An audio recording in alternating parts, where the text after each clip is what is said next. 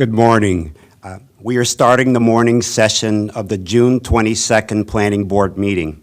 My name is Artie Harris, and I'm the new board chair, and I'm delighted and privileged to be here. I'm happy to announce that the board is now in its full 5 members. Today we are serving with 4 members. Vice Chair Pettibon, Board Member Hendricks, and I are here, and new board member Josh Linden is participating remotely. A little bit about me. I and my wife moved here 23 years ago from the Chicago area, and for the first 9 years I worked with the Bizzuto Group, developing both market rate and affordable housing. And then for the past 14 years, I'm just so proud that I've worked with Montgomery Housing Partnership, a private nonprofit in Montgomery County that primarily develops affordable housing that houses people, empowers families, and strengthens neighborhoods. So I'm so delighted to bring that experience to the planning board chair position. Josh, Lyndon and I were sworn in last Thursday, and we're both delighted to be here. Josh, would you like to say a couple words? Sure. Yeah, thank you, Chair Harris. I'm also excited to get started. I'm really excited to join my colleagues on the board. And just a very briefly bit of background on myself. I'm originally from Charlottesville, Virginia. Have lived in the DC area for the most part since 2008. I professionally, I work as a planner right now and a data analyst, doing a lot of housing work and land use work outside of the DC region. So I'm excited to tackle a lot of the challenges we have. Very excited to work with staff, and yeah, I'll leave it there. Thank you. All right, thank you, Josh. So let's get going. So we have no preliminary matters this morning. We'll start with approving record plats, which the staff has recommended approval. There are 3 record plats. If there are no other objections, we'll do them as one motion.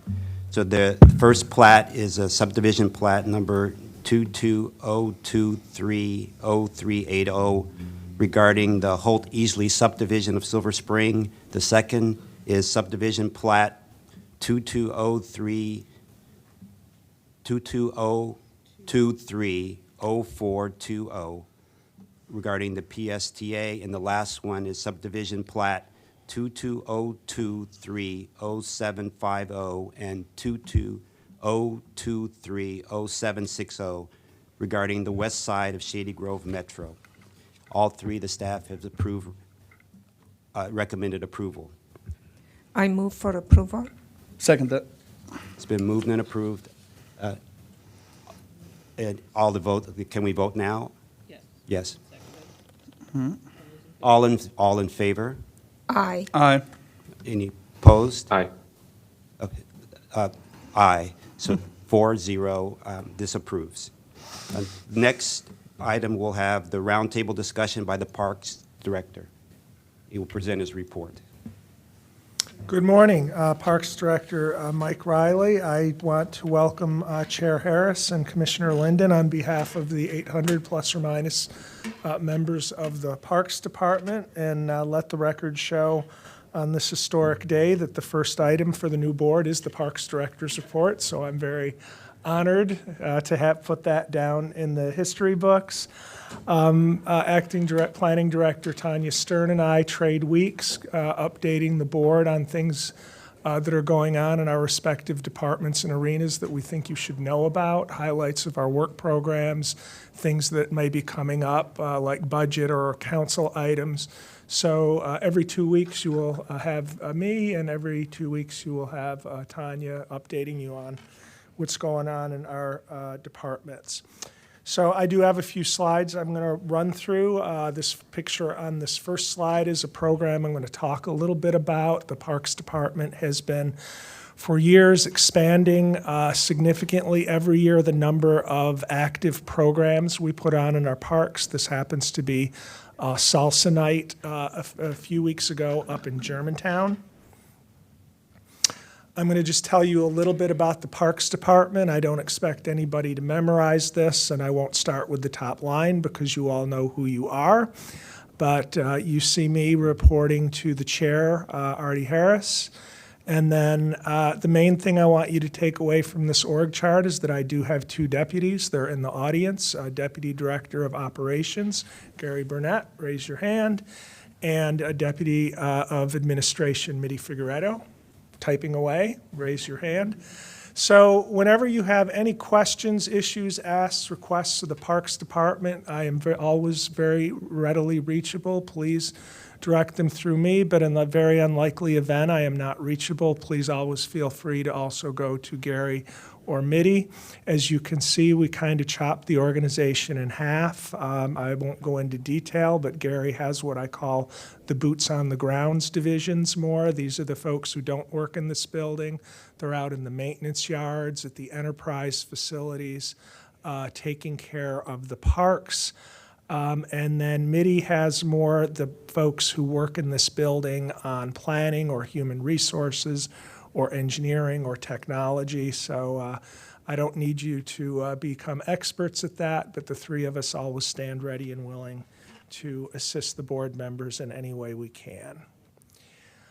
This is an excerpt from what we call our Green Tree Report. It's something that we keep up to date that is an inventory of the land and the facilities in our park system. We publish it in our budget every year, and we just extracted a few of the big numbers to just show the size and breadth of the park system, 420 individual parks, 37,000 plus acres of land, which is just about 11% of Montgomery County's land mass. So we own a significant portion of Montgomery County's land, and that's one reason why almost any project of any significance, whether it's commercial, private, transportation, roads, Purple Line, WSSC projects, almost every project that goes on in this county touches the park system. So we have a very robust system of reviewing those projects to make sure that impacts are avoided or minimized, and if that there are impacts, that they are mitigated against. Again, a very big regional system, 290 athletic fields, and that's just our park fields. We also manage nearly 400 schools at the public school system, at elementary and middle schools, and I won't go through the rest of the numbers here, except to cite we're very happy in one of our priorities, which is expansion of our trail system. We did in recent years just past 200 miles of natural surface trail in our park system. And again, this is just an excerpt in the True Green Tree Report. I think we report on about 50 different assets and facilities, and it just gives someone at a glance the understanding of what we manage and the size of the system. You're going to get a briefing very soon on our Parks, Recreation, and Open Space Plan that was recently approved.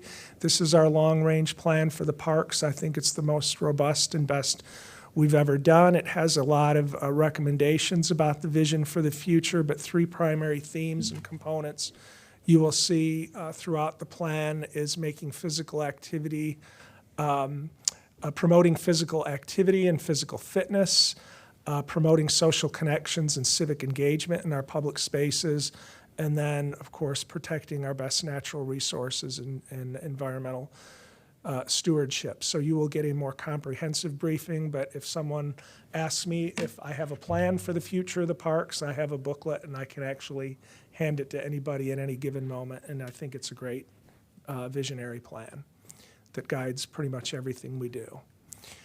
And then right after the pros briefing, we're going to have our introductory session with you for the next capital improvements program. This summer and fall, you'll have many work sessions to craft the next plan that will be submitted to the council. We will then, by statutory deadline, we submit it November 1st. The county executive will then come out with his recommended capital program on January 15th. We will be in front of the council in the spring, February through May, and then it will be effective in July 1, 2024, which is fiscal year 25. I can't believe I'm saying fiscal year 25 already, but it'll be here before we know it. Just to give you some context of our capital budget for the parks, which funds acquisition of parks, development of new parks, and then increasingly renovation or refreshers of older parks over 6 years. It's $296 million. It's a lot of money, but you can see in the context of the broader county CIP for schools, county government, WSSC, and us, we're a relatively small portion of the $5.7 billion 6-year budget that the council approved last time.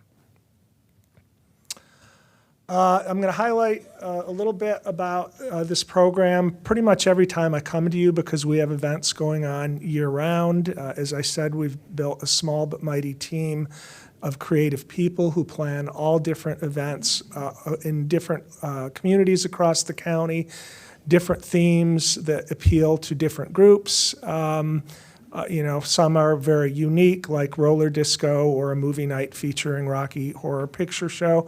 And then we have some series like Acoustics and Ales, where we simply bring out a band, some food trucks, local craft beer vendor, and for an event of that type in a community park, it is not uncommon for us to get 1,000 people to come out over the evening.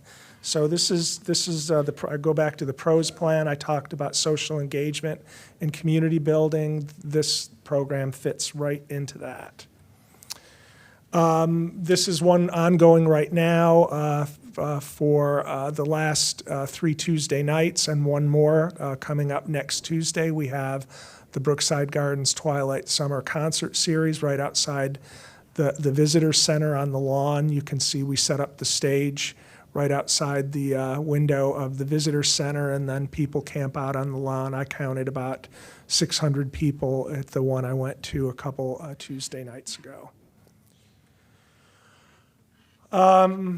One of our other priorities and real focus areas is historically we've had a wonderful rural and suburban park system, but as you well know, our county's growth is more of an urban format, and we need to have great walkable, vibrant parks near where people live. So we've had a huge focus for about a decade now between planning and implementation of looking at Bethesda and Silver Spring and White Flint and Wheaton and other areas about how we're going to get these great parks.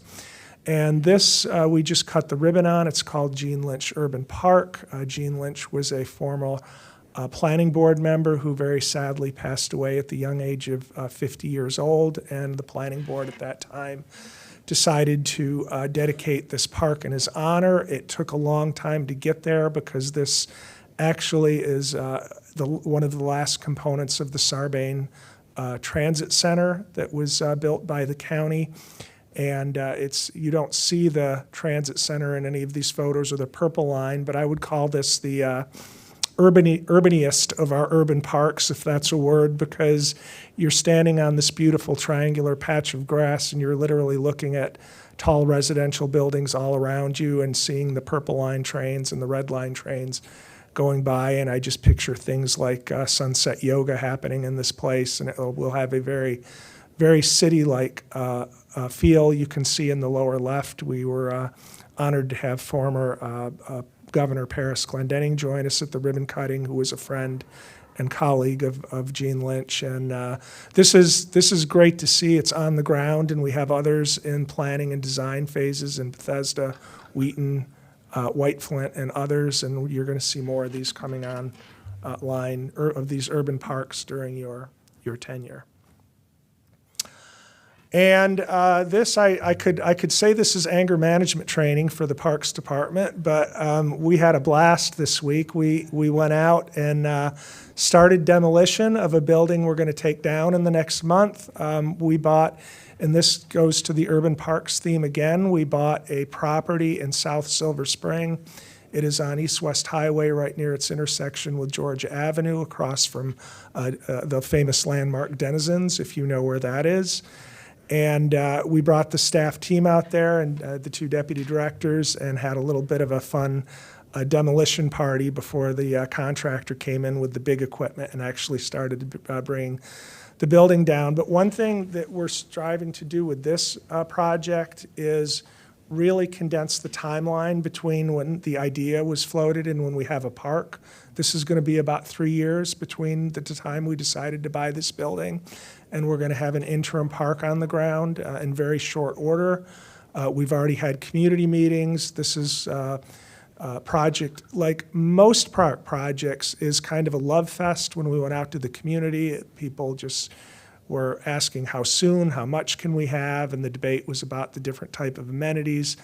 Every once in a while, we'll have a project that is not a love fest, but they're few and far between. But we will, on occasion, bring to you park projects that do have differences of opinions, but most of them go down this route. And then I'm going to close with something that we're brand new this year. We were a major sponsor and host of something called the Scotland Juneteenth Heritage Festival. It was a series of events across the 3-day weekend, starting with the Saturday before Juneteenth and then culminating on Monday, the Juneteenth. It was to raise money for the Scotland community. If you're familiar with that community, it lost its church years ago due to a flood, and many elected officials and community leaders in Montgomery County have been championing, helping them raise funds to restore that church. These pictures are from a children's festival that we had at Cabin John Regional Park. I estimated about 1,500 people came throughout the day. There were food trucks, games, petting zoo, and very idyllic scene. And I'm very proud the Parks Department was able to step up and be a major player in this effort.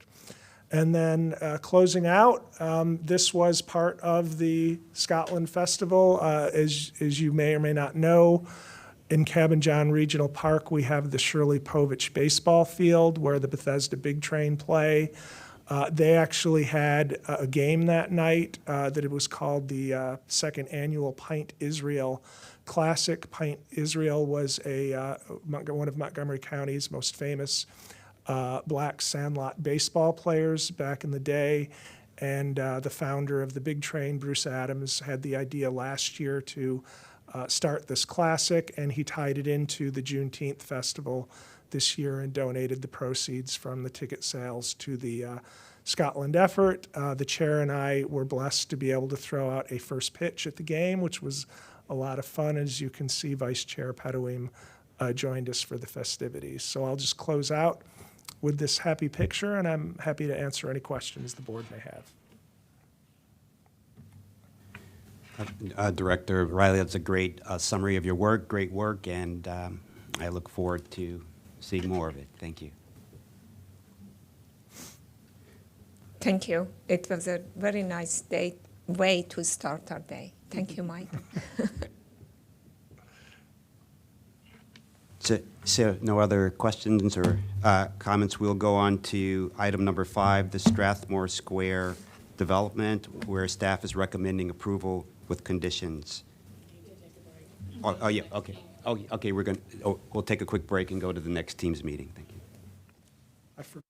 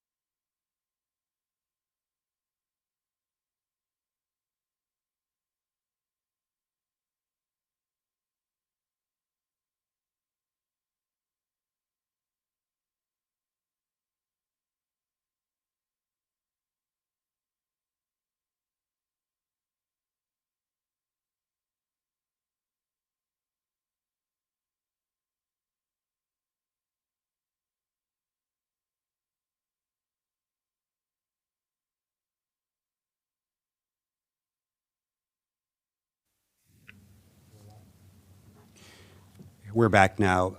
The next item is item number 5, Strathmore Square public hearing, where staff is recommending approval with conditions. Staff will present. Following, we'll have public testimony, and then the applicant will be able to speak. Thank you.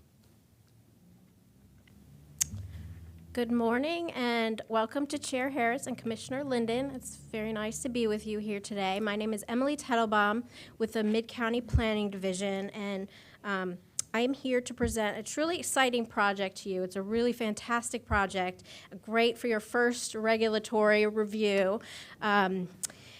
And I'm excited it's here at the first planning board meeting. So today you will be reviewing the second phase of the Strathmore Square development, which includes 2 site plan applications, application numbers 8/2023-0050 and 8/2023-0070, and 1 forest conservation plan, application number F2023-0150. Staff is recommending approval of all the applications with conditions. And as I'll explain in further detail during this presentation, Strathmore Square is an exemplary transit-oriented redevelopment of underutilized WMATA-owned land that is adjacent to the Grosvenor-Strathmore Metro Station. The project is here, and you can see Phase 2 outlined in red here. We worked very closely with a very responsive applicant team to move this project forward as quickly and efficiently as possible within the 120-day time frame required by the zoning code. Today is the 120th day, actually, and we did not need any extension requests for this project, and it's really thanks to a very responsive applicant team and a diligent effort on the part of our team here. So the WMATA property is located to the east of this intersection of Tuckerman Lane and Rockville Pike. The area is generally residential in character, although there are a few large institutional uses nearby, including significantly the Strathmore Hall Art Center, which is directly across the street, across Tuckerman Lane. There are apartments, condos, and townhouses, generally to the east and south. And Rock Creek Park is located beyond the residential development to the east, so out here. This is a photo of the Strathmore Hall Art Center and a lower-rise condo building that is directly across the street from the WMATA property. And here is the property itself outlined in red. It's a 14.5-acre tract area. And this aerial photo is a little old because this property is now a construction site that's not shown here. But this is what it looked like prior to construction. There was a stormwater pond and a large surface parking lot. And now Lot 3, which you see here, is under construction. And this is the building. I think this was earlier this spring. So the buildings have progressed a lot even since then. So the property includes the Metro Station entrance right here, a 6-story WMATA parking garage right here, bus facilities, a kiss and ride, and a covered arts walk that's along here.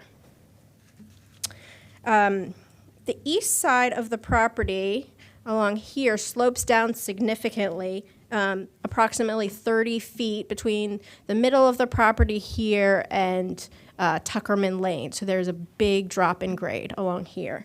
And that's really informed the design of some of these buildings. Prior to construction, there was approximately 2.47 acres of forest located along the northeast boundary of the property up here. The property is within the CR commercial residential zone, and you all may know this, but just in case, so the numbers after the CR represent 3, the total density allowed, 0.5, the total non-residential density or commercial density allowed, 2.75 residential density, and a maximum height of 300 feet. This property is within the relatively recently approved Grosvenor-Strathmore Metro minor master plan area.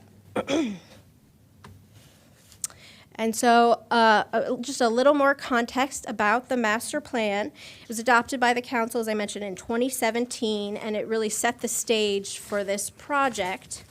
The WMATA property was studied in the context of the surrounding neighborhood to envision the transformation of this underutilized property directly adjacent to the metro station. So here's the metro site here and the boundary of the minor master plan. The property was rezoned from a residential zone to the CR zone to allow a transformative, primarily residential redevelopment at the metro station. The master plan emphasized the need for quality open spaces, connectivity with the surrounding community, and a synergy with the arts, given the property's location in relation to the Strathmore Arts Center.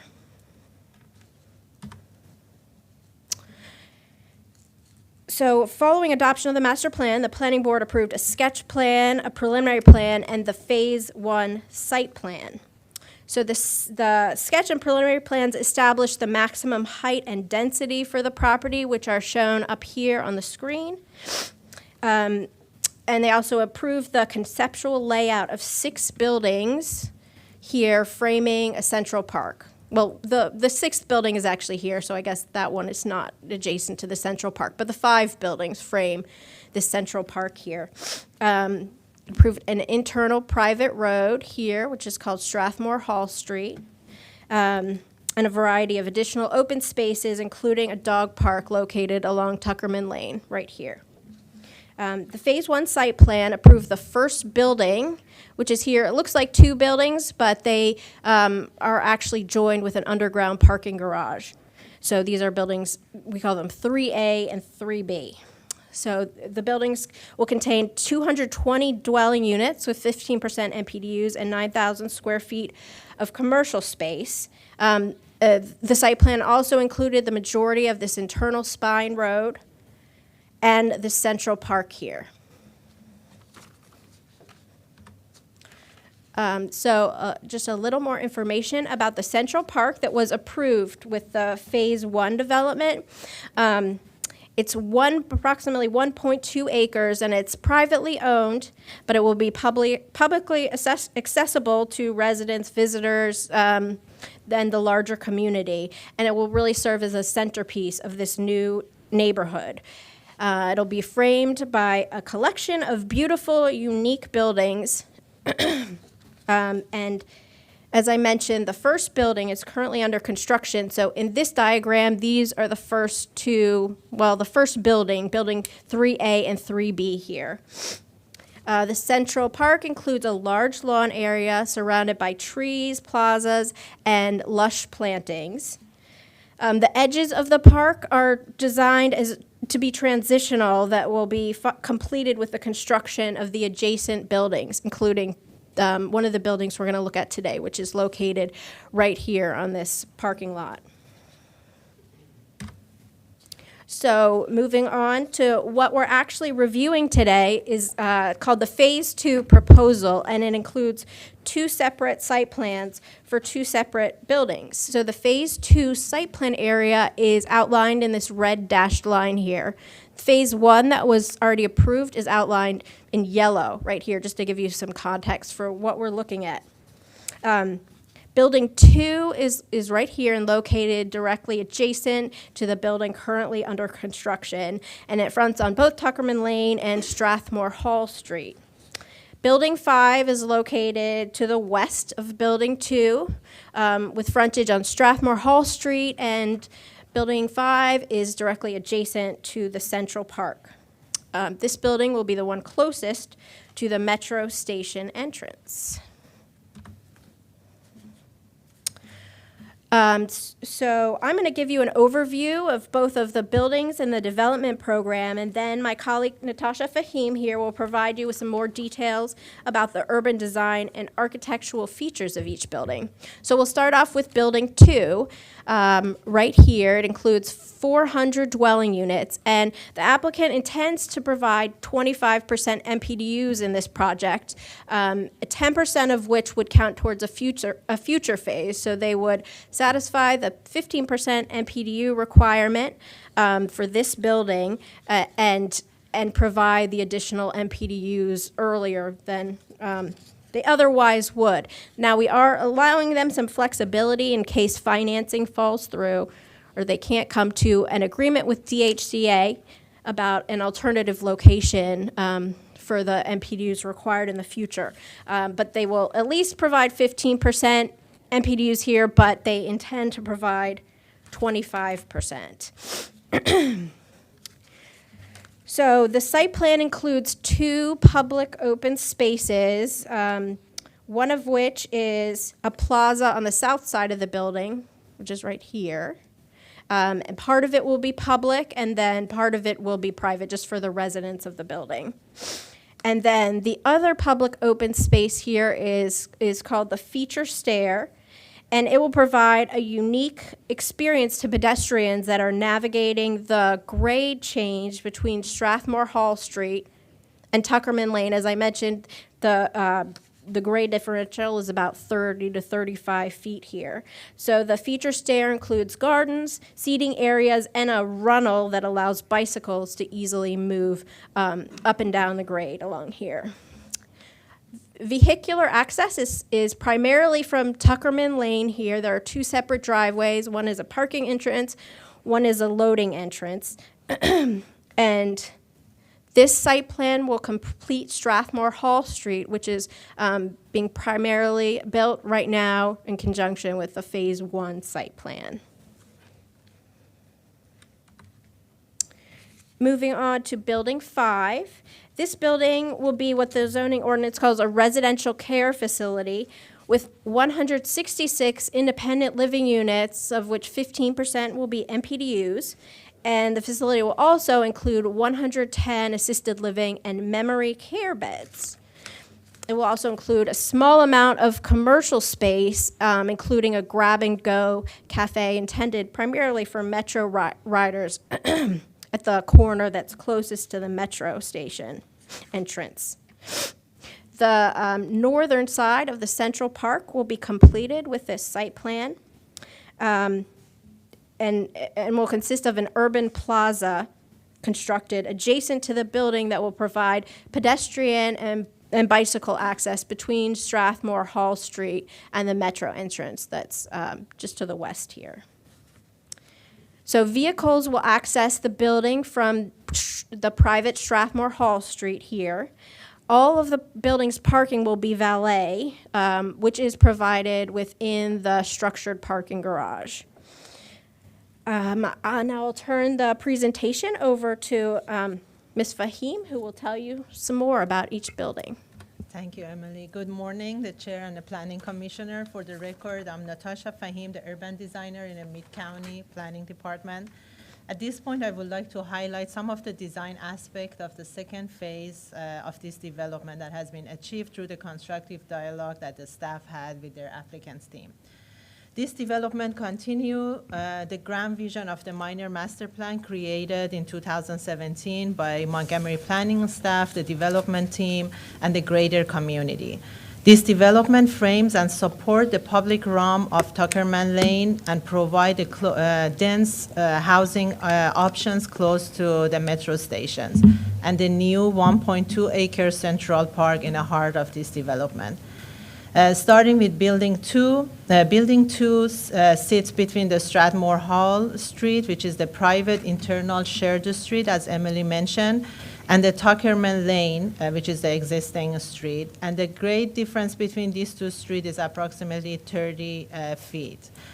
This building massing, as you can see on the diagram on the left, consists of the 2 residential wings or tower that sits on the continuous parking podium, and is linked by the central spine, which contains all the lobbies and the stairs. The 2 building component massing maximize the natural light and the views to the Rock Creek Park for the residential unit on the eastern portion, with shared amenity and the elevators in the central spine.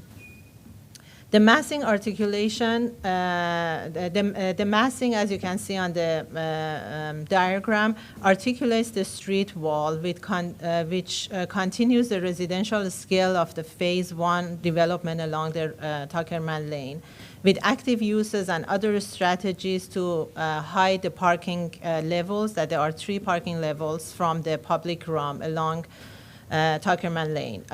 On the next slide, I can explain more about those strategies. Another important aspect of this building, as Emily mentioned, is the feature stairs that is highlighted in a blue oval shape, which serves as a meandering, multi-passing, and create a community gathering space through its length and connects both streets for the pedestrian. The shared street on the higher elevation, and then the Tuckerman Lane on a lower elevation.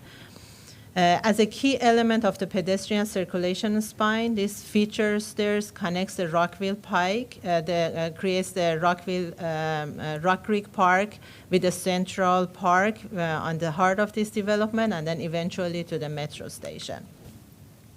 Next, please, Emily. So these 2 views shows the building 2 fronting along the Tuckerman Lane, and then the protected bike lane that is going to run along the building.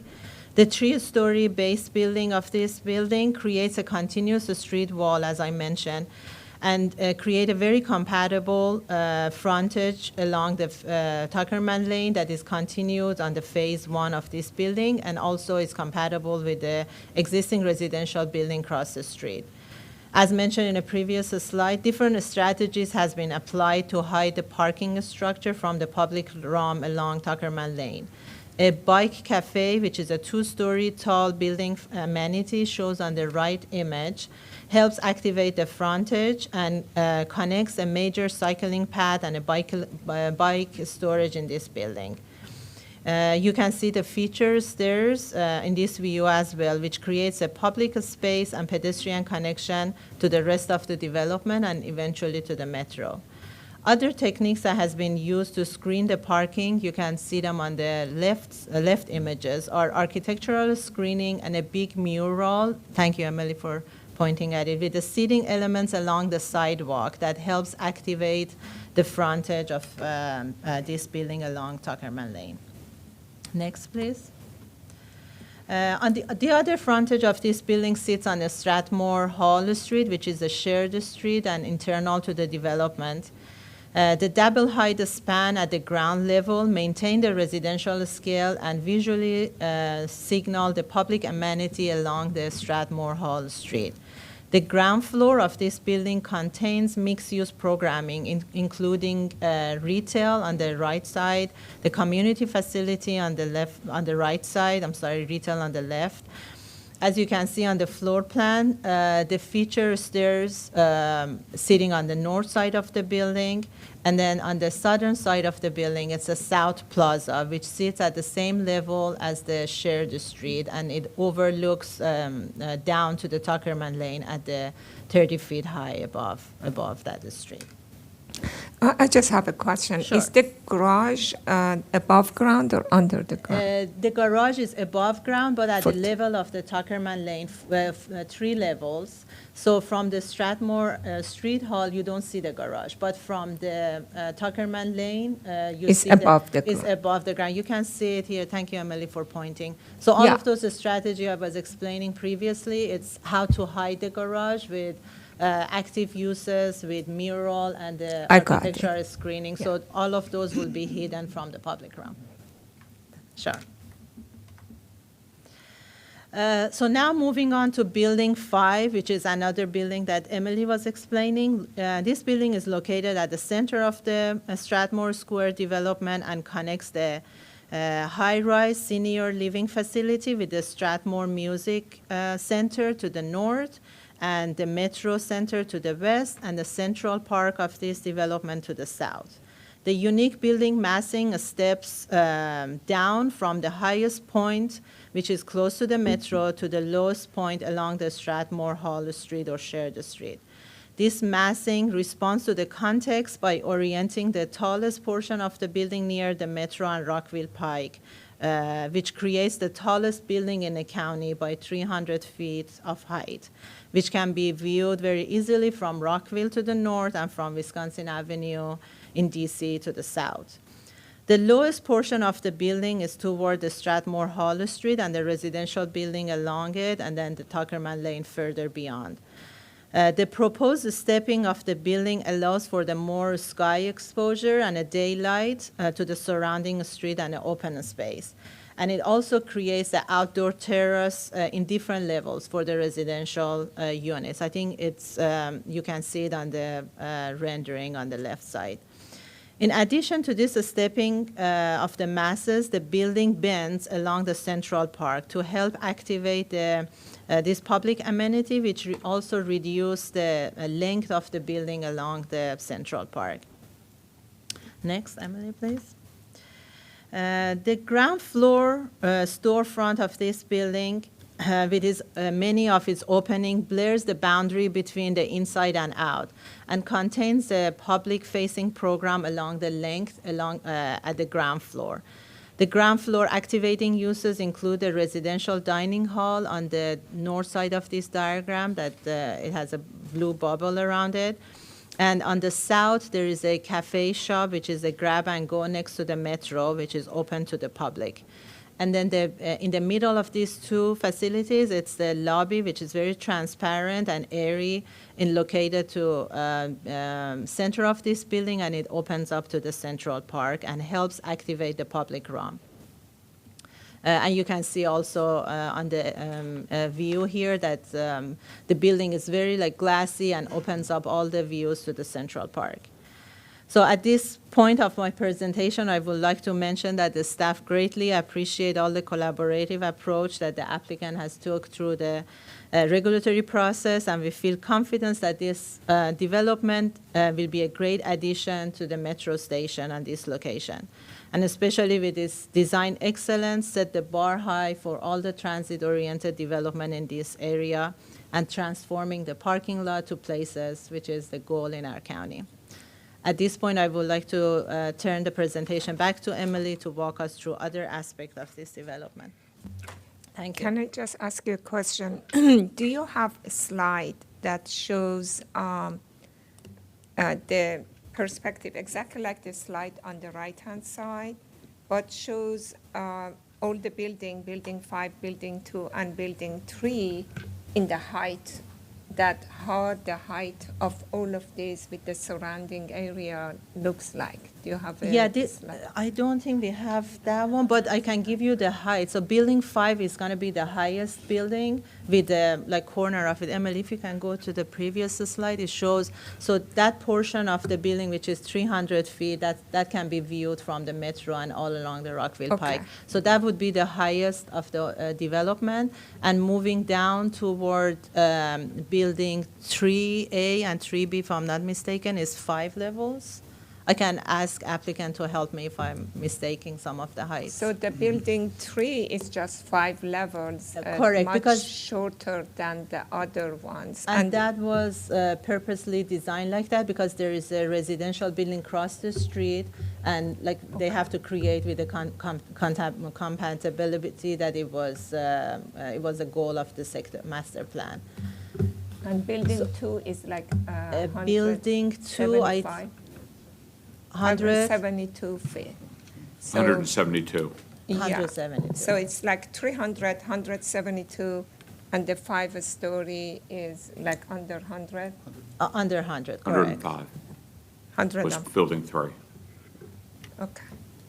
Right, it appears as 5 stories from Tuckerman Lane, which matches this condo building across the street. I see. And then it steps up as the building approaches Strathmore Hall Street.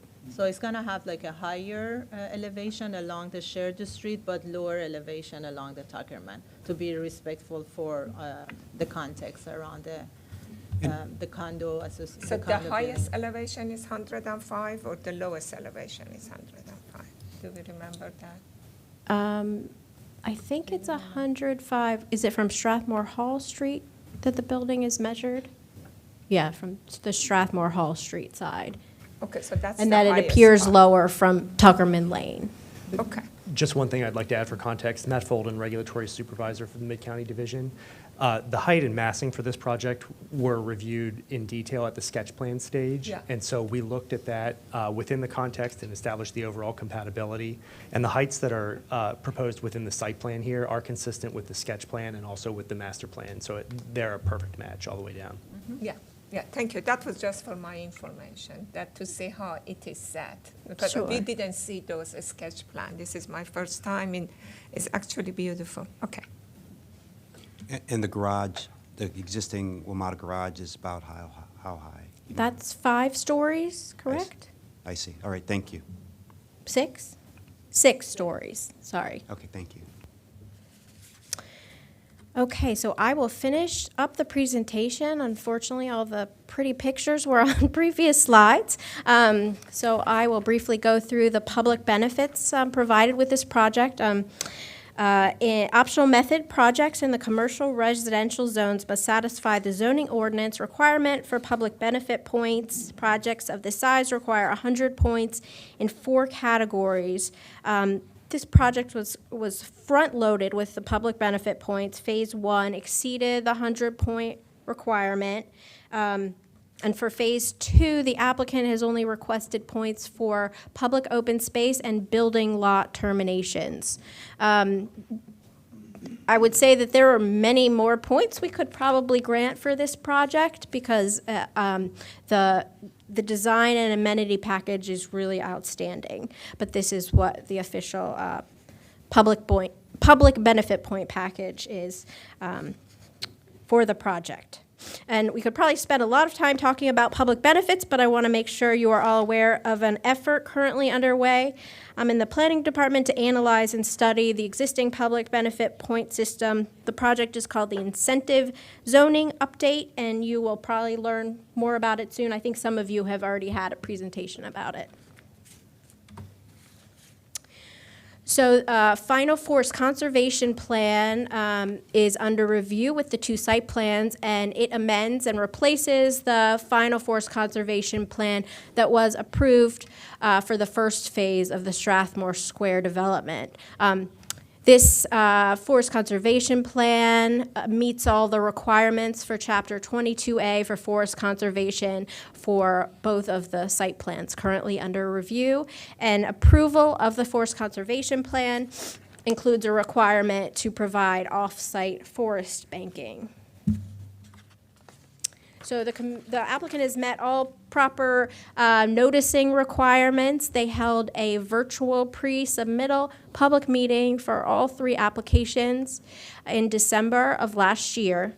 And I have not received any correspondence. I had 1 phone call inquiry about the hearing, and I was actually just remembering this morning, I have received a few phone calls from people that are interested in leasing an apartment or being added to a waiting list.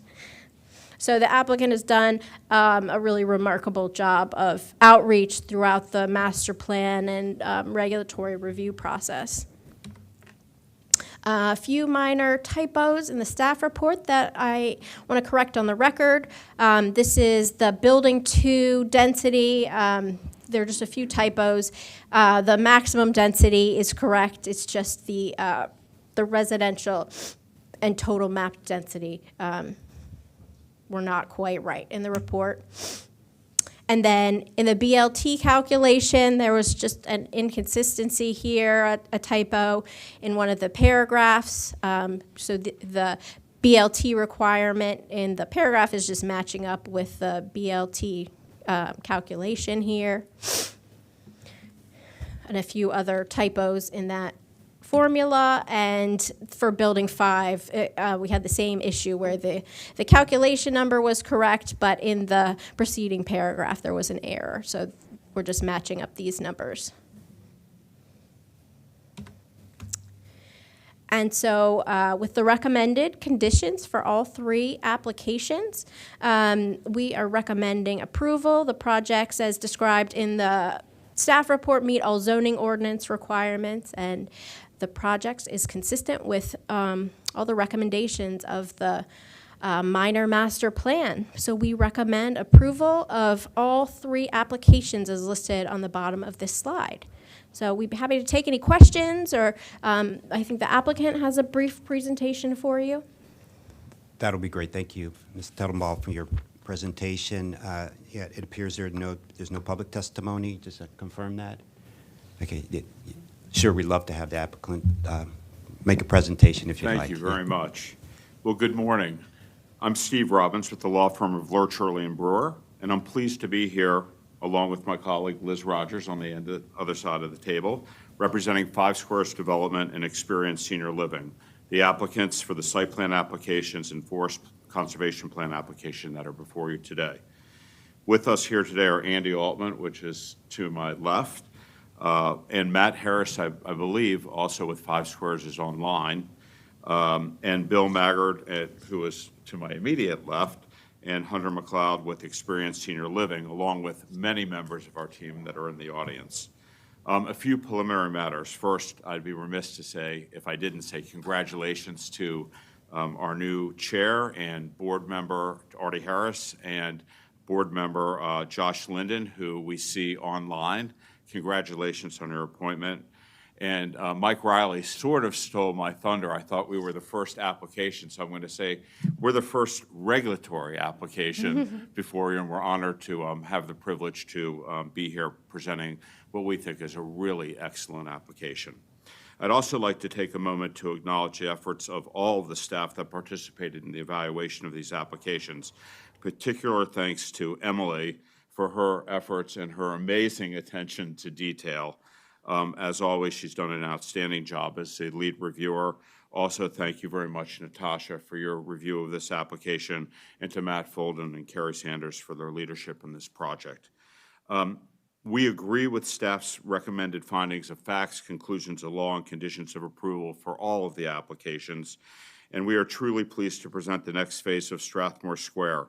It's truly an exciting development that's doing exactly what it's supposed to do, and that is transforming the underutilized WMATA surface parking lot into what I think you've seen, which is a vibrant, mixed-use, transit-oriented development that promotes the goals and recommendations of the Grosvenor-Strathmore metro area minor sector plan and provides a compatible transition with the entire surrounding community.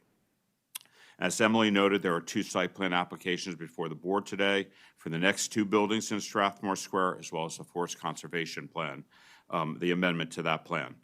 Andy Altman is going to first say a few words on behalf of 5 Squares Development, the master developer of the Strathmore Square project, and of course the developer of Lot 2. And then Bill Maggard will provide information on Experience Senior Living and their proposed development on Lot 5. So I'll turn this over to Andy now for his remarks. Great, thank you. Thank you, Steve. You're good. I'm good? Great, okay. Well, it's an honor to be the first application before you, so we're thrilled to be here. I'm Andy Altman from 5 Squares Development. We thought we'd just give a little bit of background. Folks are new, and I want to welcome all of you, and I'm really very much looking forward to working with you and being before you, hopefully many more times as we bring future phases of this project forward. But thought I'd maybe step back and just provide a little bit of overview of the past 7 years of work getting here, the different stages. I won't bore you with the detail, but thought I'd step back and talk a bit about the vision. First, I do want to thank everyone that Park and Planning that we've been working with for many, many years, but also obviously on these applications who have just been extraordinary to work with, incredibly professional, collaborative. All the suggestions and recommendations have made this project absolutely better. I sincerely say that as someone who has a long career in city planning and one of the best staffs in the country. So thank you, Emily. Thank you, Natasha. Thank you, Matt. Thank you, Tanya. Thank you, everyone else who's not here, because we work with who we work with every day to make this a great exemplary project. Just a moment of background. 5 Squares Development, we're a small development company. My partner, Ron Kaplan, and I founded this about in 2014, 2015. We have a long background together. We actually are best friends who grew up in Philadelphia from 8th grade. My background in this region was I I'm a city planner by training. I was the planning director for Washington, D.C. under Mayor Anthony Williams, so quite distant history, but from 2000 to about 2005, led the Anacostia Waterfront Initiative and was the head of the Anacostia Waterfront for about a year and a half. Left the region for about 10 years to do various things, including going back to my hometown, Philadelphia, as the deputy mayor for planning and development, and had your position also. Chair Harris was chair of the Planning Commission, so I know it's a very challenging and demanding job. And came back to this region 2014. And when I came back, my partner, Ron Kaplan, has had a long history here.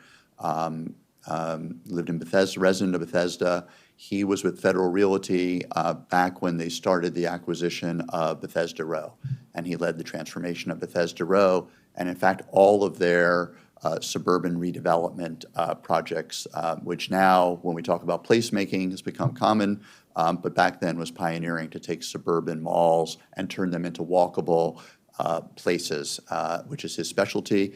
He also was the developer of Symphony Park, right next to the Grosvenor Strathmore Metro Station, the townhouse community, which won awards as Best Townhouse Community. So he has a long background in this community.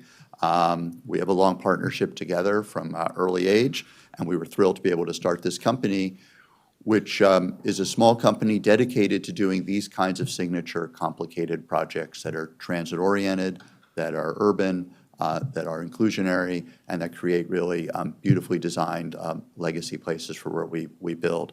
We built downtown in DC on 14th Street, a project with Whitman Walker Health called Liz, which we're very proud of. And this is our next major project right now that we've been working on for many, many years. So that's who we are. I will tell you a little bit a background about Strathmore Square. We are an arts-focused community because we are right next to Strathmore Music Center. When we first started this project, one of the things the park and planning staff said to us was, what is going to be special about this project? What's going to be unique? Is this just going to be a dormitory? Is it going to, what's the DNA of this place? It was a great question, and we had to look at, we're not going to try to be Pike and Rose. We're not trying to create another retail-oriented suburban development, which my partner does a lot of. We said, what are really the unique attributes? And those are the Strathmore Music Center, Rock Creek Park, and of course, Metro at the door. So it's to create a transit-oriented community focused on those three aspects: art and culture, green space, and transit. And of course, recognizing metro stations as one of the scarce resources in our region to really focus growth and higher density mixed use and residential development. It was part of the county's growth plan, and so that's how we embarked on our project. One of the unique aspects is the green stop on the red line. When we started planning this and mapping out the green around the different metros, realized just how different this is and unique. You know, Bethesda is a major business district. NIH obviously is a kind of campus. Pike and Rose is kind of a transit retail-oriented development. And here we are really about green space. There's just so much green space between Rock Creek, the forest conservation zones, and the different educational institutions. So that is what we are capitalizing on. This is the long road to here, and it started back in 2012. As all of you know, been involved in development on these related to making transit-oriented development happen. It doesn't happen overnight. It started with WMATA having an RFP. We were selected 2013, and when we were selected, at the time, the master plan only allowed for 534 units on site, or something roughly like that. We looked at that and said, WMATA were indifferent. They said that's what the county master plan allows. If you can get more density, great. We discussed why it was only 534 units, and it was really a function of the master plan at that time that had been from 1990. It was the residual of how all the other projects that had drawn down the density. So it wasn't a capacity analysis of what should the site be, but it was what was left. We talked to park and planning staff. They said, absolutely, we would love to do a minor master plan. We would love to rezone this. But since it's been a WMATA site, there was no particular motivation until we knew there was a developer who was actually going to implement this. So with that, that's how we embarked on this process. So we started in 2016 with the minor master plan. I'll show you a couple of these slides that led us through the process. I won't talk you through every date, but then minor master plan, the sectional plan. We then did a mandatory referral because one of the WMATA prerequisites was in order to free up the land of the commuter parking lot that had 516 spaces, we had to expand the existing structured garage. That then freed up the land. So we had a mandatory referral. That was approved. We've since expanded that garage. We didn't have to expand for all 416 spaces. We did 200 roughly. And WMATA said, we're not sure we need to do the other 200 yet. Let's see how parking demand, given how it's changing over time. So we have the ability, WMATA has the ability to do that, and we would do that. But we fulfilled that requirement to allow us to build on the site and remove the commuter parking. We then had sketch plan approved, preliminary plan approved, and then we broke ground in December 2022 after having received final site plan approval for project which we at one point need to rename called 3A, 3B, which is the project that we were talking about, the stepped tiered housing. So that's the long road, and of course now here we are today, really excited to bring forward phase 2 with phase 1 under construction and now phase 2 coming forward. This is our, briefly, this is our strategy. And I say our strategy, I mean the county's goals, our goals, what we've been trying to build, transit-oriented, high-density residential, embracing the natural and physical context, meaning Rock Creek, and bringing a park right into the site with a 1.2-acre central square, mixed income inclusive community. As we said, we are striving to do 25% on this building before you, and integrating arts and culture into all aspects of the project. And of course, exemplary architects. That was something that from the beginning, park and planning staff said, can you bring great architects, great architecture? Our first building is done by Deborah Burke, the Dean of Yale School of Architecture. Our second building is Cook Fox, who you hear from, trying to bring great architects. And of course, what you'll hear from Building 5 with Handel. So really trying to do, take very seriously the challenge of exemplary architecture as a part of what we do. I'll move quickly, but this is the notion of both the creative and the environment, which are the heart of this. I want to point out, because obviously Strathmore Square, but often it gets buried because of a suburban context. Strathmore's, music center is the premier center in this region, second in, attendance and performances to the Kennedy Center. And what's great about this is that we don't want to just emphasize our adjacency to it.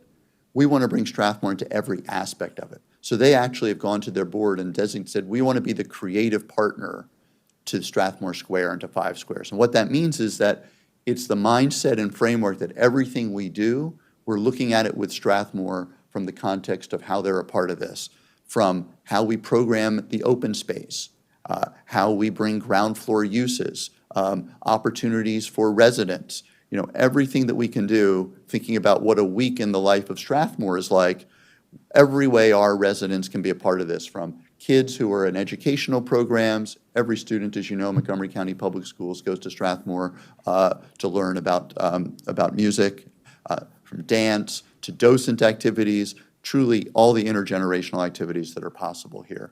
That's what we're striving for. We actually had a little demonstration of this when we started the project early on by chopping up some Metro cars at the site when they were decommissioning them, having pop-ups. This is an artist in residence you see in the upper corner, really bringing life and energy to this project to create community. And of course, trails, cycling, transit, even talking to Ahmad about having fun with this in terms of signage and making this a lively community.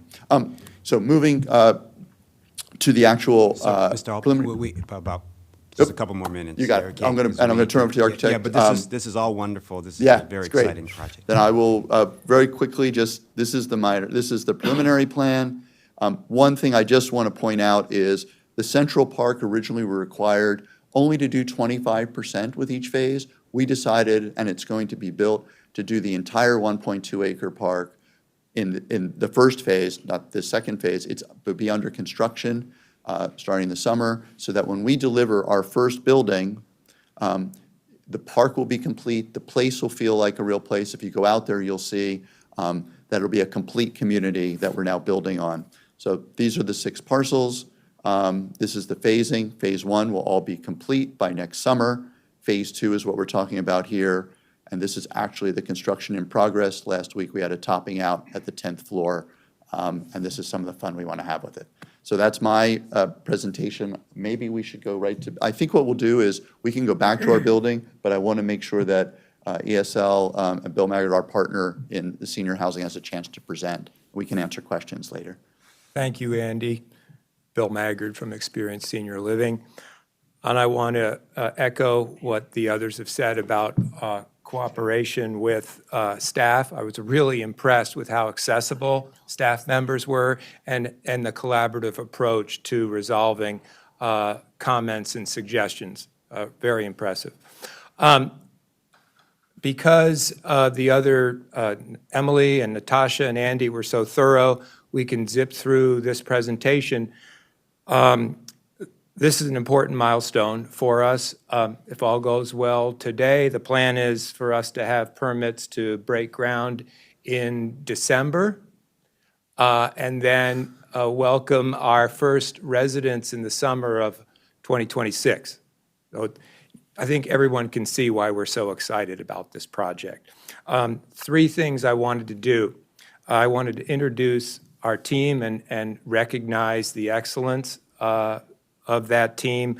I want to introduce really briefly Experience Senior Living and our vision and our operational philosophy, and then how this design solution here at Strathmore Square, the reserve at Strathmore Square, reflects that philosophy.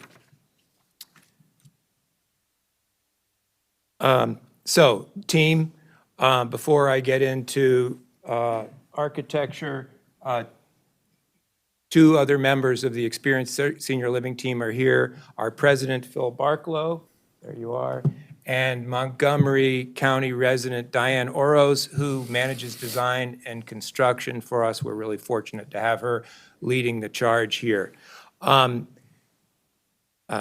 Andy mentioned world-class architecture, and if you're going to have world-class architecture, you better have a world-class architect. We have that in Handel Architects. Elga Killinger leads the team. Elga. Bowman Consulting is our civil engineer. Bowman is the civil engineer for all of Strathmore Square, so it was logical for us to select them. We're working with them in the region currently on 2 other projects. Hargraves Jones is the landscape architect. They designed the Central Park. And because we are the sort of the continuation of, and actually will be completing that northern edge of the park, it just makes sense for them to join our team. HIT Construction, really strong in this region, great on pre-construction, and also well-versed and has a lot of experience on metro sites. And this process has really been helped with the guidance, advice, and counsel of Steve Robbins and Liz Roberts. So, Experience Senior Living. We are a part of the next core group of companies, which is probably the nation's most prolific developer of healthcare real estate. We decided to enter the senior living sector, but only if we could do something really different and special, something extraordinary. And the only way we're going to do that is if we could build the appropriate culture that gets our residents, families, and our staff members excited about being in our communities. And to do that, we have to build that culture. And this integration of development, design, ownership, operations is really important to who we are and what we're trying to do. You can see here on the sidebar that we are growing rapidly and really excited about that. Thanks, Andy. You see here 4 important elements of our vision. But just to distill this, connections are really important to our vision. And these are connections that our residents have with their lives today prior to moving into our communities. And we want to honor those things, and we want our residents to continue with those social connections. But we also expect that they're going to enjoy creating new connections within. And I think we'll demonstrate, and we've already demonstrated, the importance of connections with the community, not only this financial commitment, but the cooperation and collaboration with the music center. So this is all very important to the success of our project. This site plan, I think just a few things I wanted to point out is, and they've already been pointed out, is how we create a buffer with the parking garage, and we are that northern boundary with the to the Central Park, and our proximity to the music center and Metro, all very important to the success of this project. I'm sorry, can Yeah. you take just a couple more minutes and we Okay. can wrap up, please? Thank you. Okay. Appreciate it.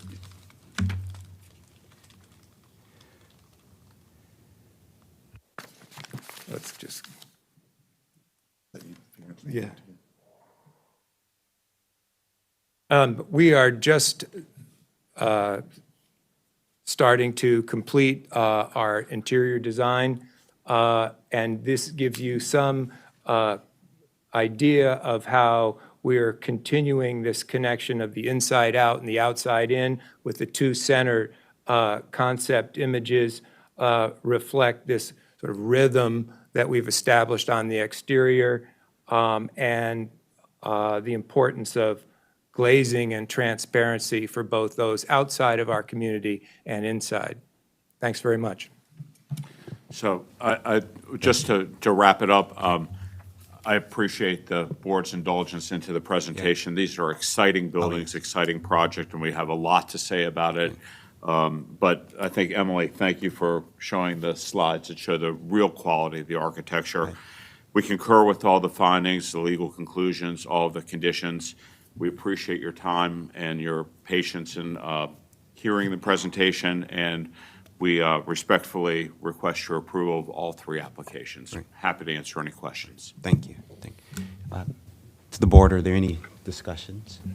Yeah, just a couple of questions. I really like the project, actually. Like, I think we need more like this. It's 2,200 units directly, almost right next to a metro station. So these questions are mainly just clarification and from my own interest. I looked a little bit through the application for wayfinding and connectivity. Can you talk a little bit more about how you're connecting sort of south along the east side of the metro station to that other, there's two residential communities sort of outside of this.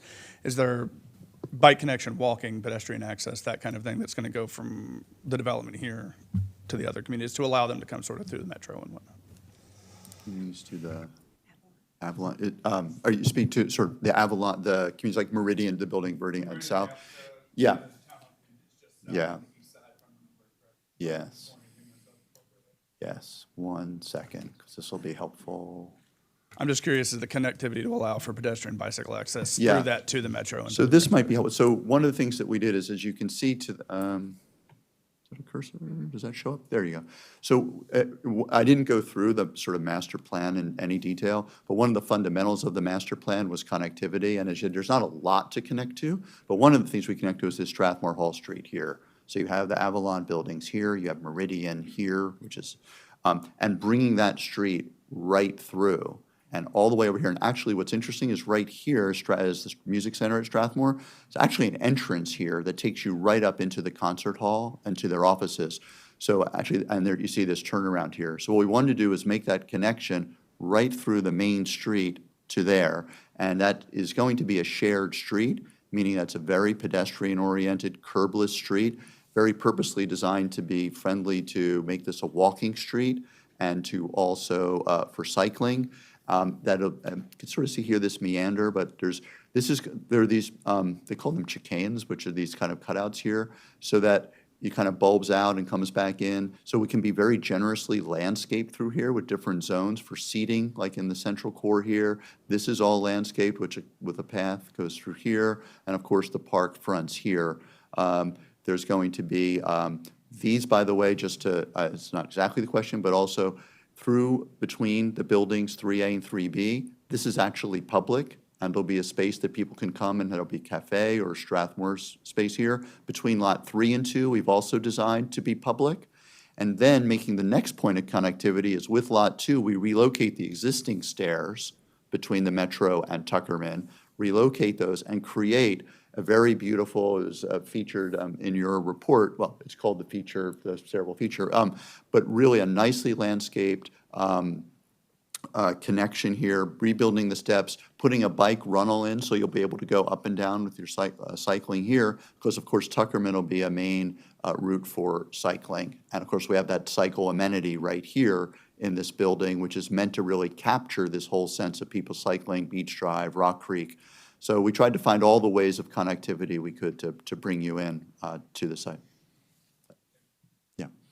Just wondering that, so the spaces that you're showing between Lot 2 and Lot 3, the light ones, they are just open and landscape for people to be used? Part, I would say sort of there's a break point in the middle.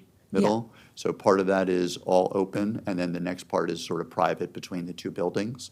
But okay, you'll be able to come in, we tried to create some permeability through there, so you'll be able to sit here, look out, unobstructed.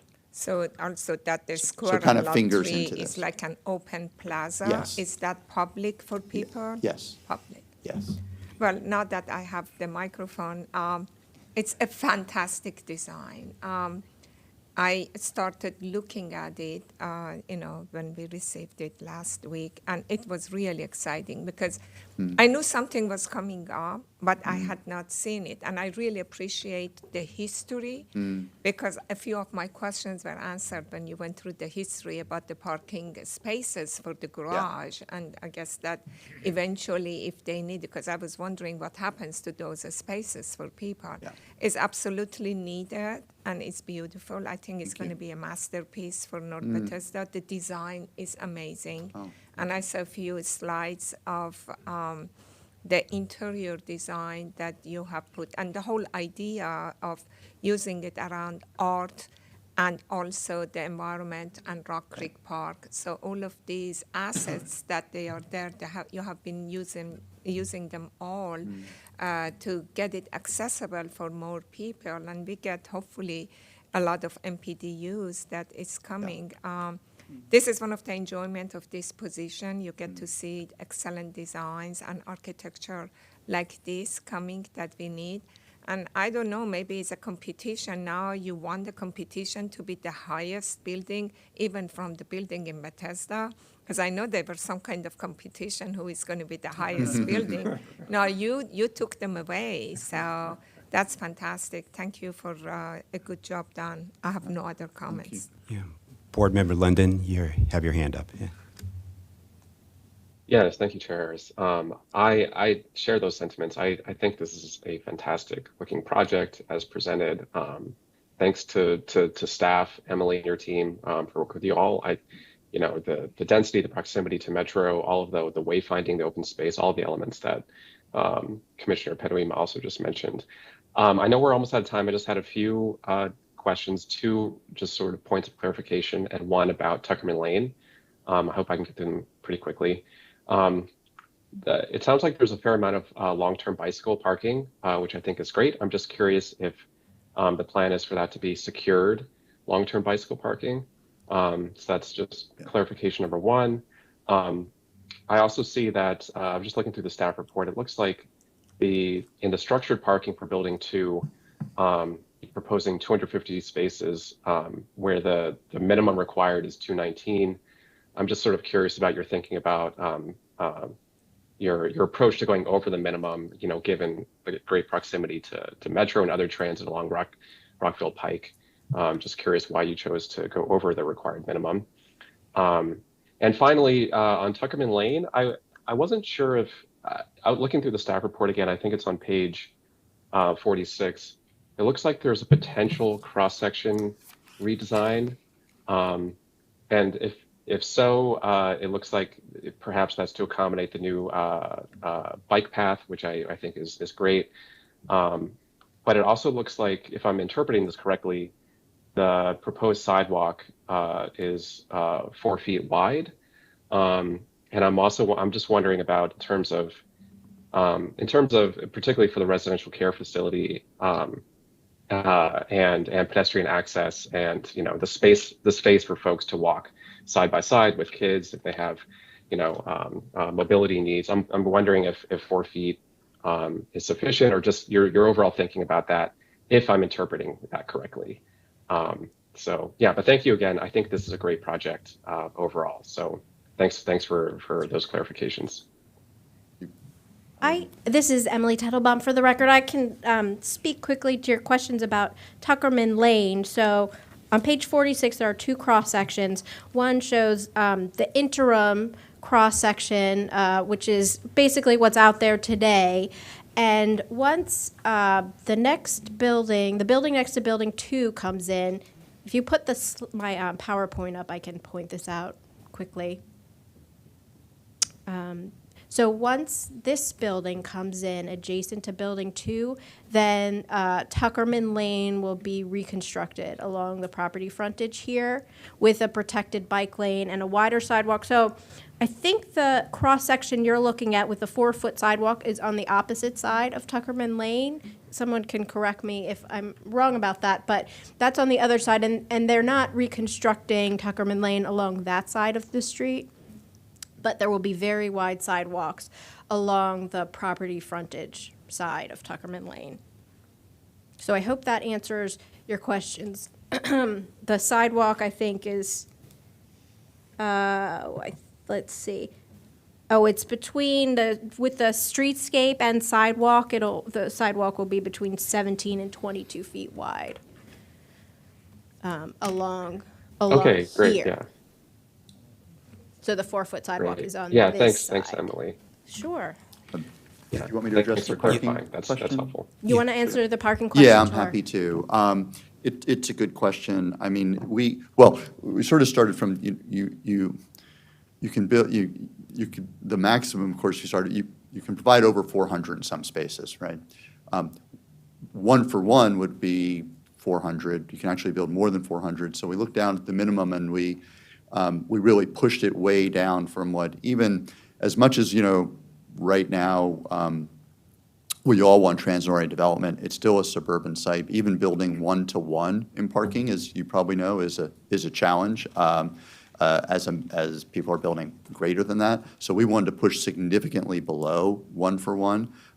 So we got down to the 200, and I forget what the exact number was, a bit above the minimum, which gives a little bit of flexibility for that, but is still way below what either we could build or what a 1-for-1 requirement would be, and is really pushing it at what is still a suburban location to get, what is a very low ratio of parking. So that's sort of how we derived that, I guess you could say. Yeah. I mean, we're hoping, obviously, all of us hope that these parking ratios go low, but get less and less parking. But this is a pretty minimal amount of parking for the site. Yes, so we'll continue here. So yeah, it's let me say that this is a wonderful project. It's very transformational. Like I can see why you're so passionate about it, especially how long it takes to go from getting a site under contract, especially working with WMATA, to now. So, and I think on the parking too, I saw that many of those spaces were tandem spaces. So I could see why maybe you want to go a little bit over the minimum. So, so shall we? Given there no longer needs discussion, someone would like to make a motion. We're going to vote for each of the site plans individually, and then for the forest conservation separately. All right. I would like to move that we approve site plan number 8, 2023-0050 for Strathmore Building 2.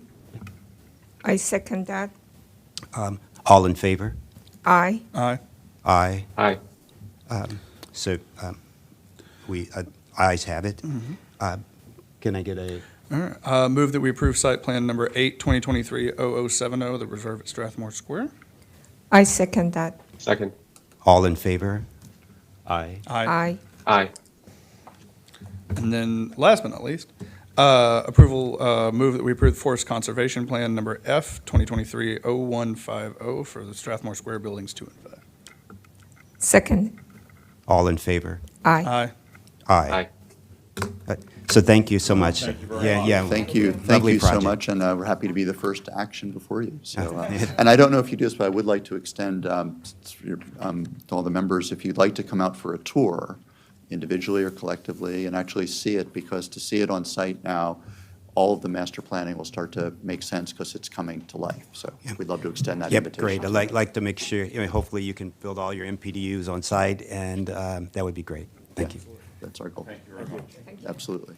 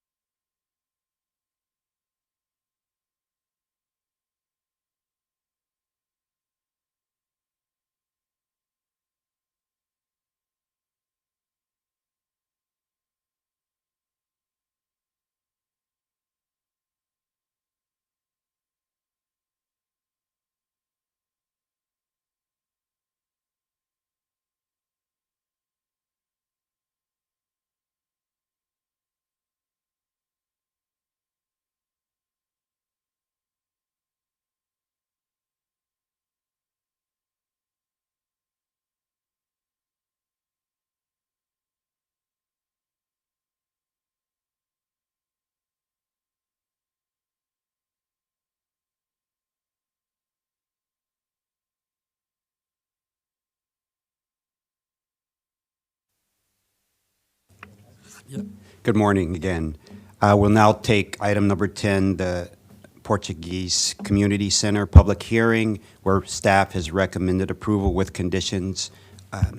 If staff can present, and then we'll have public testimony, and then the applicant can speak.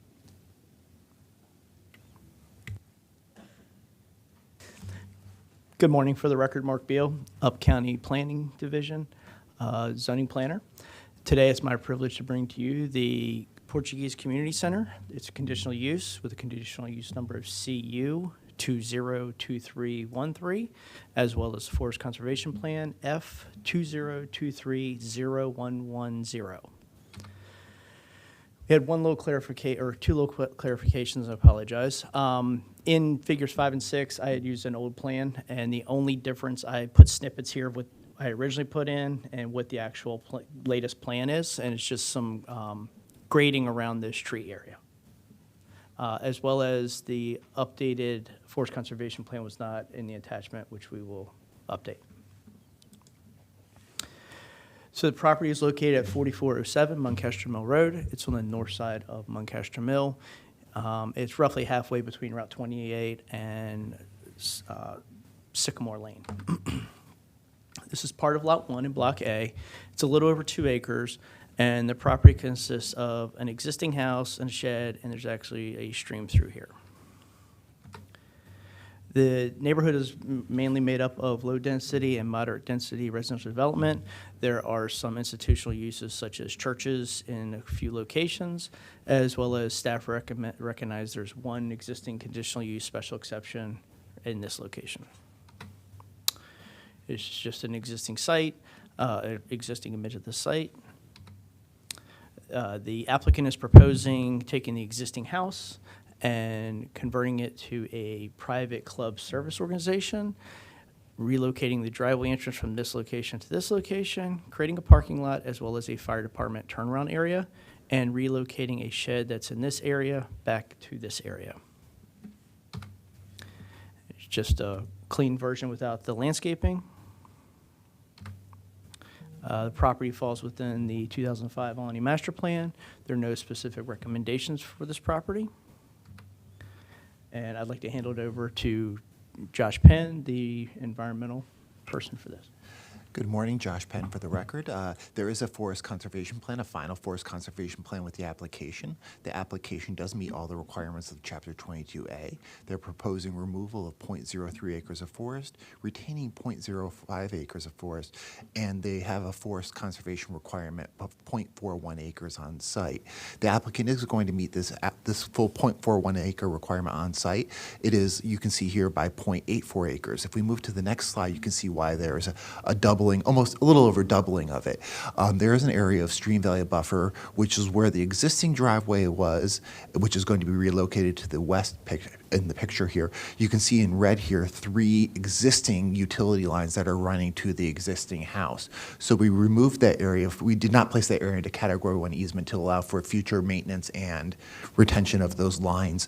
But we did get the full stream valley buffer that is going to be placed in Category 1 planted, so that is twice, a little over twice what is required by the worksheet.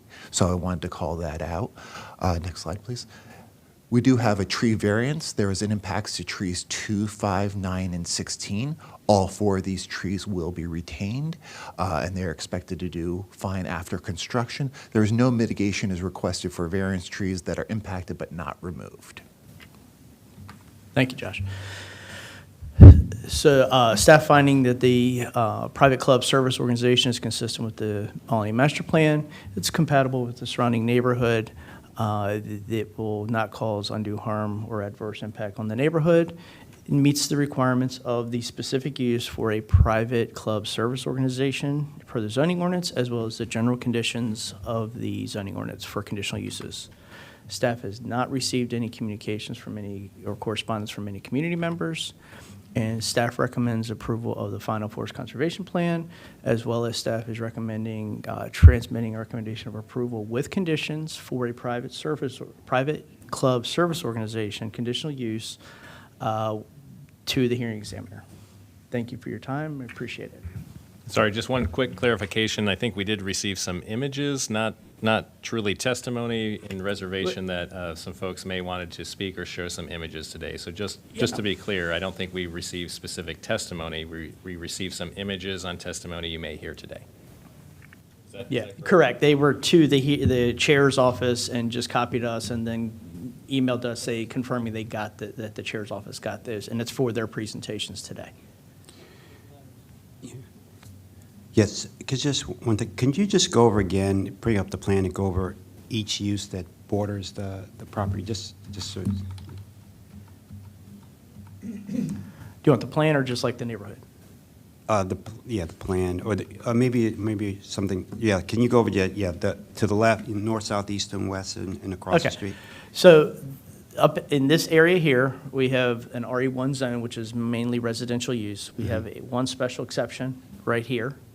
And what is that? It is a group home. Okay, And then there are 2 or 3 churches through this area. And then across the street is also RE1. We have one little zone of R200 here, and there's another little area of R200 here with a couple churches across the street. okay. Can you explain that, how many people are in the group home and how big are those churches that you just mentioned? Do you have the number of I don't have that people? information. Well, at least do we know that what is the parking situation for those? Do you have any idea that, the group home, what is the parking situation and what is the parking situation for the church? Are they allowed anybody to park around Lancaster Mill Road? I don't think any parking is allowed. There's no place to park on Lancaster Mill Road. There's no shoulder there or anything. Yeah, the churches provide their own parking on site. They're permitted uses in those zones. They're not conditional uses or anything like that. Do we have a closer image, Mark, of the special exception that's next door? That we could see any parking on site? I can look for one on Google Maps. Okay, yeah, let's do that while. Okay. Okay, so maybe we go ahead and have public testimony. There are some people that signed up to speak, and then we'll have the applicant make a presentation. Do you want to go online first? Yeah, I'm sorry, yes. You're going to do online first? Yes, and we first start with the public testimony of people on site, on Teams, and then we'll go to the people that are here. Okay. So, yeah, who's online, who would like to speak? Can you raise your hand? Oh, yeah, okay, yeah, Andrea Cohn. Yes, I'm here. Yes, would you like to speak first? Sure. Can you hear me okay? I'm on a cell phone. Yes, we can hear you just well. Great. You ready for me to begin? Yes, please. Okay. Yes, My you name have, is you Andrea have, Cohn. yeah, you have I'm 3 a nurse- minutes, excuse me, you have 3 minutes to provide your testimony. Okay, thank Okay. you. Okay. Sure. My name is Andrea Cohn. I'm a nurse practitioner in Maryland and DC, predominantly in Montgomery County. I have been referring patients and clients to Arbor Place since 2015. Arbor Place is a very special, unique place that houses up to 16 residents at a time. The patients at Arbor Place are a very special population in that they have advanced cognitive impairment coupled with advanced disease processes. Their environment needs to be as stable and controlled as possible to ensure their maximum goal for a quality of life based on the short amount of time that they may have left. Their optimal care is significantly impacted by any change or triggers in their environment around them. Their quality of life is based on stable staffing, stable environment, controlled environment, and stable routines. Loud noises are a trigger for patients with dementia. Most of the patients at this facility do have dementia or some form of dementia. We try to minimize their triggers. Their triggers vary for each individual patient. We need to ensure that their environment remains stable and free of these changes and triggers to allow them to have the best quality of life within the control of the staff and the environment. Noise, congestion, traffic are all potential triggers for our patient at Arbor Place and can potentially decrease their quality of life. Our senior population is an at-risk population. Care facilities like Arbor Place are a rarity. I visit 44 different facilities in a month. I'm very familiar with the care in Montgomery County. Arbor Place is unique and probably one of the best facilities probably in the country. They provide quality care, quality staff, and quality activities. The environment has provided a wonderful quality as well in that they can be in the home or outside the home in the yard that has been set up like a tranquil garden. Patients thrive there when they have thrived in no other environment. It is hard to get into. This is a true gem for those looking for living alternatives when plagued by terrible illness in their mid to older years. The outside grounds are a large part of this environment and a draw to families for their patients. Sometimes having solitude in the backyard of Arbor Place is exactly what a triggered emotional patient may need. If they go outside and the noise is unsettling, they lose a piece of their haven that they have finally found. Any person that has had a chronically ill or aged parent or family member with cognitive impairment and increased morbidities understands the need to control the environment within which they live to the best of their ability. Our Right. patients that reside at Arbor Place have special needs, and we need to promote comfort and quality of life. Let's Thank, not upset the gem that we have achieved in Arbor Place. yeah, thank you, Ms. Cohn. You're Next, welcome. Dr. Sandra Mitchell. Can I Yes, just hi, good ask? morning. Can I just ask that where is that location? Do you have the map to show where Ms. Cohen was talking about? Before we go to next one, I'm sorry.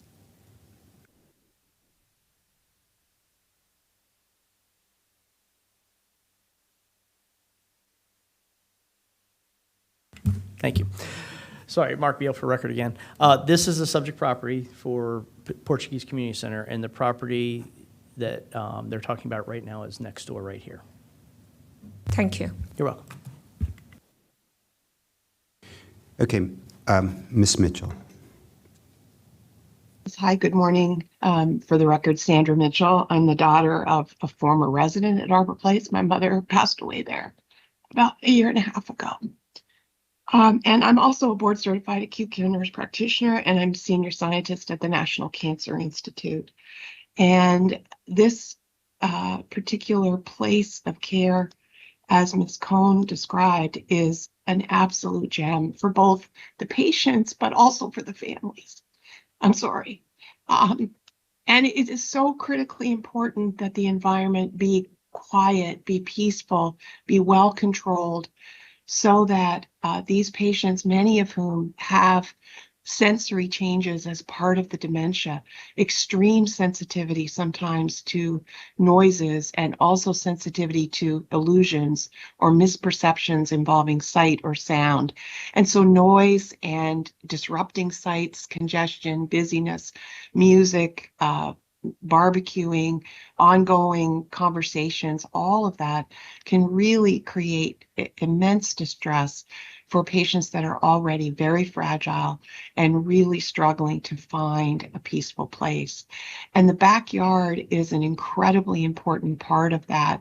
And as was mentioned, this is a space that people can go into and walk about. It is fully secure. They can't wander away from that. But for some people, and my mother, this was the case, she had not been able to be in that kind of a free living environment, although controlled, but in that kind of free living environment for a long time. And she really valued her solitude, her peace there, and the opportunity to get outside. It is an absolutely beautiful space and very, very precious because, as mentioned, many places do not have that. So this is the home to 16 very vulnerable residents. The setting is a very peaceful and healing one currently, and I strongly oppose this application for a private club, which would only add to busyness, noise, traffic, and really disrupt the peace and tranquility of these residents. And I do thank you for the opportunity to express this opposition most strongly. Yeah, thank you. Thank you, Ms. Mitchell. We can now go to the speakers here. Can you hear me? Yes. I'm Dr. Walter Fanberg. I'm the owner and founder of Arbor Place. And after hearing Sandy Mitchell and Andrea Cohn speak, I'm going to cry also. You heard Sandy cry. It comes from the heart. And what we've done comes from the heart. What we've done, I would say, is spiritual at this point. I'm a geriatric psychiatrist by background. Before I did this, I was consultant to 20 facilities in Montgomery County, and I saw that the need for this vulnerable population was extraordinary. It was a particular need for people who had dementia, Alzheimer's, which is the most common form of dementia. The people I saw in nursing homes and long-term care facilities were underserved. They were dismissed, they were ignored, they were isolated. Their living situation was terrible. I created 25 years ago, with the help of my wife Eileen, what as you've just heard, is really a gem. It doesn't exist anyplace else in Montgomery County, and I will tell you honestly, I don't think it exists anywhere else in the country. It's to be prized and valued by the community. We have set the standard, frankly, for what care should be for these very vulnerable people. I'll tell you how vulnerable they are. They all have a terminal illness. Dementia, in the most cases, is a terminal illness. It's like cancer, metastatic cancer. It's that bad. So these people have a short life expectancy. And while they have a life left, it's our mission to see to it that they get the best quality of life possible. And that comes from the heart, and it comes from just not my heart, but everybody who works with us. The longest person who's been working with us, Judy Ballou, has been with us for 23 of our 25 years. We value not just the residents and the care we give to them, we value the staff. We've got a lot of staff, and they're superior human beings. And what they're doing comes from the heart also. In terms of Alzheimer's being a terminal illness, I read through the staff report and I look at those kinds of situations where you're concerned. Funeral homes get mentioned. Funeral homes get a mention that they are in a special category. We're not a funeral home. We're closer to a hospice. So you honor people when they're dead. We're honoring people while they're still alive, and we're honoring them the best we can. So taking care of the elderly in our population, you all have families, you honor them. Our families prize what we do because we do it from the heart. And I tell you, people like Sandy Mitchell and Andrea Cohn, they recognize the contribution we're making. They recognize the importance of this. They recognize how vulnerable this population is. During COVID, wiped out 5 of our people. One of our people that it wiped out is still there, and her brain has been so deteriorated by COVID, it's tragic. Her room happens to be on the side. Our building is literally 40 feet from the proposed Portuguese Culture Center. Her room is there, and she's very compromised. These people need 2 things. They need strong caregiving support, but they need strong medical oversight and consultation. They have psychiatric issues. They have, with a dementia, which is a progressive degenerative disease, they develop all sorts of symptoms, including agitation, aggressive behavior, depression. They need all to be addressed. And we address them as a last resort with medication, but it's a first resort by the environment itself. Let me just show you a picture here of our garden. This is the outside. This setting has grown for 25 years. It's beautiful. I watched the trees grow from little saplings. We've nurtured this garden like we've nurtured the people who have been under our care for the last 25 years. I value what we've provided for them. I'll show you some of our residents. So it's the person on the left, Max, he's 98 years old. Max is a survivor of the Holocaust. His last days are going to be served living at Arbor Place, and it's important to us to give him the best quality of life. Sheila, our nurse, is tremendous. Anne and Judy, our employee, caregiver, has been there for 23 years, and Harriet next to her. We value, and here's one of our other residents. He's a retired dentist. To his right, there's a tomato plant. There's a vegetable garden that can be enjoyed by these people. We're there to give them a quality of life while they still have life. And I'm here to beg you on behalf not just of the 16 people who live there, but in regard to their families who've been there in past and present. I have an obligation, a serious moral obligation to do the very best to preserve what we've created for the quality of life of these people. And what's going on next door, potentially, Mark Beal does not do justice to the impact that this could have on our residents. And So yeah, combine you. I'm being tapped by my attorney. Yeah. Well, you have, about another 5 Yes. minutes left, so if you can use it any way you want. Just wanted to make sure you know what time you had. Yes, thank Yeah, you, and I thank you. appreciate that. Michelle Rosenfeld with the Law Office of Michelle Rosenfeld LLC, here on behalf of Dr. Fanberg. I did send in to you a copy of a hearing examiner's opinion and decision from 2006 for a daycare center that had been the subject of a, at that time, special exception application on the opposite side of Arbor Place. If you're looking at Arbor Place, today's application is to the right. The daycare center had been to the left.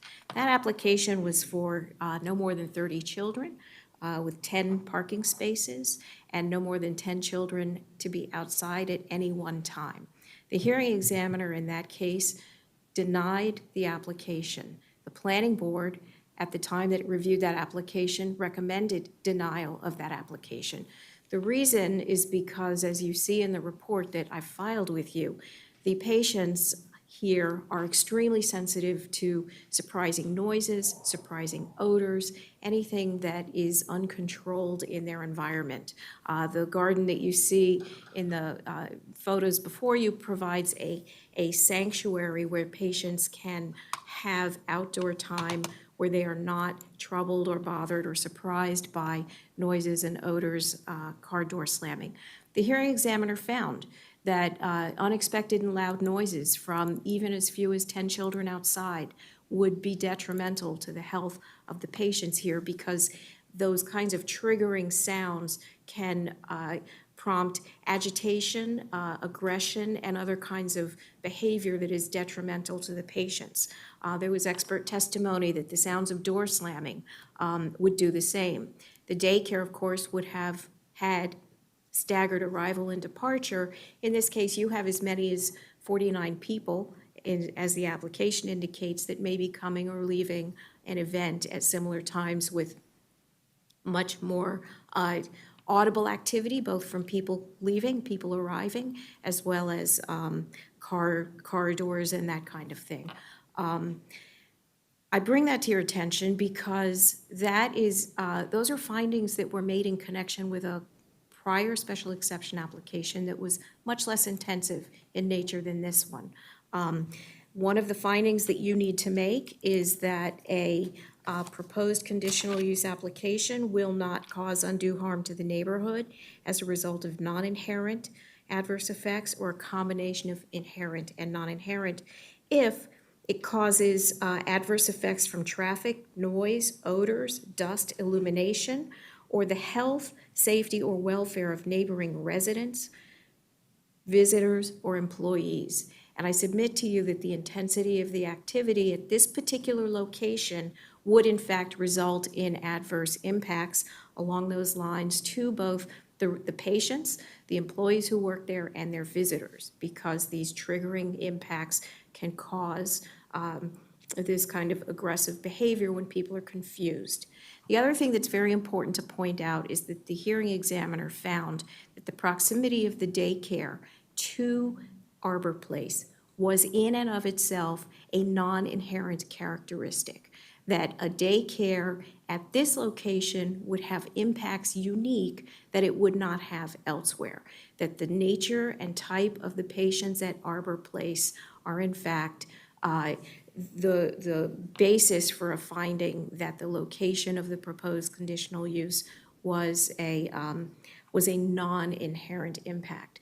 So for all of those reasons, we submit to you that you should recommend denial of this conditional use application, that the evidence of the record simply from the testimony of Dr. Fanberg and the findings that the hearing examiner made in 2006 are that evidence in support of the fact that the application cannot move forward consistent with the zoning ordinance requirements.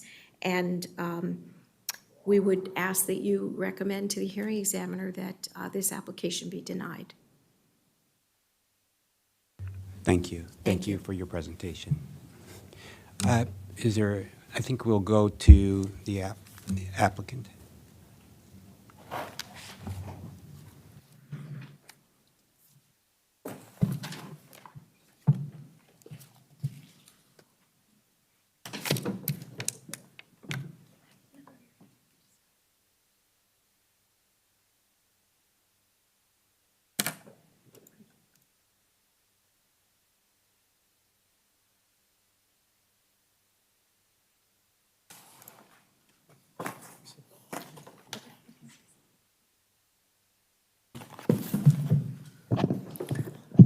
Good morning, and thank you, Mr. Chairman, members of the board. Sean Hughes here from Miller and Canby, and I'm here for the Portuguese Community Center. Also, I have two members from the Community Center to my right, Ms. Gracie Waltering, who's the president of the board, Mr. Tiago Torres, who's also a board member, the secretary, and to my left, I have Mr. Michael Norton from Norton Land Design. So we appreciate the opportunity. I'd like to just talk a little bit about and also want to thank staff. It's taken us a while to get here for a lot of reasons. It's always nice to work with staff here, and especially Mr. Beal, who helped us get to this point. We have reviewed the staff report in detail, and we think staff and Mr. Beal did a very thorough, accurate, and complete job. And we fully accept the staff report and conditions of approval. I do throw one little caveat out that I'd ask the board to consider related to the conditions of approval and the visitations. One thing that we were hoping the board would consider is a slight tweak in that, and we'd like to have the opportunity to match up with the up to 20 at one time for board meetings just on weekends, 2 weekends a month, so that they could have up to 20 on 2 weekends a month for gatherings at one time. And we think overall those numbers are very modest. And also during the week, the expectation is that it would only be board members coming there. So let me just give a few other points, and then I'd like to have Ms. Waltering talk a little bit about the association.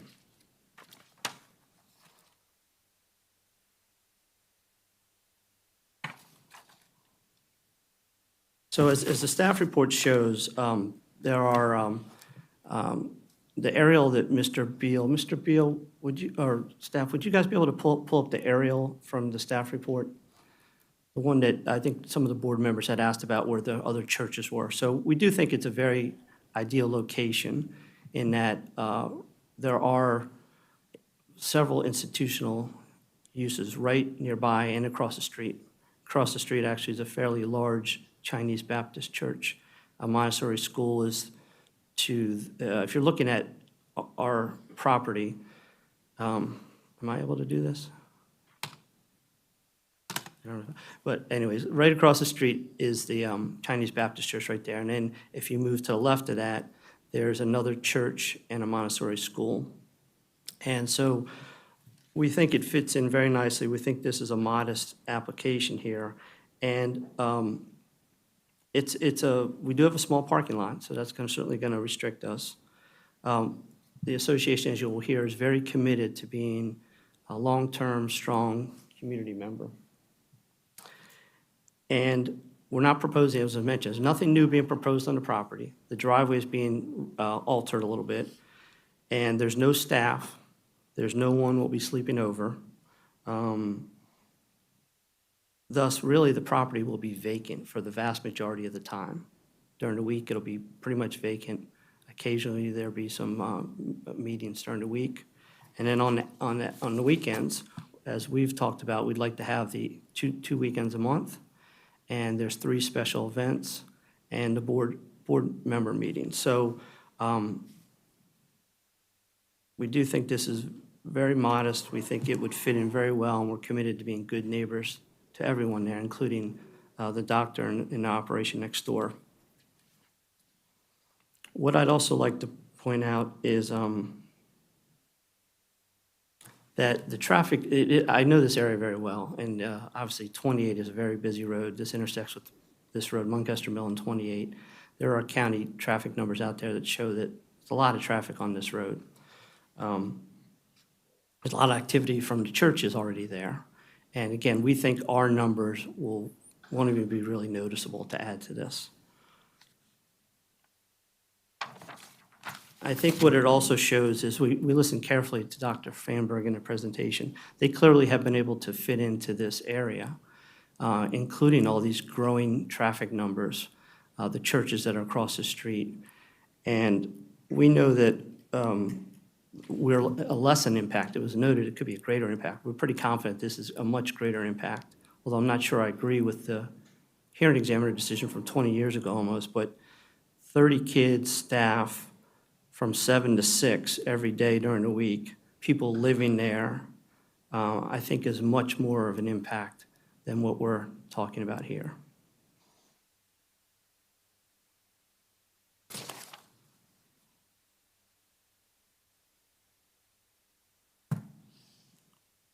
So like I said, we plan to be very respectful to our neighbors, including everybody next door. We can control the activities and the noise. We're willing to, sometimes the staff or planning board talks about setting up some community liaison type group. We'd be willing to do that to work with our neighbor next door in a formal fashion if need be, if this board felt that would be helpful. We are committed to, one of the other things it shows also is that in aerial, that in the pictures that Dr. Fanberg shows, they added on to the building. They got approval in 95, and in 2000, they added on to the building. That addition forms, I guess, an L almost, and that L part, the short part of the L is between our property and theirs, so that provides, it looks like a nice buffer between the garden that they kept showing and our property. And there's also nice trees on both sides of the property lines, and we certainly have the opportunity to, if we are outside, when we're outside during nice weather, to be in the rear of the property or on the side of the property that has a lot of space and is away from Dr. Fanberg's property. And I would just also say I understand their need for quiet and control, and that's what we're committed to as well. But clearly, they found made a way work in this very busy area. And I just want to show, I think, one picture that I have here.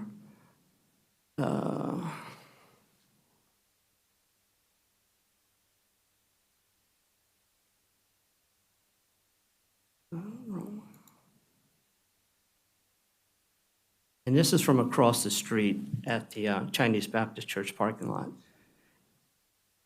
And so this shows, I guess, and this is just taken a week ago or so, I guess for some reason they needed to cut down a significant amount of trees on the property next to us, Dr. Fanberg's property.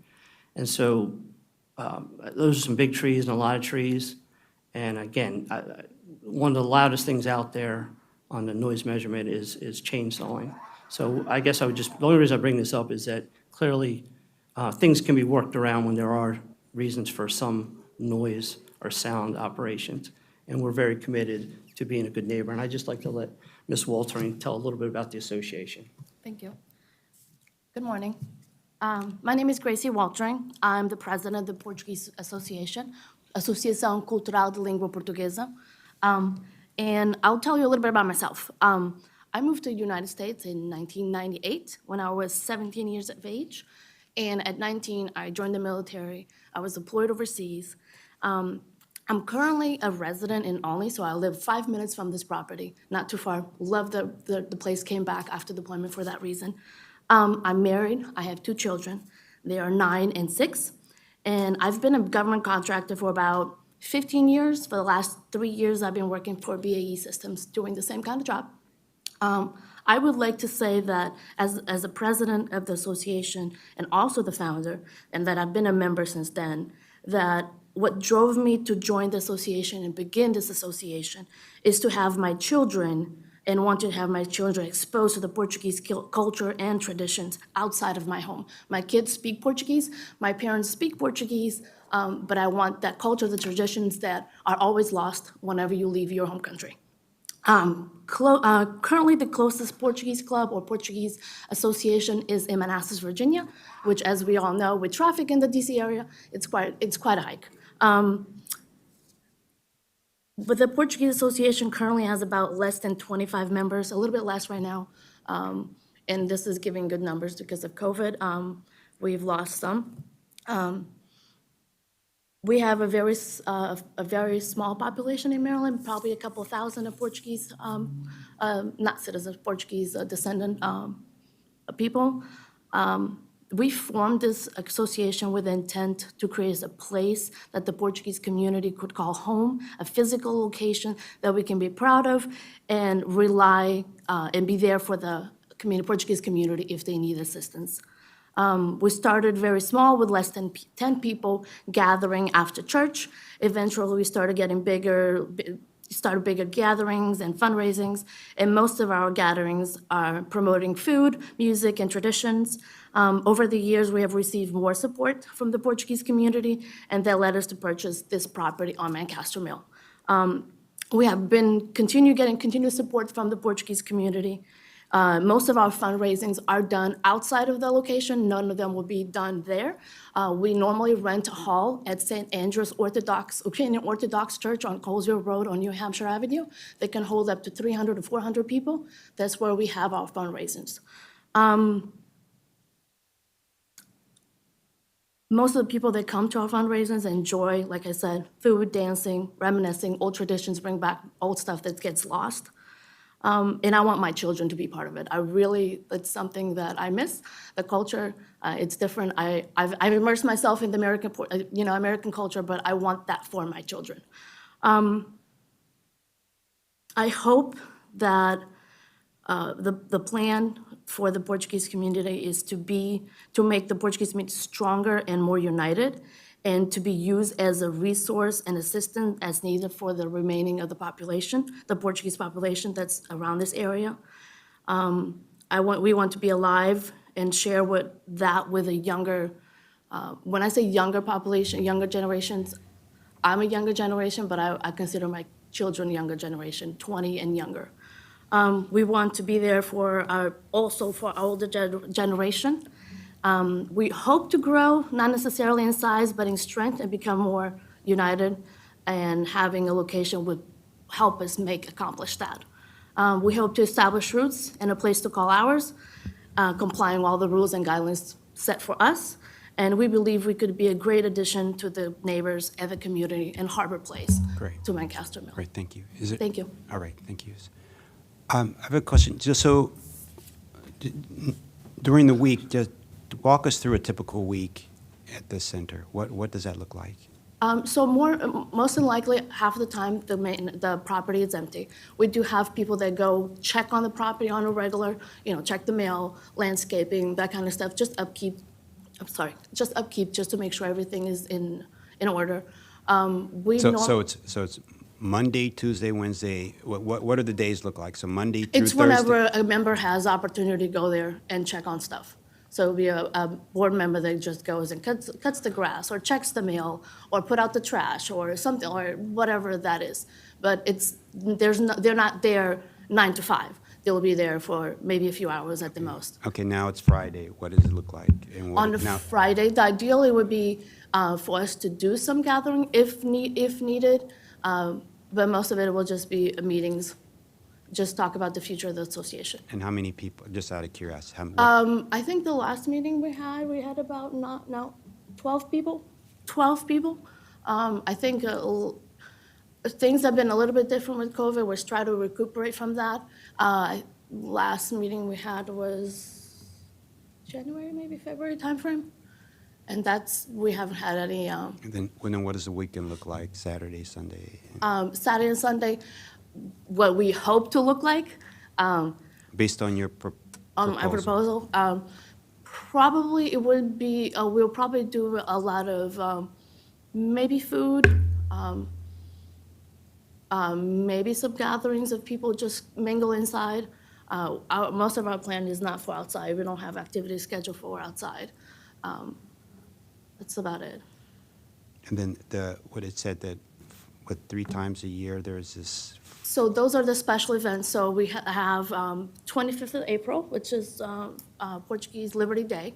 We have October 5th, Independence Day, and June 10th, which are Portuguese community celebrations. And those are celebrated really, really huge all throughout the United States in bigger Portuguese communities. And those are one of the 3 we were asking for, up to 49 for those 3 dates. Correct.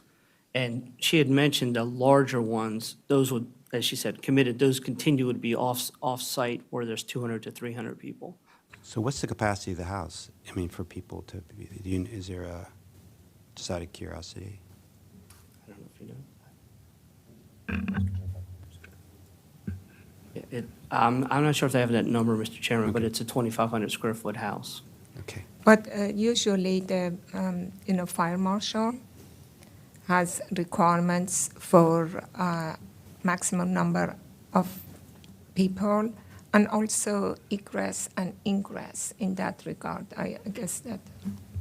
So in order to get to the fire marshal level, building permit level, this has to take place first because permitting services won't issue UNO's building permits or anything as it relates to a conditional use until a conditional use is approved. So I don't know what the requirements would be because they have to go through that process, but this process to happen first before they can go through that Well, process. we certainly would commit to obviously follow whatever the maximum inside of one time would be. And that, if that restricts us further in colder weather, then it would restrict us further. Okay. Thank you. Can I go?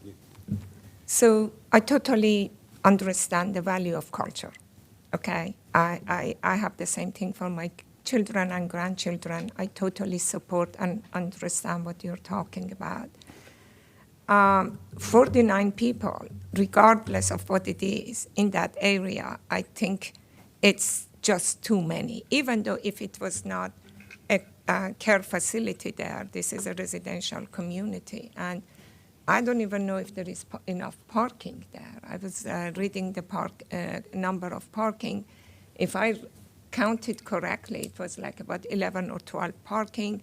It's a requirement for handicap that it has to put. It's a lot of other requirements that comes there. Now, the question is that why can't you just take these 49 or these special events to the church, like the big ones that you do for your annual fundraising? I just think that 49 are too many, especially considering the Arbor House that is back there, that it is. And I totally understand and support what Dr. Fanberg and also Ms. Rosenfeld talk about, the quality of the care facility that is right next door. From my point of view, what I see, it's just like 10 people. If you need to have board meetings for 10 people, I do not know if it is done inside. It's, this is a house that they could have sometime up to 5, 6 people live there, and then they could even have with guests or someone. But I just don't see that how it could be used for events that you have with that size. Ms. Vice Chairman, I hear your concerns, and maybe you're aware of that. I just want to make sure that the 49 is just for 3 times a year. I think special precautions could be made for those 3 times, but if that's a number that really concerns you, I understand. I mean, I think otherwise we're asking for up to 20 on 2 weekends a month and for the board meetings. So board meetings is on a weekly, correct? The condition says it could be during the week or on a weekend. Yeah, but it could happen 4 times a month or twice a month. Trying to remember what twice a month, up to twice a month for the board meetings, and where my requested amendment for you guys to consider was 2 weekends a month where they could also have 20 people, not for a board meeting, but just for a gathering. And those are like about 1 hour or 2 hour meeting? Yes, a few hours. Well, I do not know. I would, ask Dr. Fanberg that how the 20 people would impact as long as there is no noise or, I think 49, it's just 3 times a year. It makes sense that you have those events rented in somewhere like a church or anywhere else that doesn't impact. 49 is going to be a big impact. I don't know if 10, 15, 20 is something that we could agree that it's not going to impact the patients next door, that we could work out a number that as long as they are, controlled, there is no noise. And even 20 people, I don't know if you have enough parking there to provide, because these are board members. Probably if you have 20 people, it's 20 cars. Do you have parking for 20 cars? I'm not sure if you even have that. Well, no, there's certainly limited parking, and so there'd be carpooling together with the Yeah. community. Yeah, but how many parking is there? I'm sure that they are required to have ADA also, accessible parking. I think it's available. 10 and 2, is that right, Mr. Beal? They have, Mark Beal for the record, they have 12 total parking spaces, 2 of which are ADA So 10 accessible. parking spaces. Correct. So maybe 10 or 15 is the maximum number they can come there at a time. I don't know, but that take care of the parking also. That's just something that I'm suggesting. So, others have comments? Yeah, just two quick things to comment on. I think given the number of churches and things that are around there, I don't see that it's actually, I think that there's plenty of finding that doesn't affect the neighborhood character or anything in that, particularly the situation, particularly given the number of institutional things that are around there. I wanted to ask the applicant if they would be considered an additional condition to increase fencing or screening between you and the Arbor Place house. And then the other thing, given that we have a letter from, I believe, the Chinese Baptist Church across the street, where there are Sunday morning events, I believe, see if I can find it here. Would the applicant be okay with the condition of not holding events on Sunday mornings? Thank you, Commissioner. We would absolutely be fine and support some additional screening and such, and we would be fine with the condition regarding Sunday mornings. I would be willing to approve the conditional use if we could add conditions for additional screening or fencing that the staff is okay with on the side with the Arbor House particularly. And then as well with a condition for no events Sunday morning, given that that would be the southern side of that street is basically churches on the thing. And there does seem to be some concern about that from the Chinese Baptist Church across the way from there. Okay, that's fine. Say Sunday, nothing before noon? Noon would be something along those lines. It's fine. Okay. Whatever the staff applicant can agree to, but I would say something on no events on Sunday. Okay, thank you. I'm still muted my mic. That's not at all helpful. But something along those lines. And also, I don't know if this is a condition or something to just note to the applicant that enforcing or encouraging people not to park along the street. That's a very narrow it's a very narrow road, and there does seem to be some concern about that within the correspondence that we've received. I don't know if we can make that a condition, or at very least to encourage to monitor that. Okay, we can do that. Just had a question. What is the concern about not having any events on Sunday mornings? What was the? The page 38 of the correspondence that we received, I think that was last night. I think it's page 38. Sorry, I'm trying to use my touch screen and it keeps skipping on me, so I'll come down there. Yeah, at the bottom of page 39 of the PDF, there was apparently a yard sale and then some concern from the Chinese Baptist Church in their correspondence about people parking along the acceleration lane along the Muncaster Mill. Okay. With the correspondence that we received. I understand. I think that we've got, I think given the institutional uses, I don't think we're going to have a neighborhood character issue or a concern. I am concerned that there are going to be, given the number of churches that are along there are times of heightened use that we can minimize the impact there. And I think that something along, parking along the street and then nothing on Sunday mornings, I think addresses some of that. Correct. So this was you guys having this yard sale across on a Sunday. You were the ones having the yard sale. Yes. Okay. But that was on the frontage of your property. Correct. We had marked signs and everything telling people to park inside of our property. There was clearly marked signs for them to go there. Okay. Mr. Linden, do you have any comments or questions? Thanks, Chair Harris. I appreciate all of the comments so far. I'm very sensitive to, of course, the concerns of the neighbors. I generally agree with the suggestion to add some screening or fencing or other means to reduce potential sounds or visuals coming through, if that is helpful for the neighbors.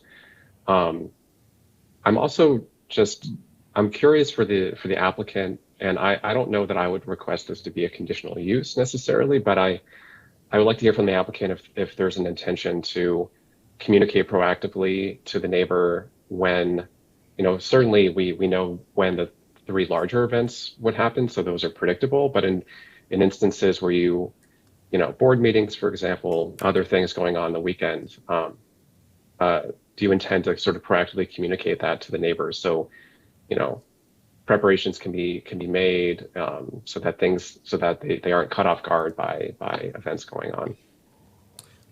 Commissioner Linden, Sean Hughes here for them. We have, I would just back up by saying my clients have had some discussions over the last few months with the doctor about the project, and they are willing to continue to share information and share events informally. And as I had suggested, if this board thought it would be helpful, we would accept a condition that there be a community liaison group where formally we have to meet twice a year, quarterly, whatever it is, but we're absolutely committed to communicating with them and trying to be a good neighbor and make things work. Okay. Yeah, thank you. I appreciate that. I think those are, I think I'm generally inclined to support with the uses, the conditional uses that have been suggested. In addition to Commissioner Hendrick's suggestion. I appreciate the desire to communicate. I think that in these situations, communication, collaboration, and just ensuring that there's an understanding for both parties from the beginning, that seems crucial. But I very much appreciate your saying that you intend to be good neighbors. I hope that that continues. So thanks for your application. Okay, so Dr. Fanberg, I appreciate your concern. I also have a father who's 90 and has developed dementia, and how that noises and other things can affect them. I also feel that given that the current use in the community, their churches across their schools, active schools, that there's which would probably create noise over a longer period of time. I think that this proposed facility wouldn't be too out of character with what's going on in the current community, and probably would could potentially have less impact in sort of, in, especially during the time frames that they're talking about. So I would, the screening I think is important to have, and I think it's important to just be good neighbors. And if the Portuguese Community Center is going to have events late at night, that they should at least alert and the center next door, and also try to minimize the noise and things like that. So I am in favor of the moving forward with this, and I'm also agreeing with the motion. I mean, the act. I'm sorry, acting. I mean, the suggestion to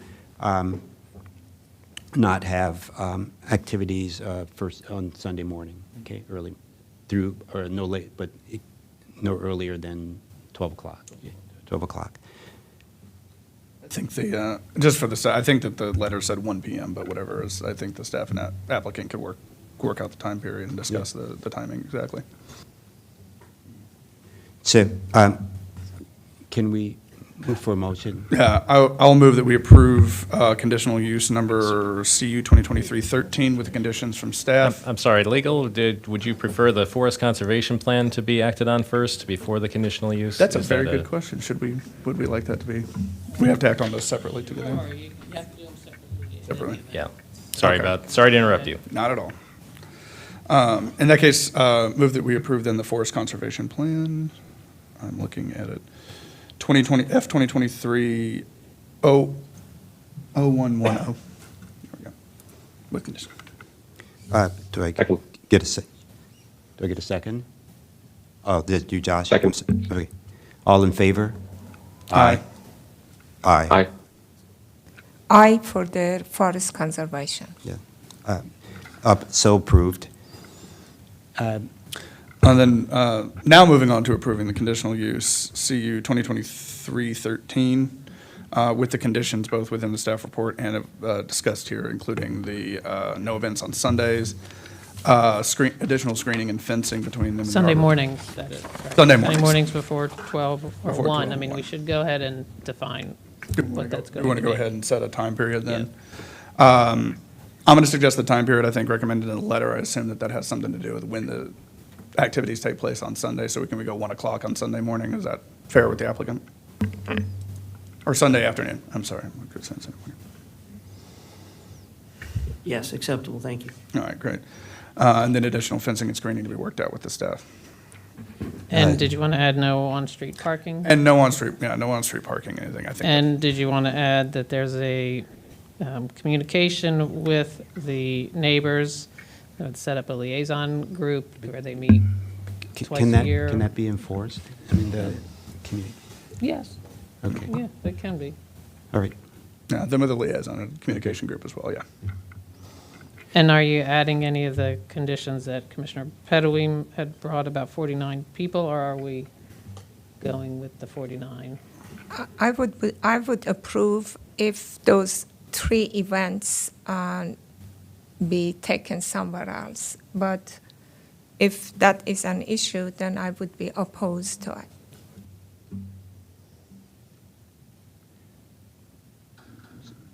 So, I think you're saying, are you open to, or would you approve having the 40, are you saying you would disapprove if there's a 49, approve if there's?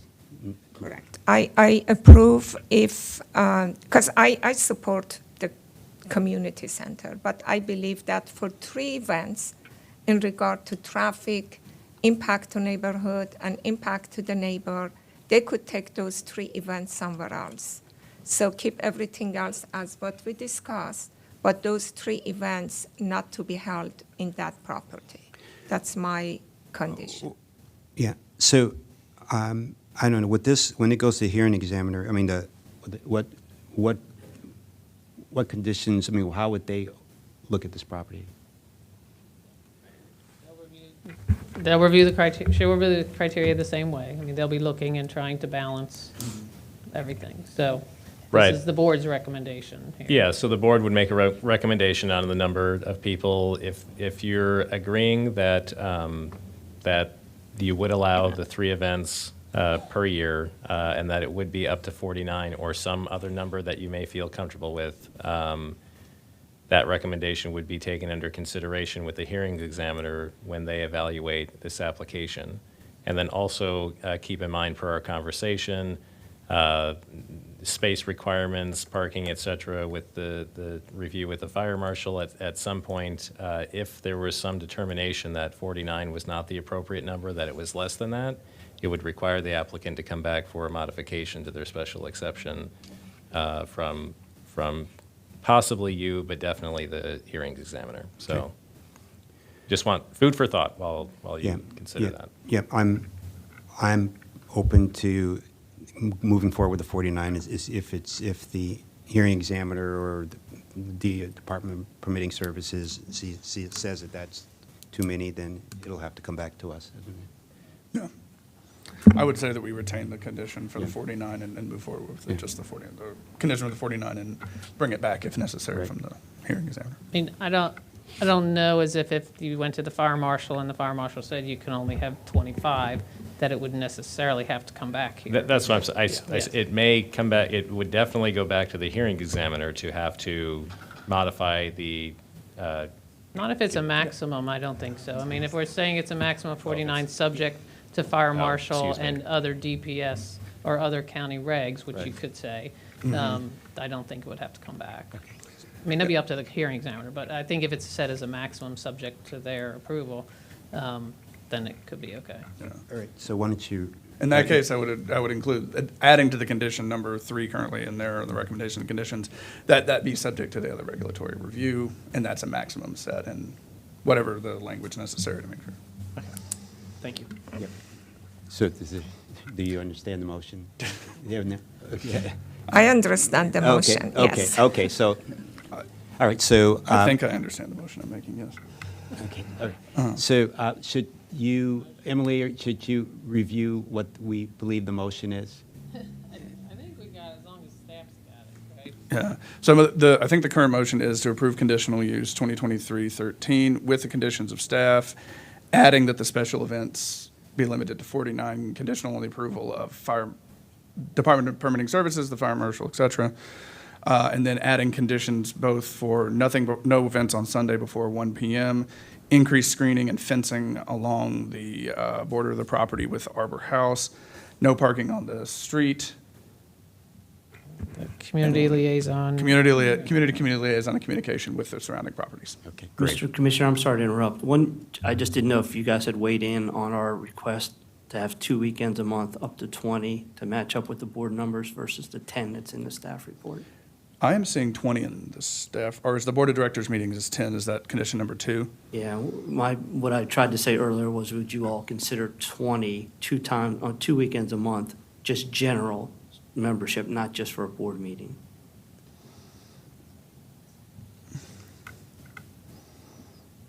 No? I would consider, even if it. Okay, so there's a condition the current condition number 2 is no more than 10 people visiting at any one time except for special events or the Board of Directors meeting. You want that to read no more than 20 visiting at any one time except for special events. It's beginning to grow. Yeah, I would retain the conditions currently set forth in the staff report, given what we've discussed so far. Thank you. I would retain that condition. Appreciate the consideration. Thank you. All right. We've heard the motion. Is there a second? I second. Okay. All in favor? Aye. Aye. Aye. All opposed? Oppose. Okay. It's approved 3-1. All right. Thank you. Thank you, Mr. Chairman, members of the board. Take a quick break to go to the team. Yeah, we're going to take a quick break to go to teams. Thank you.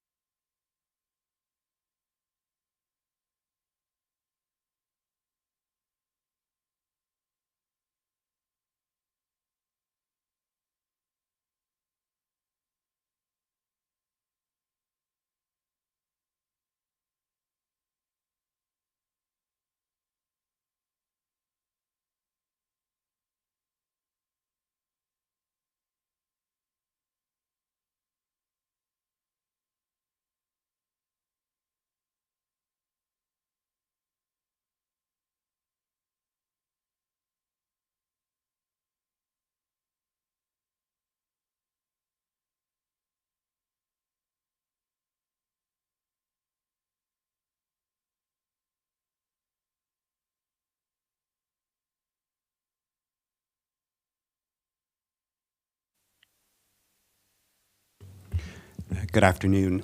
We're going to start again with item number 8, and then go on to item number 9. I'm sorry.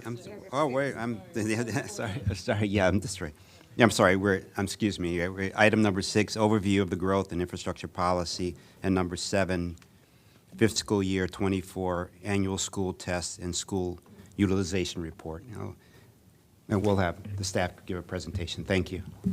Great, thank you. For the record, my name is Jason Sartori. I'm the chief of our countywide planning and policy division here at the planning department. And I want to begin just by doing a real quick warm welcome to Chair Harris and new Commissioner Linden. Welcome, and I'm really looking forward to this discussion today. We've got a number of items that are related. So the first item here is this overview of the growth and infrastructure policy. The next 2 items on your agenda, actually, well, the next one is the annual school test. Ms. Jesus Beck will be presenting that. Then you're actually going to have lunch. So the lunch is there.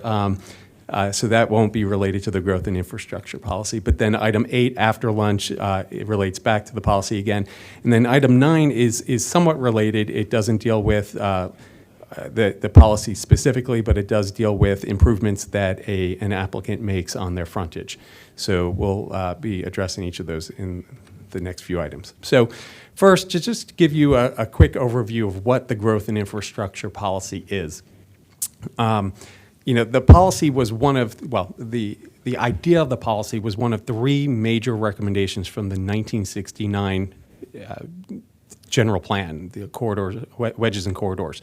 One of them was to have more affordable housing. That led to, around 1973, the creation of the MPDU law. Another was to better preserve our agricultural land. That led to the Ag Reserve and the TDR policy, the Transfer of Development Rights policy. And then the third was to better time the public infrastructure with new development. Now, if you can imagine, 1973, late 1960s, it was very different in terms of our growth paradigm than we are seeing today. And so over time, the policy has changed, but it's still, the Adequate Public Facilities Ordinance is part of our subdivision code, Chapter 50 of the county code. And essentially, it says that the planning board cannot approve new development if you do not find that the public facilities are adequate to support that development. And the growth and infrastructure policy is the set of policy tools that implements that Adequate Public Facilities Ordinance. We update it every 4 years. It's required by county code to do that. We are just about to embark on the next update. I'll talk a little bit about that in a second. It is adopted every 4 years by resolution by the county council. And there are certain primary components. And so there are some general guidelines in the resolution that talk about the planning board and its role in administering the policy. The 2 primary pieces are one on public school facilities. These are the 2 largest, and transportation facilities. And then there are 2 small parts on water and sewer, and then emergency services. So I did mention that it's changed a lot over the years, as has our growth paradigm here in the county. And you can see, I'm not going to walk through this, but this is from when the APFO was first adopted in 1973. A lot of changes have taken place with regard to both transportation and schools. And one of the things you'll see in here, I've highlighted the introduction of impact taxes in 2001 for transportation, in 2003 for schools. Those have been recalibrated and changed a number of times. That happened again just now, and I'll talk a little bit at the end of my presentation about that. You can see also that the name of the policy has changed a number of times. So it's been called the annual growth policy, the subdivision staging policy. In 2020, the council changed the name again to the growth and infrastructure policy because it better describes what it is the policy does. Subdivision staging, people were completely confused about what that meant. So I did mention that we are about to embark on the next update, the quadrennial update of the policy. So there are certain key deadlines that you're going to hear a lot about over the course of the next year. The first one is by June 15th, we must submit, planning staff must submit to the council a staff draft of the growth and infrastructure policy. This will be a staff draft that we will make public and be available to the board. The board will have a public hearing on that and then work through your draft of that. The board's draft must be transmitted to the county council and the county executive by August 1st of next year. And then the council has to adopt the policy through resolution by November 15th. And so we are about to start on this internally. Our staff is going to be meeting as a pretty large team next month. And then by the fall, by September or so, we're going to begin our stakeholder engagement effort on this. So now let me talk a little bit about the various elements, the two main elements, the transportation and schools element.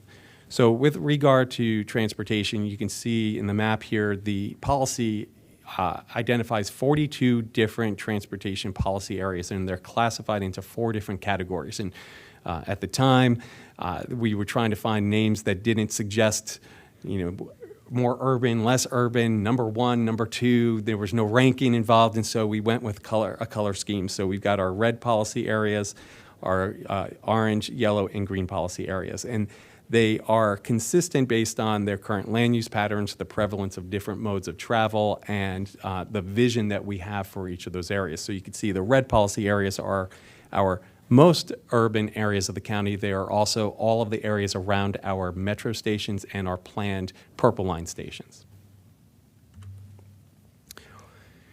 The policy then establishes a set of multimodal, what we call local area transportation review tests, or LATR. You'll hear a lot about LATR today.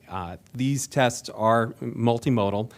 The motor vehicle test, which as of 2020 no longer applies in our, or the 2020 update no longer applies in our red policy areas, but that looks at vehicle delay at intersections near the development site.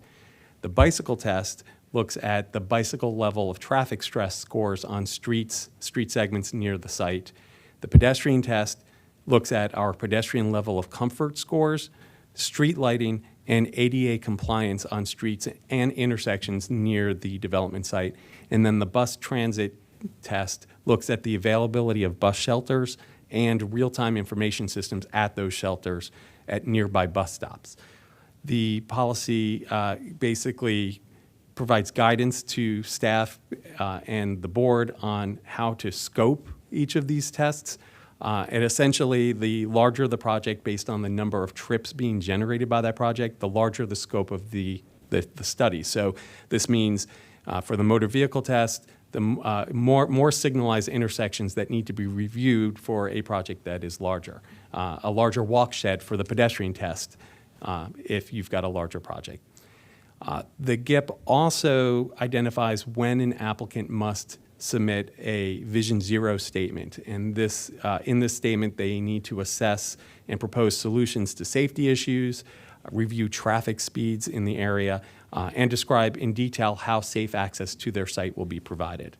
Can I just ask you a question? Sure. You said for motor vehicle tests does not apply to the red area anymore. That's correct. What does that mean? Why not? So the thought was in our red policy areas, again, these are our most urban areas where we have a high rate of multimodal, other modes of travel being used, and the prevalence of those, or they exist. You've got more people walking, you've got more people biking, we have much more bike infrastructure, we have transit in those areas.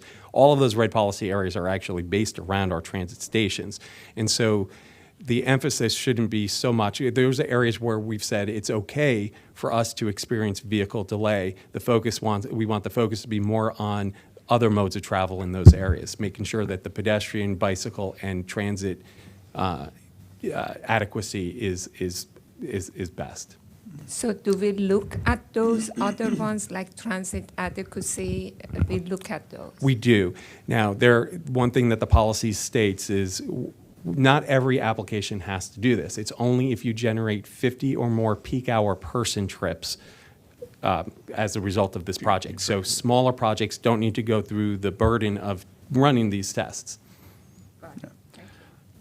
I just wanted to clarify in the red policy area that that sort of the red policy areas are sort of they're individualized, right? It's not, they're different shapes, they're different things. It's individualized by like on the ground situation, right? Like, yeah, so they're not like a ratio. Right. Well, you can see them here on the screen.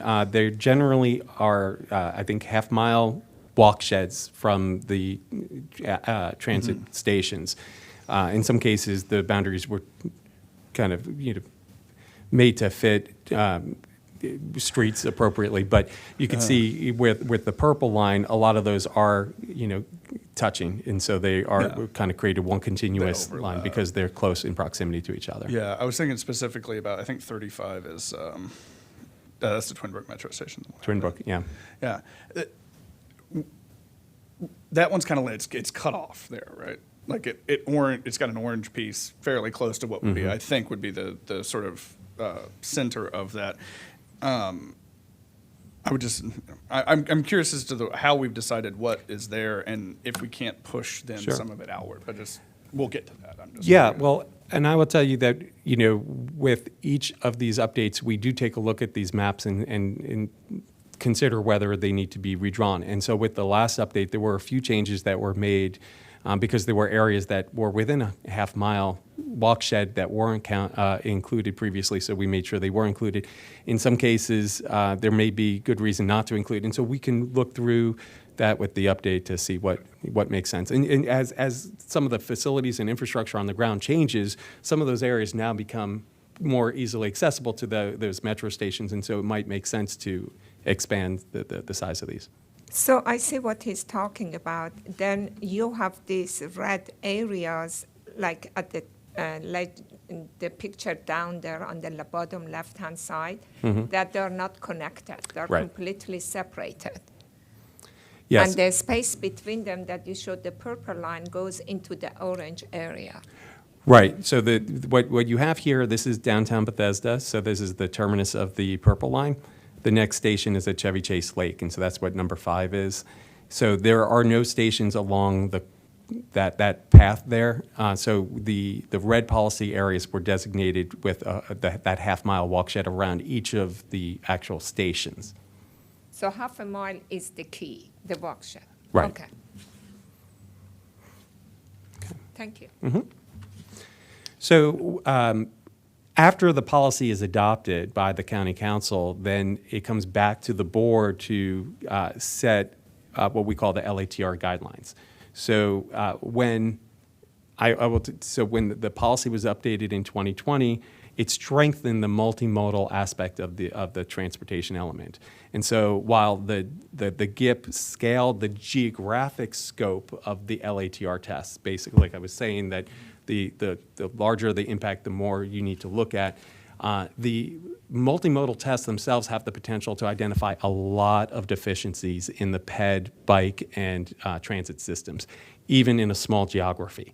And we found that that's what was happening when the policy was first adopted. So we adopt these guidelines that provide guidance to, again, the board, to applicants, and to planning staff on how to conduct these tests. But we found that it needed to be updated in some way, and the policy gives the planning board this kind of leeway to kind of set some guidance around all of this. And so what we did was we brought to the board this idea of an LATR proportionality guide. And this essentially is it ensures consistency in what we require of applicants. It ensures that there's transparency in how we determine that requirement, and it ensures that there's some certainty for applicants in what they're going to be required to mitigate. But it also ensures this constitutional requirement that what we ask of applicants is proportional in some way to their impact. So this proportionality guide sets a maximum cost of all off-site pedestrian, bike, and bus transit improvements that an applicant is required to construct or fund. And so one of the items you'll have after lunch will be an adjustment to how that is calculated that Mr. Ansbacher will lead. So these guidelines do not need to be sent to the county council for approval, just the That's policy, correct? Yes. Okay. These are the board, yes, and we'll be asking you to adopt a change to these guidelines, which they don't go beyond the board. Yeah. So one last thing that's discussed in the growth and infrastructure policy is non-auto driver mode share goals. So, or NADMS, is the percentage of trips that are not the driver of a vehicle. So this includes carpool passengers, transit riders, bicyclists, pedestrians, rollers, any user of micromobility is included in this non-auto driver mode share, NADMS. So Bill 3618, which was adopted by the council in 2019, requires certain development projects to meet established NADMS goals. And those goals, if they're not identified in master plans, they need to be identified in the growth and infrastructure policy. And so that's what this one section of the policy deals with. Okay, so now I'll talk about the schools element.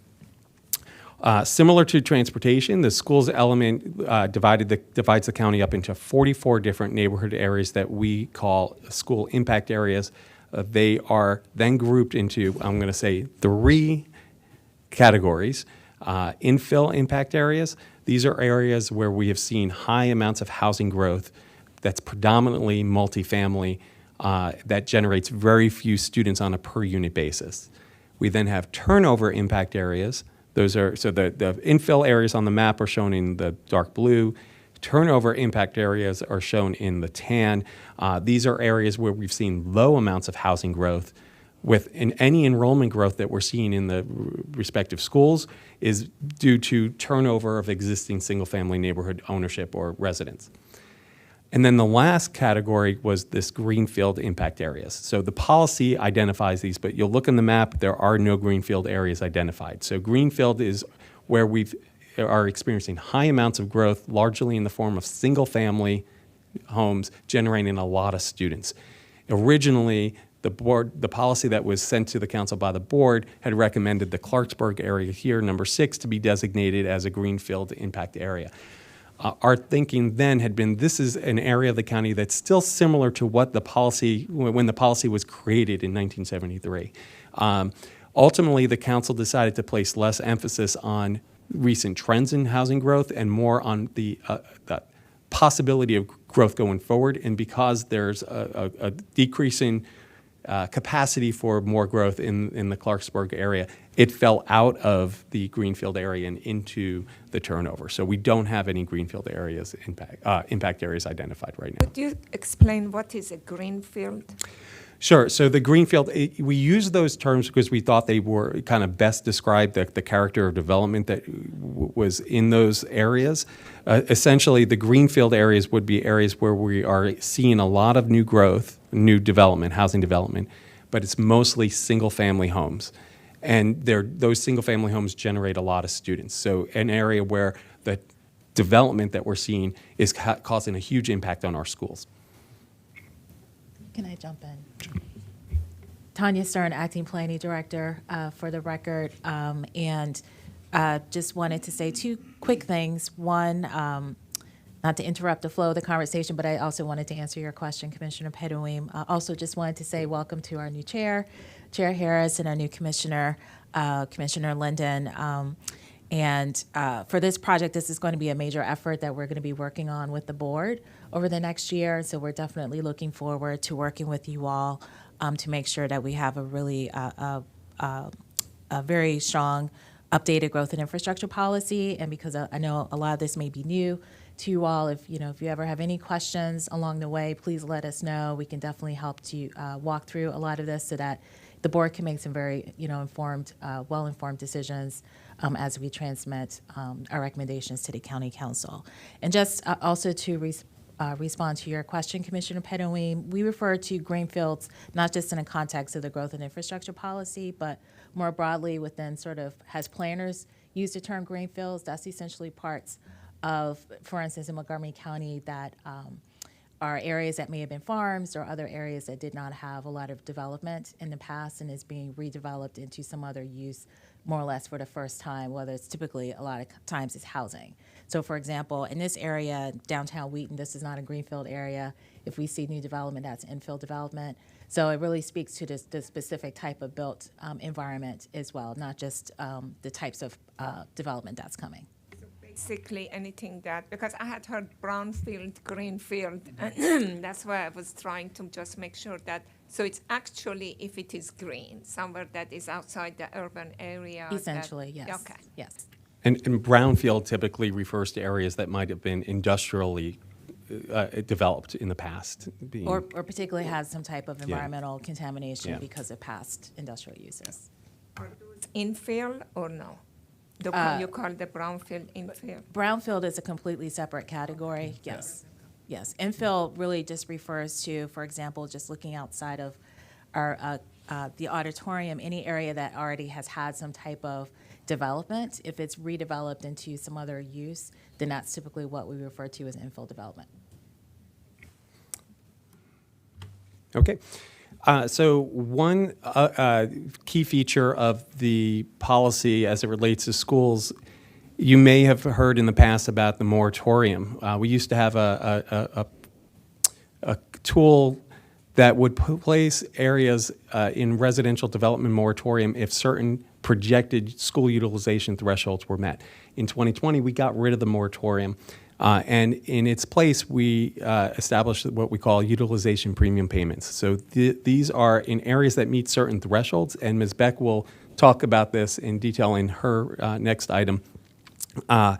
The developer is required to make additional payments on top of any impact tax, and this is to basically allow them to go forward with their development project.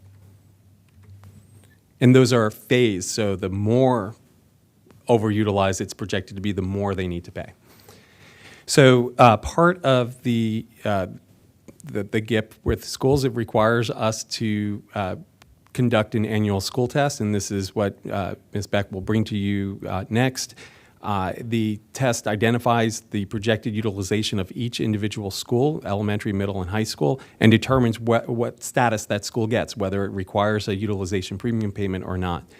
And then we're also required to prepare the school utilization report on an annual basis. And this highlights trends in countywide and individual school utilization, as well as home sales and home construction by school service area. It's a fascinating tool, actually. Yeah, is it every single school?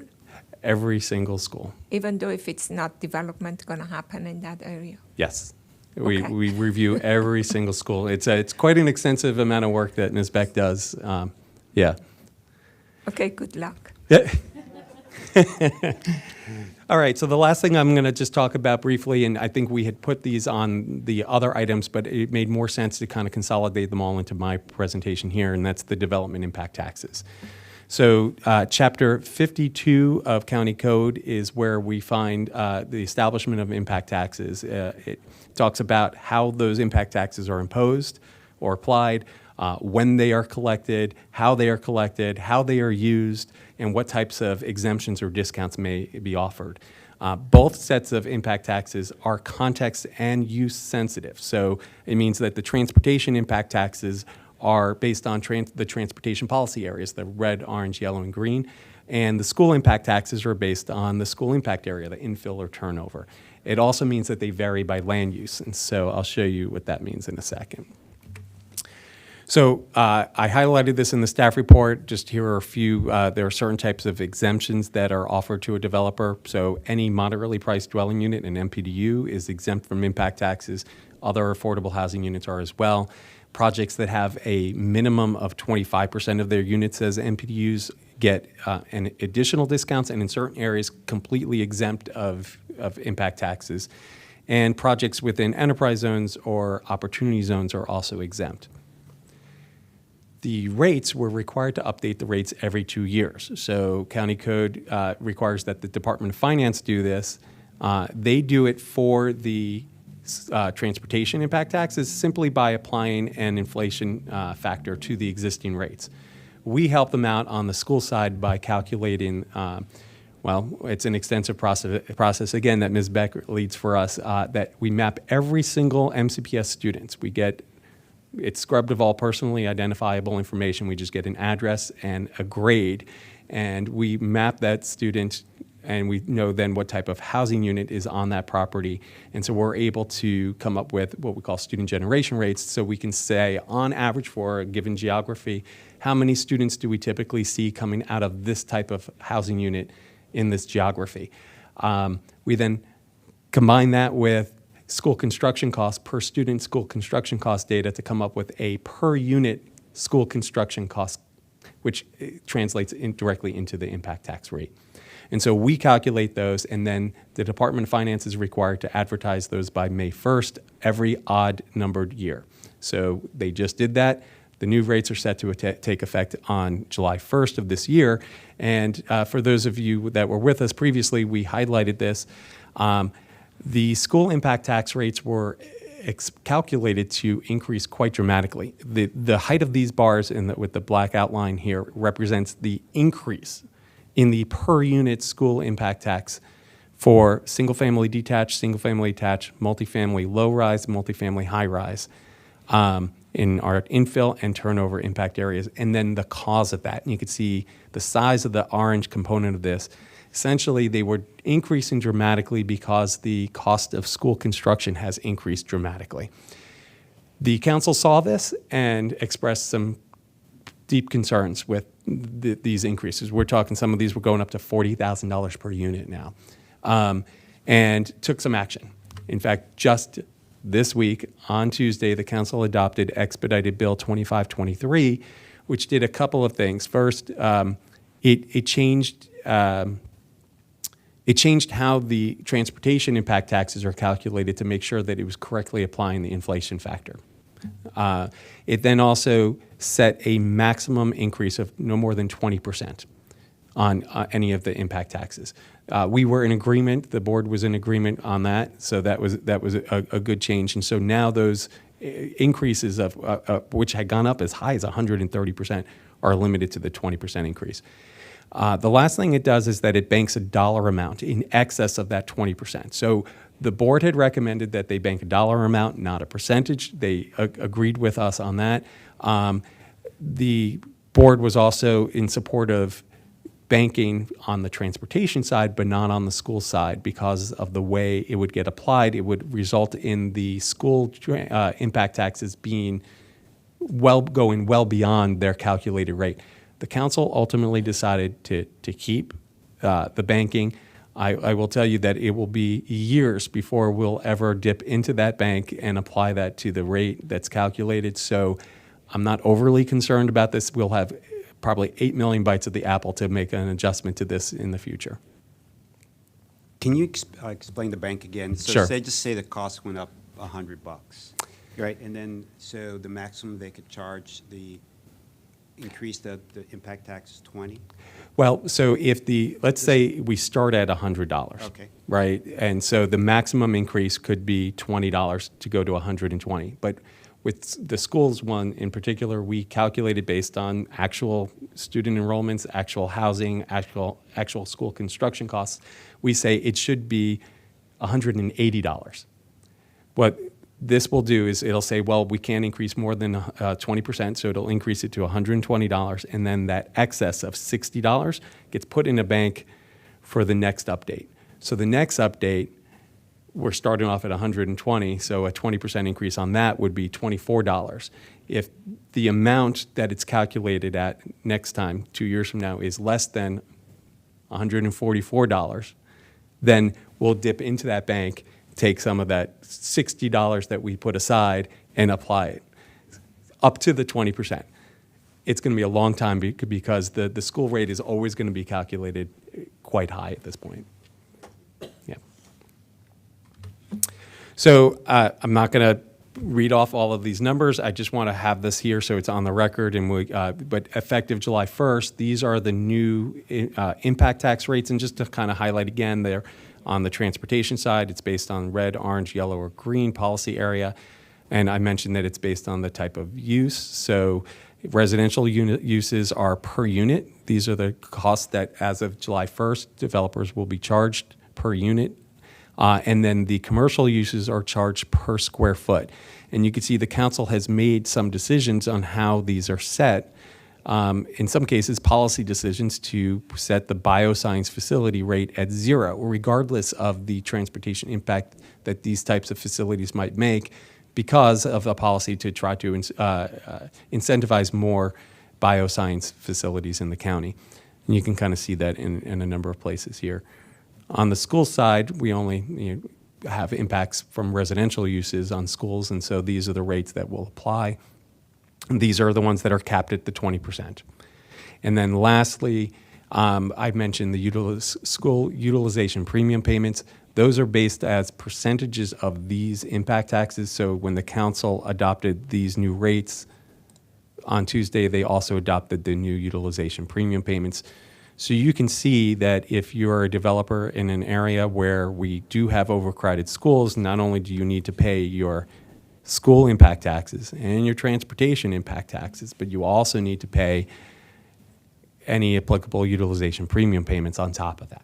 Now, in some cases, you might be exempt from the impact taxes, but you're not exempt from the utilization premium payments in some of those cases. So these are will all go in effect on July 1st. And I believe that is it. So if there are any other questions, I'm happy to answer them. Otherwise, we can, yep, it looks like there are. I have been dying to ask this question for years. I don't understand that we have school and we have transportation, you know, we look at WSSC and everything else. I do understand that in Bethesda and Silver Spring, we put these PIP, Park Impact Payments. Why? Because park and open space is a public facility. Why under this growth and infrastructure, we don't put the parks as another public facility rather than just using it as an overlay zone in the code? I never could figure that out. That's a good question, and I will tell you that part of our team, internal team, looking at the update to the growth and infrastructure policy includes folks from the Parks Department. And in the past, we've had conversations with them about whether or not there are elements of the growth and infrastructure policy that make sense from the parks perspective, or if there are certain elements of the parks development that need to be incorporated into the GIP, into the policy. We're also talking to WSSC. One of the things that we've heard in a lot of our housing discussions is when we look at the impacts of trying to encourage more missing middle type of housing in our established communities is a lot of those established communities have aging water and sewer infrastructure. And we want to know what method is in place to ensure that that aging infrastructure can be maintained and be adequate for potential new development. And so, you know, we're looking at, are there other elements beyond schools and transportation that we need to be incorporating into this policy in some way?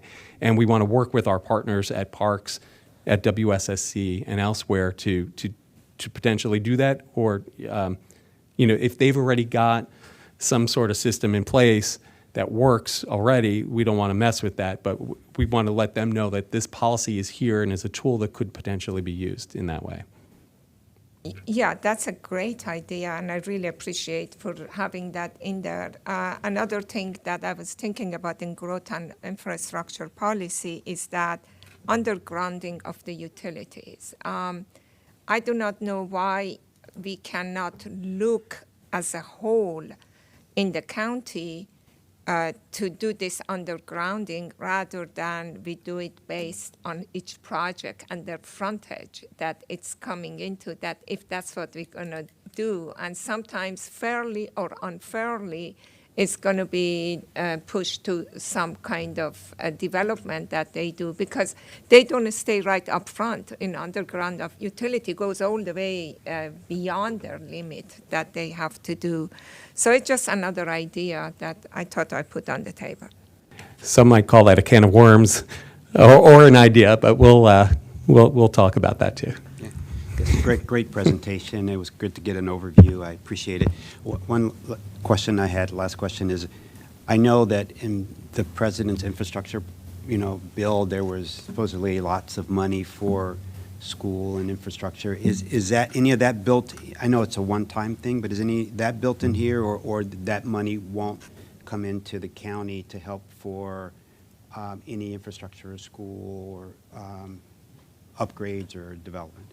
Right. Well, certainly it doesn't really factor into the policy that as we created or even the impact tax calculation, but I know that the county, in terms of when they go through their CIP process and identify the source of funding for different projects, they have certainly pursued different state funding and federal funding as well. And we can maybe look into that and get some details on that. But They certainly try to get whatever funding they can from whatever source. And I will say that ultimately, the school impact taxes are a really small component of the funding that they use for new construction. One of the changes the council just made was an increase to the recordation tax, and not just increasing it, but making it more progressive. So the higher the sale of a home or a property, the more you pay in recordation tax, and a larger portion of that is now going to school construction. This was something that the board had recommended as part of the growth and infrastructure policy 3 years ago, and it was nice to see the council finally take action on that. That is a major source of funding for school construction, and that really does a better job of capturing what's driving school enrollments now, which is the turnover of existing homes. Yeah. Okay. Thank you. That was good. I hope you have an, I guess, algorithm in your system to do a lot of these calculations by We do, make and it you're easy, you're yeah. about to see some of that. So. Nothing but advocacies. Thank you. Oh, okay.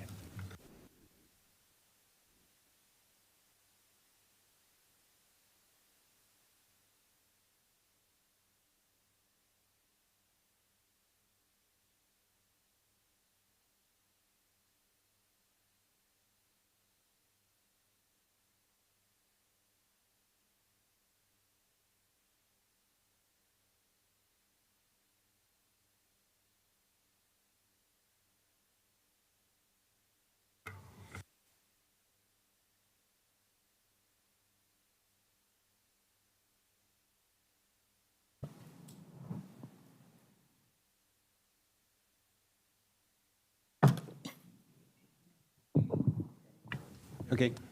Yes, yeah.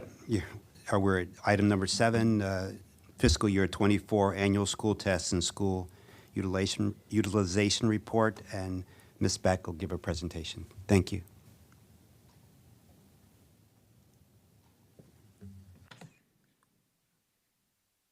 Excuse me, just trying to find my mouse on the screen.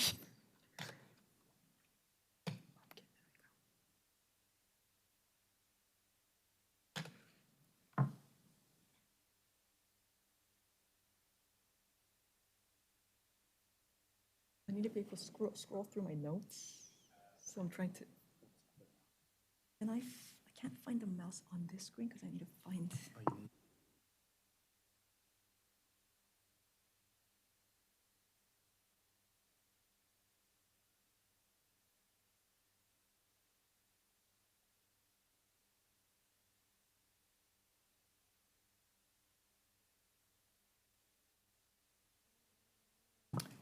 My apologies. Now we're ready. Okay. So good afternoon. For the record, Jesus Beck, Countywide Planning and Policy. The Growth and Infrastructure Policy, as Jason mentioned, requires the board to review and certify the results of an annual school test no later than July 1st of each year to evaluate the adequacy of the county's public school facilities. So here I am presenting the results of the FY 2024 annual school test and some complementary findings from the school utilization report that might be helpful in understanding what's going on around the county in terms of public school facilities. So here's what the presentation will look like.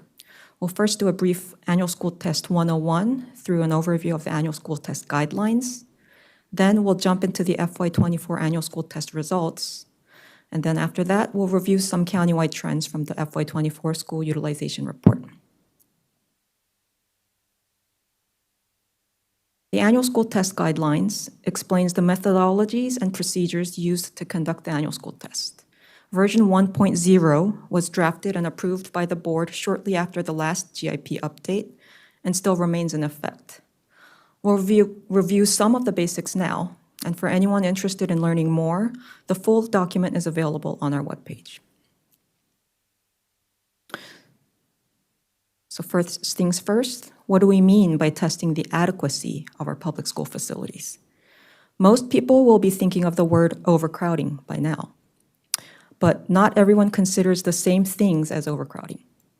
Some people think too many students in one classroom is a sign of overcrowding, or a school with a student body that is too large is overcrowded. However, those are not the signs of overcrowding that planners consider to assess school adequacy. Rather, under the current GIP, the annual school test looks at a school's facility utilization rate and seat deficit to measure its level of adequacy. So, for example, if a school has a built facility that is programmed for 1,000 seats and the number of students enrolled is 1,050,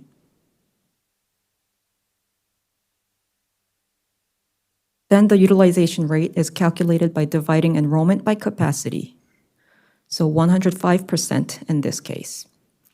A seat deficit, or surplus, is calculated by subtracting the enrollment from capacity, so this school will have a 20-seat deficit. Now that we've clarified our adequacy metrics, the next thing you might be wondering is, where do the numbers come from? MCPS publishes an Educational Facilities Master Plan and Capital Improvements Program annually that includes their official capacity and enrollment projections for the next 6 years. The annual school test simply uses those numbers, counting 4 years out from the upcoming school year, to reflect the average time it takes between approval of a project to units being occupied with students.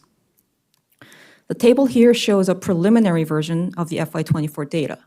So some numbers may differ slightly from the official data set that we've used for the test, but we're using this table for now for illustrative purposes.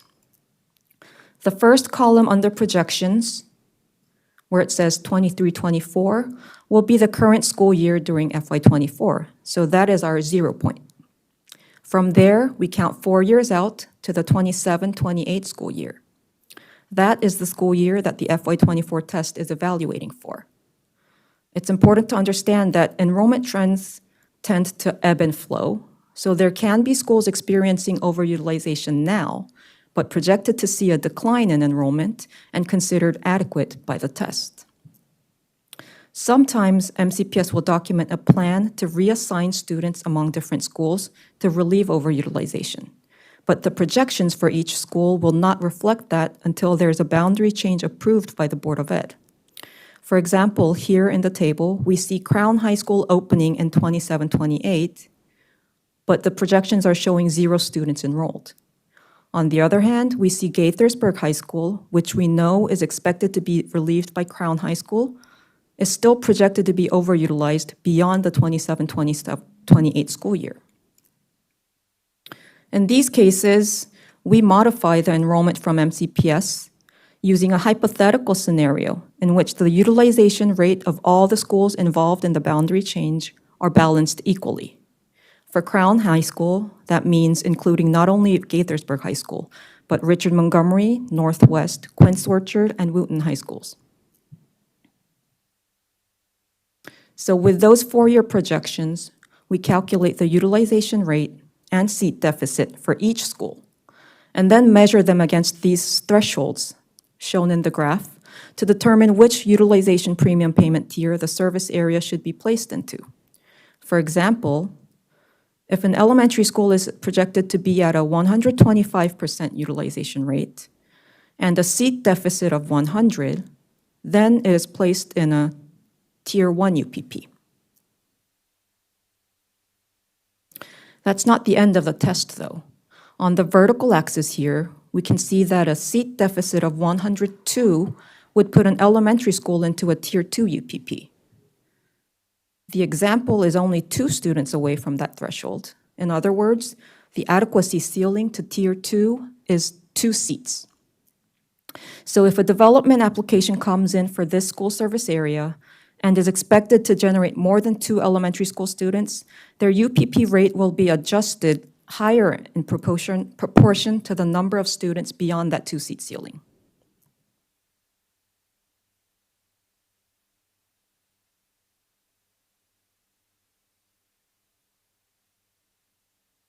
In the end, this is what a detailed annual school test result table looks like.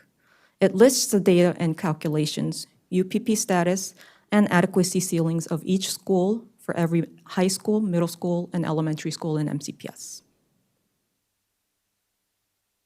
So now we'll jump right into the FY24 annual school test results.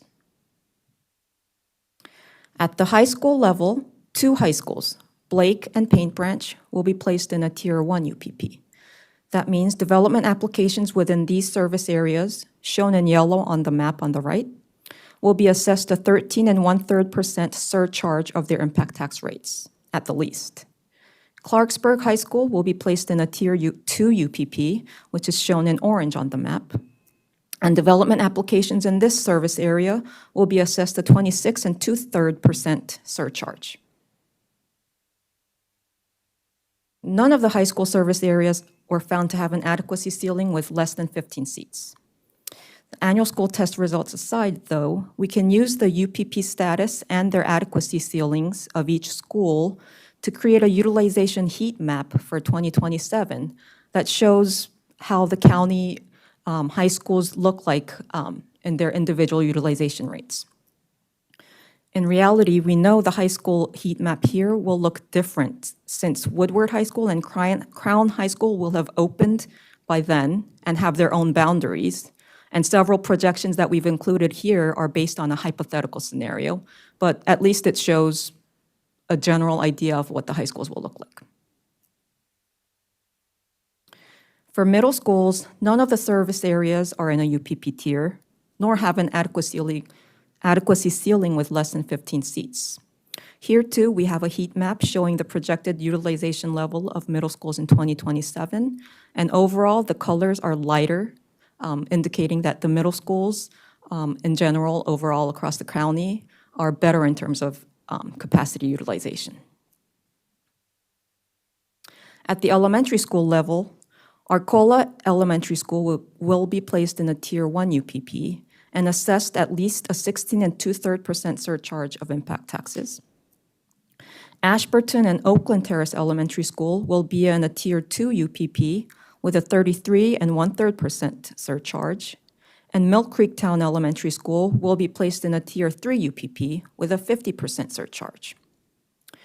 For Mill Creek Town, this is actually the 4th year in a row being placed in a Tier 3 UPP, despite there being hardly any development activity. MCPS might be looking at relieving this school through other schools in the cluster, but for now, there's no concrete plan in the CIP to relieve their overcrowding.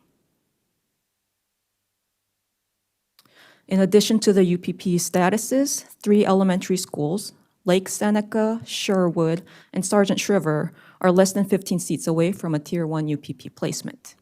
Also shown on the right is the elementary school adequacy heat map.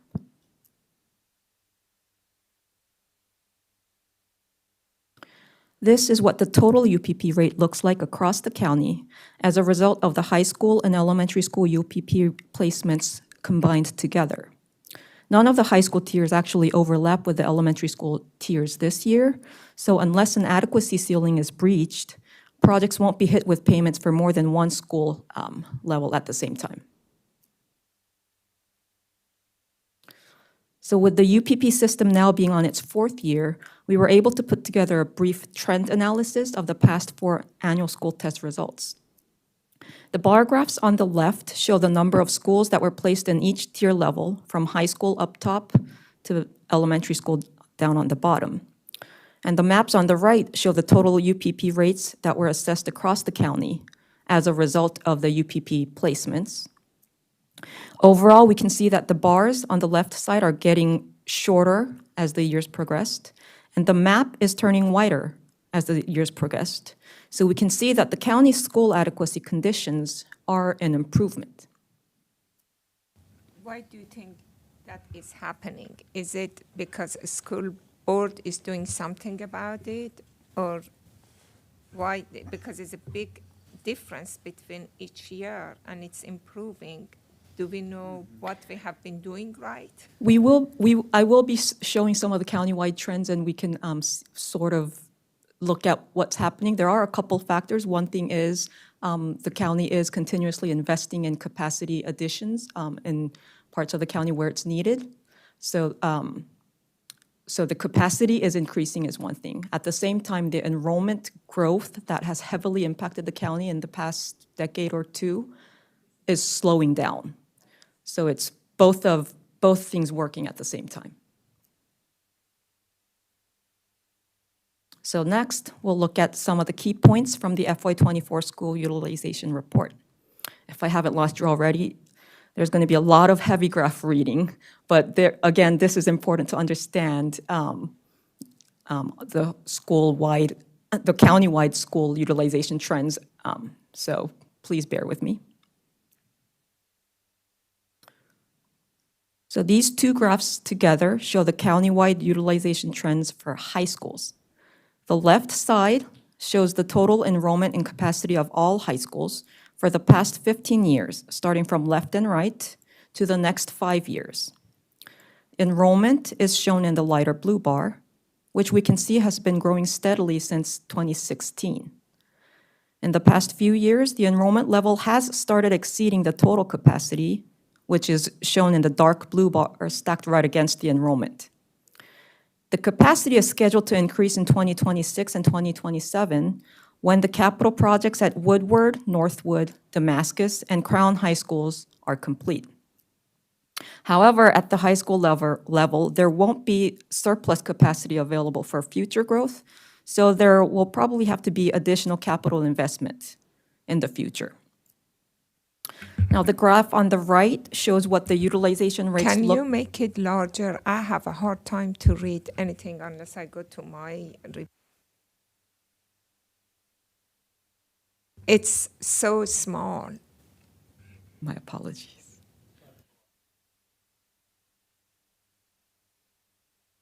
So this actually is an excerpt from the actual school utilization report, which should have been included as an attachment to the staff report. Attachment B is my understanding, and this would be, oh, I guess I can't see the pages.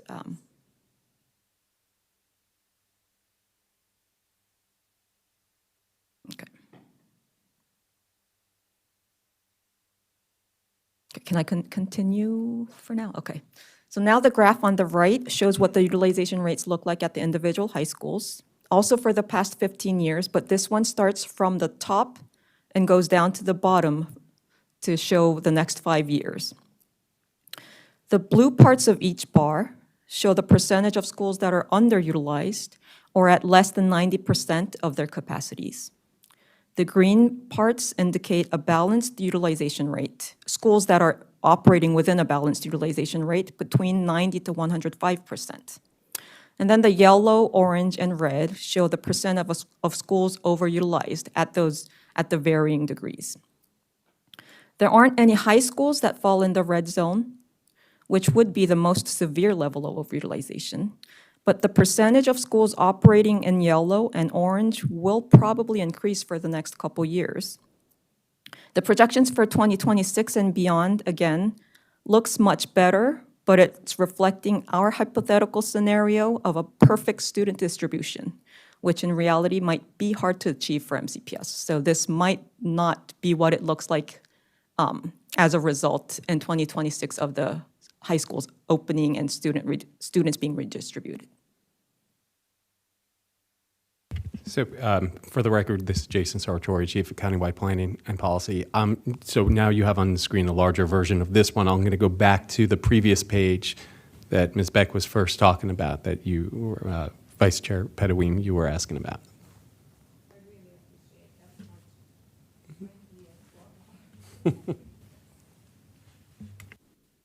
Okay, so these are the same two types of graphs, but now showing middle schools. So if we look at the light blue enrollment bars on the left side again, we can see a steady incline of enrollment starting around 2013, but then peaking at around 2019. The pandemic may have halted this growth, but looking at the projections for the next 5 years, it is plausible that the growth trend just peaked around that time too. As for capacity, the countywide seats have always been sufficient for middle school enrollment. Now the graph on the right showing individual schools shows that most of the middle schools have been and will continue to be at a pretty balanced or even underutilized rate.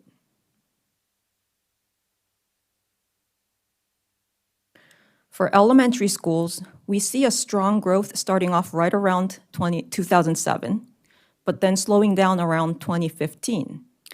If we think about it in the context of the two earlier slides, The growth trend started here at the elementary school level, but then moved on to middle and high schools as those groups of students aged and progressed through the school system.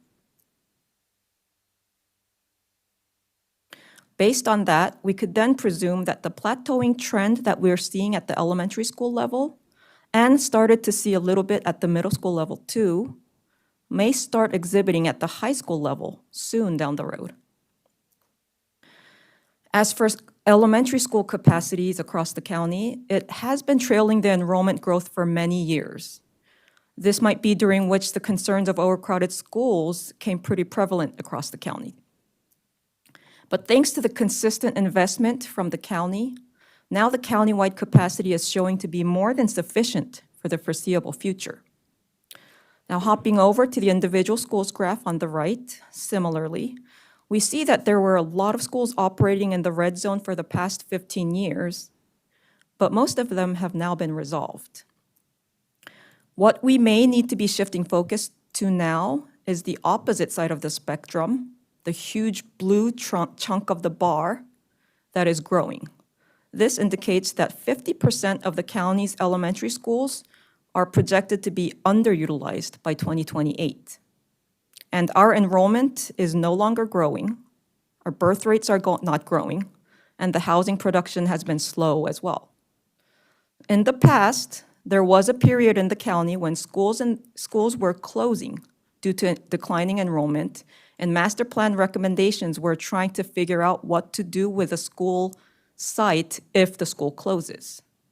So we need to be cautious not to overbuild capacity now, only to head towards that same direction again sometime down the road. We may still see pockets of overutilization in parts of the county, like we saw in Mill Creek Town Elementary School, which is at a Tier 3 UPP placement. But whether building more capacity is the best solution to relieve those pockets is a question we'll have to keep thinking about.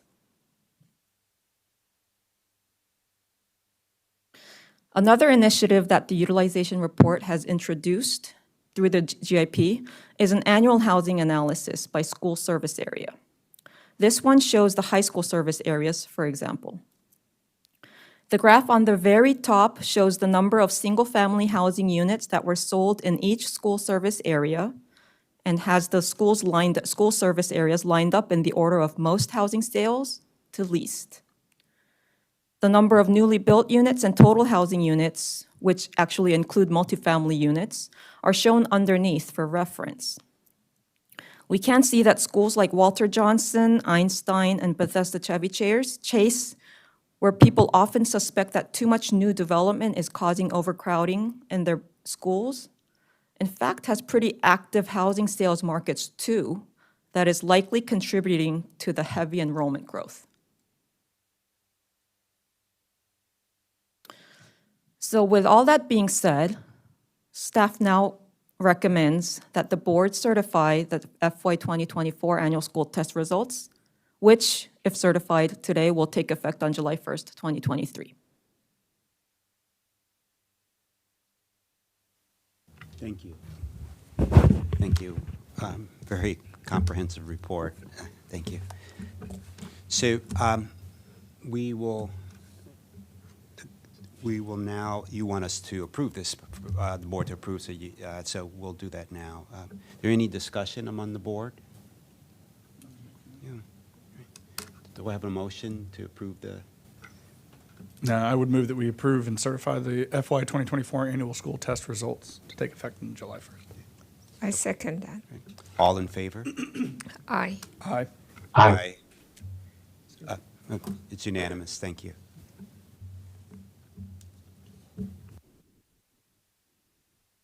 Good question. Yeah, Sarah, we're Because we'll be up to 2 o'clock. we're going to stop for lunch now. Well,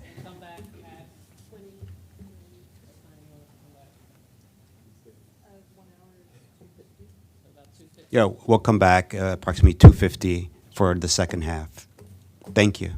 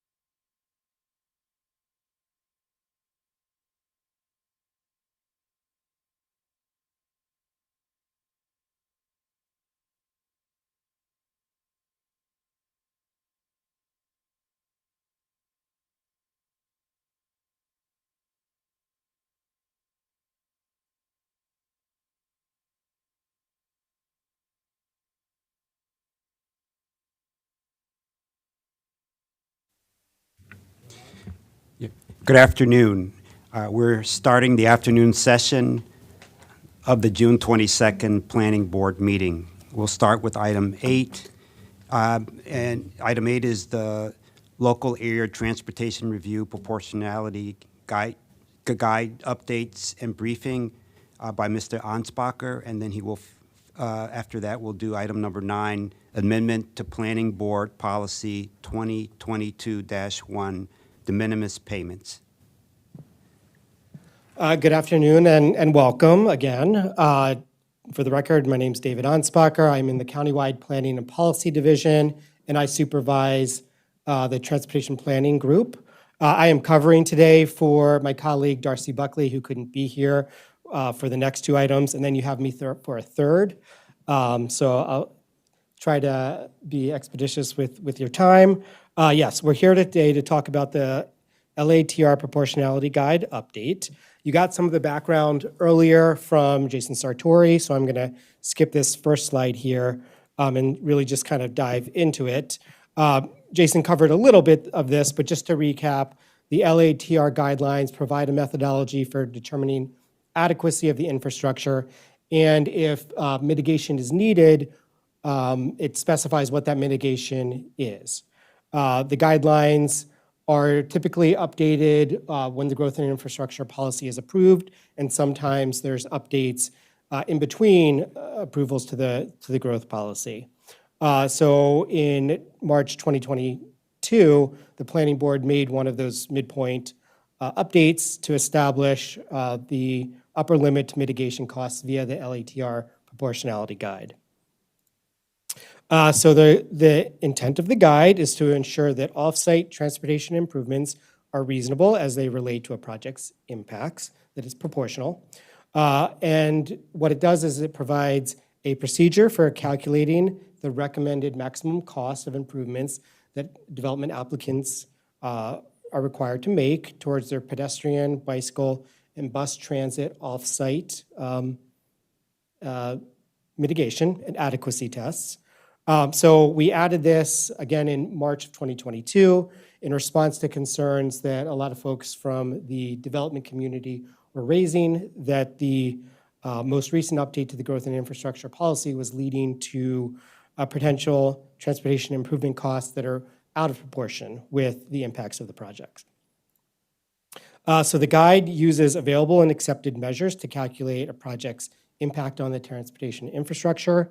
It's based on the transportation impact tax rates for orange policy areas, which, as Jason mentioned earlier, are approved by the county council and were just updated the other day.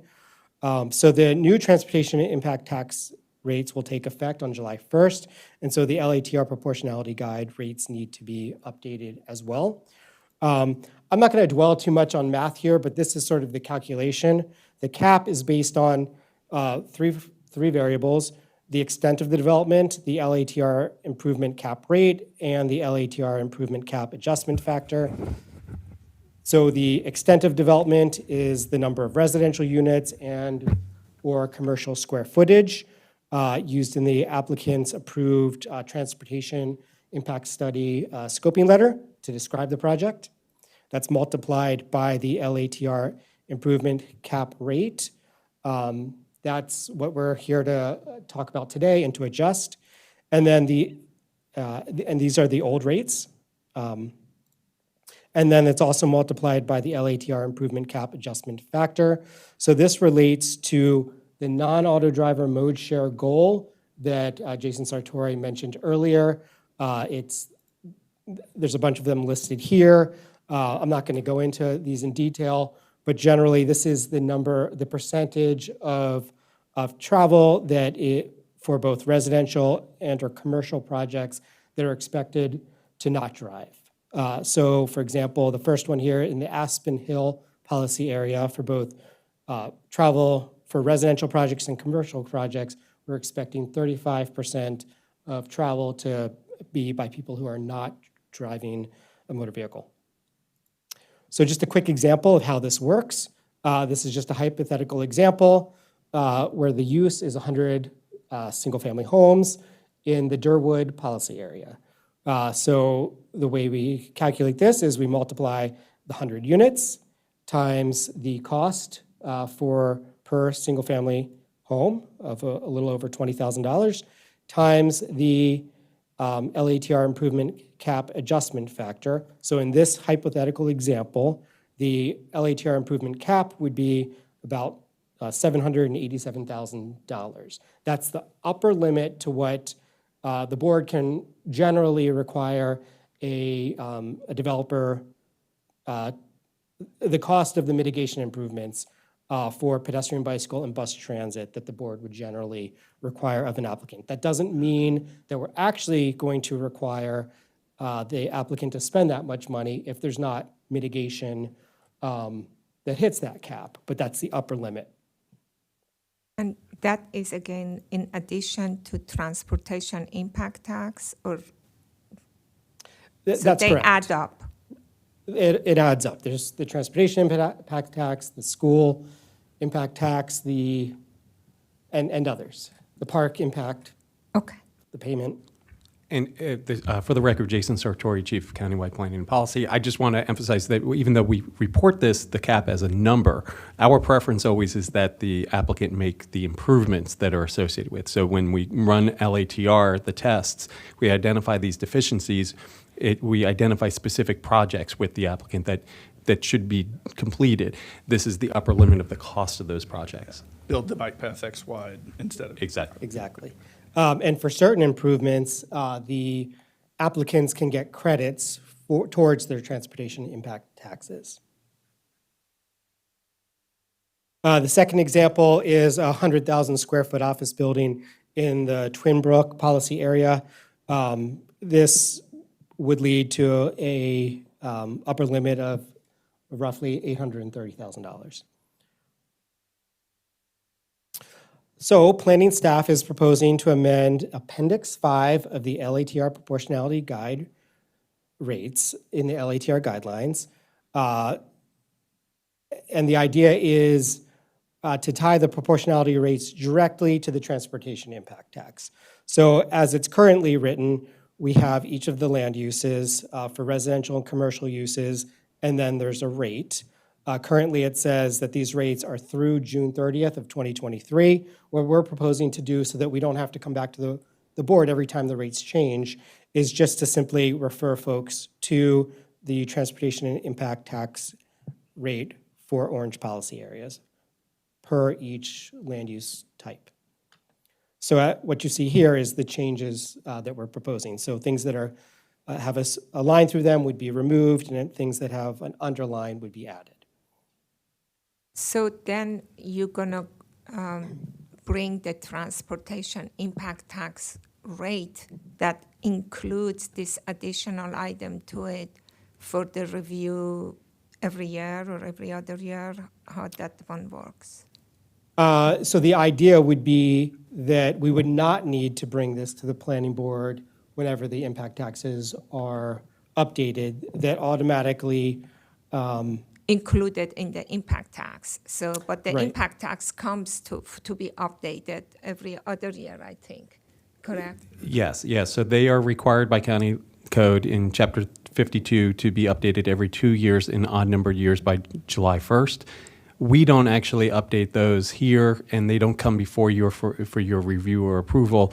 That's updated by the Department of Finance. And they have to release those by May 1st of each year. And now they have, with the law that was just adopted earlier this week, they have the caps and kind of some clarification to how they're calculated. But the Department of Finance calculates them, puts them out, and then they automatically take effect on July 1st.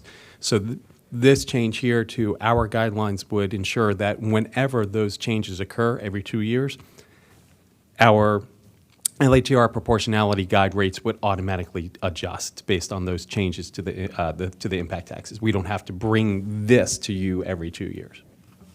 Now, you do, of course, see the growth policy every 4 years, so there would be an opportunity during the regular updates to the growth policy to consider changes to this.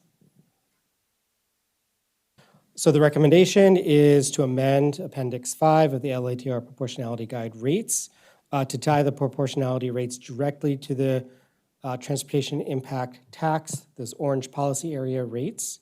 The change would be effective immediately, and the rates would update as the council updates them. So on July 1st of this year, the rates would change. So, is there any discussion? No?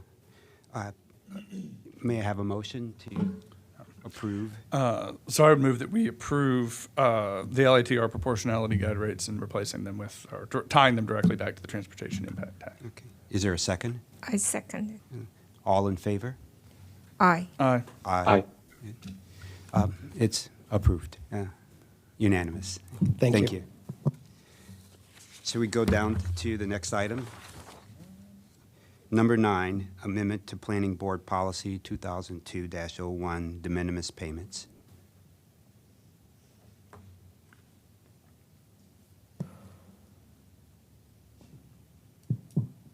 Okay, the next item is, again, the amendments to Planning Board Policy 2022-01, de minimis payments.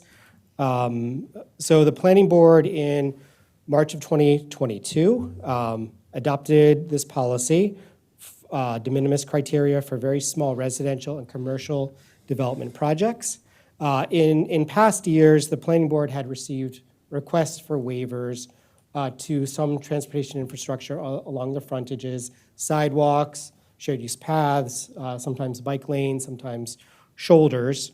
And one of the reasons that they were asking for that is that they were saying their concern is that the cost of these improvements is way out of proportion to what they're trying to do, to their development project. So last year, the board approved a policy that provides a consistent criteria-based approach for determining when to approve these requests and how to set a payment. The policy established three criteria, and I can go over those in a moment, but there's 3 criteria for when a de minimis payment would be accepted, and the policy established a payment rate of $115.20 per linear foot. That came from information that the Montgomery County Department of Transportation provided on the average cost at the time of constructing sidewalks per linear foot. So the current rate expires on June 30th of 2023, and so we're here to ask for a change. So while the policy states that the rate must be updated, it does not include a methodology for doing so. So planning staff is proposing adjusting the de minimis rates based on the 2-year cumulative change in the Engineering News Records Baltimore Construction Cost Index. This is the same source that the County Director of Finance uses to adjust the transportation impact taxes. So we're trying to be consistent. So for the 2-year period that encompasses calendar years 2021 and 2022, the cumulative increase is 19.72%. So applying this index to the $115.20 per linear foot de minimis rate from that's in effect right now would lead to an increase of $22.72 for a total rate of $137.91 per linear foot. So staff's recommendation is to revise the policy to reflect the new de minimis rate of $137.91 per linear foot effective July 1st. And the increased rate will apply to development applications that are accepted by the planning board beginning on July 1st. Thank you. Any discussion? Just a quick question. So if we wanted to make permanent the use of the construction index same one we talked about, I think, a couple weeks ago, we would have to go back and change which policy? Just to make. It's Planning Board Policy 2022-01. 2022-01 is, okay, so it's another section. And we can, I think, modify the policy and document that in the policy, the methodology that's used. Okay. I was just curious about that. I think it's a good way to do it. I just was curious so we'd need to make a change to that policy, probably put it in. Right. All right. Any other comments, discussion? Yeah. Mr. Linden? Yes, thanks. I just have a quick question, not directly related to the increase itself, um, but I was wondering if you could just quickly familiarize or help me understand the criteria that's used to determine when to approve the requests. And I imagine it's probably in the policy that's referenced in your report, and I apologize for not reading that policy yet. But if there's a quick like overview of that, I would appreciate it. Thanks. Yeah, I can quickly do that. There are 3 criteria. The first one is for projects with 5 or fewer residential units may make a de minimis payment instead of constructing master planned bikeable shoulders and conventional bike lanes equal to the cost per linear foot, the rate that we're talking about today, the number of proposed units, and the lot width, the minimum lot width at the front building line that's recommended for the use in the zoning code. So for example, I don't think I have a great example here that kind of calculates this, but if the cost per the linear foot is roughly $139, there's 1 unit, and the lot width at front building line is 100 feet, then it would be 139 times dollars times 1 times 100, which would be about 13,000. So that's criteria 1. Criteria 2, for projects with 3 or fewer residential units, those may make a de minimis payment instead of constructing master plan side paths and sidewalks when these improvements would either require relocating utilities, utility poles, stormwater facilities, or require large retaining walls, or if the frontage has an excessive length. And it's a similar calculation.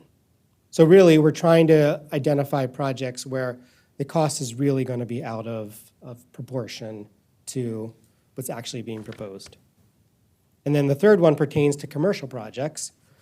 So commercial projects would qualify for new buildings and additions, for projects that have fewer than 5,000 square feet and that are generating fewer than 40 net new peak hour person trips, or projects where there's a change in use, there's no additional square footage, and the project is generating less than 40 net new peak hour person trips. So very small projects, commercial projects.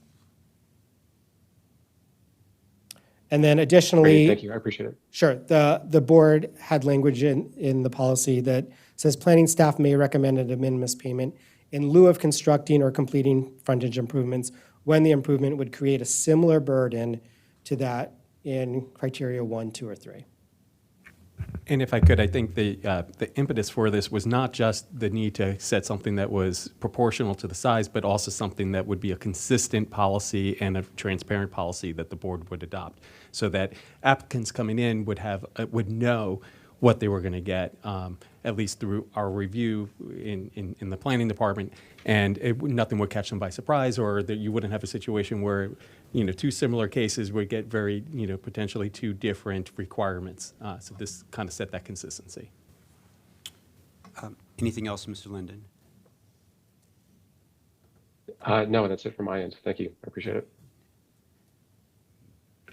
Ms. Peterman, do you have any comments, questions? No, I was just going to make the movement. Can I just ask one question? So if there's a gap in these improvements and they pay in, who's going to complete the gap? Will the county complete the gap? It depends on the location and whether there's a project that's been identified. Generally, I think what we've seen is a lot of these sidewalks are in locations where there isn't a network of sidewalks to be completed. Right. But theoretically, the funds that are collected would go to the Montgomery County Department of Transportation, and then they could choose to fill that gap. Okay, great. And just to clarify too, if it's if it's a situation where there's a 4-foot sidewalk and we're supposed to have a 6-foot, this would also qualify for that, for like a new home or in something a little if you had to cut down a tree or move the power lines or something like that, that would also sort of qualify in those. situations. Yes, it could qualify in that situation. Okay, great. So I'd like to, would someone like to make a motion to approve?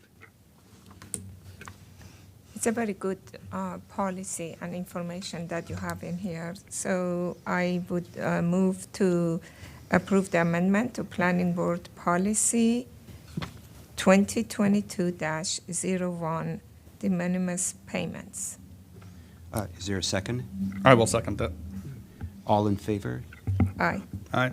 Aye. Aye. So an unanimous approval. Thank you. So our last, well, no, oh, no, I'm sorry.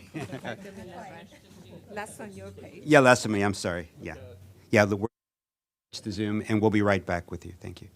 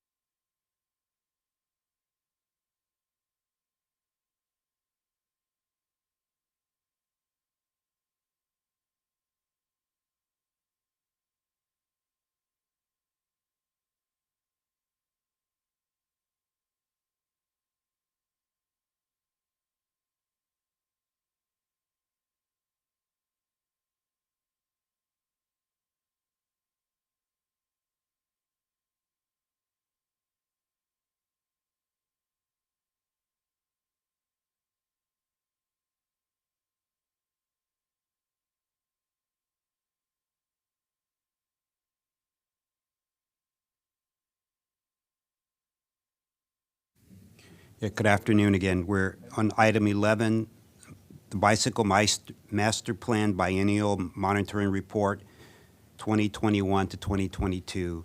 The staff is recommending to transmit the monitoring report to the County Council. Mr. Ansbacher, could you take us through this, please? Yes, thank you. So it's been almost 5 years since the county approved its most recent, David Ansbacher, in the Countywide Planning and Policy Division of the Planning Department.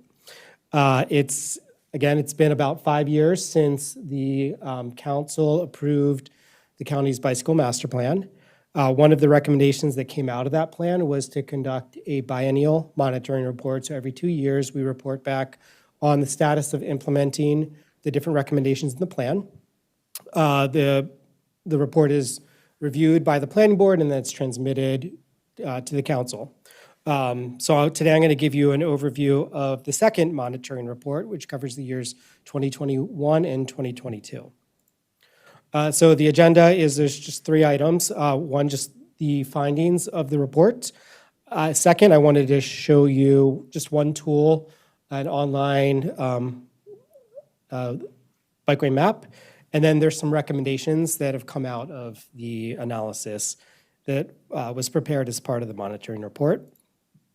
But I also wanted to kind of set a broader context. So every 2 years, the department does a travel monitoring report. And it's changed over the years. And when the department's tried to make it much more of a decision-making tool. So this year, you're going to see the travel monitoring report will have 4 components. The bicycle master plan component, we're advancing because we are trying to provide recommendations that can hopefully influence the Montgomery County Department of Transportation's budget requests. But typically, this monitoring report will be a component of the travel monitoring report. So in July, didn't write the date, but I think it's July 20th, you will see the rest of the travel monitoring report, which will be the metrics that we're proposing for the pedestrian master plan that the council will be reviewing starting this fall. Some metrics in our Complete Streets Design Guide and some metrics from the county's recently approved general plan, Thrive Montgomery 2050. So Russ Provost from our team will be presenting that to you in July. But to focus first on the bicycle master plan findings. So the report is organized by goals and objectives, bikeways, bike parking, bicycle supportive programs, the legal and policy framework recommendations, and then staff's recommendations for the coming years. So first to look at the goals and objectives. So the plan has 4 goals. Goal 1 is to increase bicycling rates in Montgomery County. That's sort of the ultimate goal that we have that is made easier by achieving or advancing goals 2, 3, and 4, which are to create a highly connected, convenient, and low-stress bicycling network, something that's comfortable for everyone, providing equal access to that network for all members of our community, and then improving the safety of bicycling. So I'm going to go over some of the objectives in the plan. So the next few slides will evaluate the objectives under Goal 1. So again, that's increasing bicycling rates in Montgomery County. So this slide shows the percentage of Montgomery County residents who commuted by bicycle between 2006 and 2021 using data from the American Community Survey. It generally shows a trend line that is going up, but as we've seen since 2019, the results show that bicycling rates have dropped. We, of course, don't have data for 2020 due to the pandemic.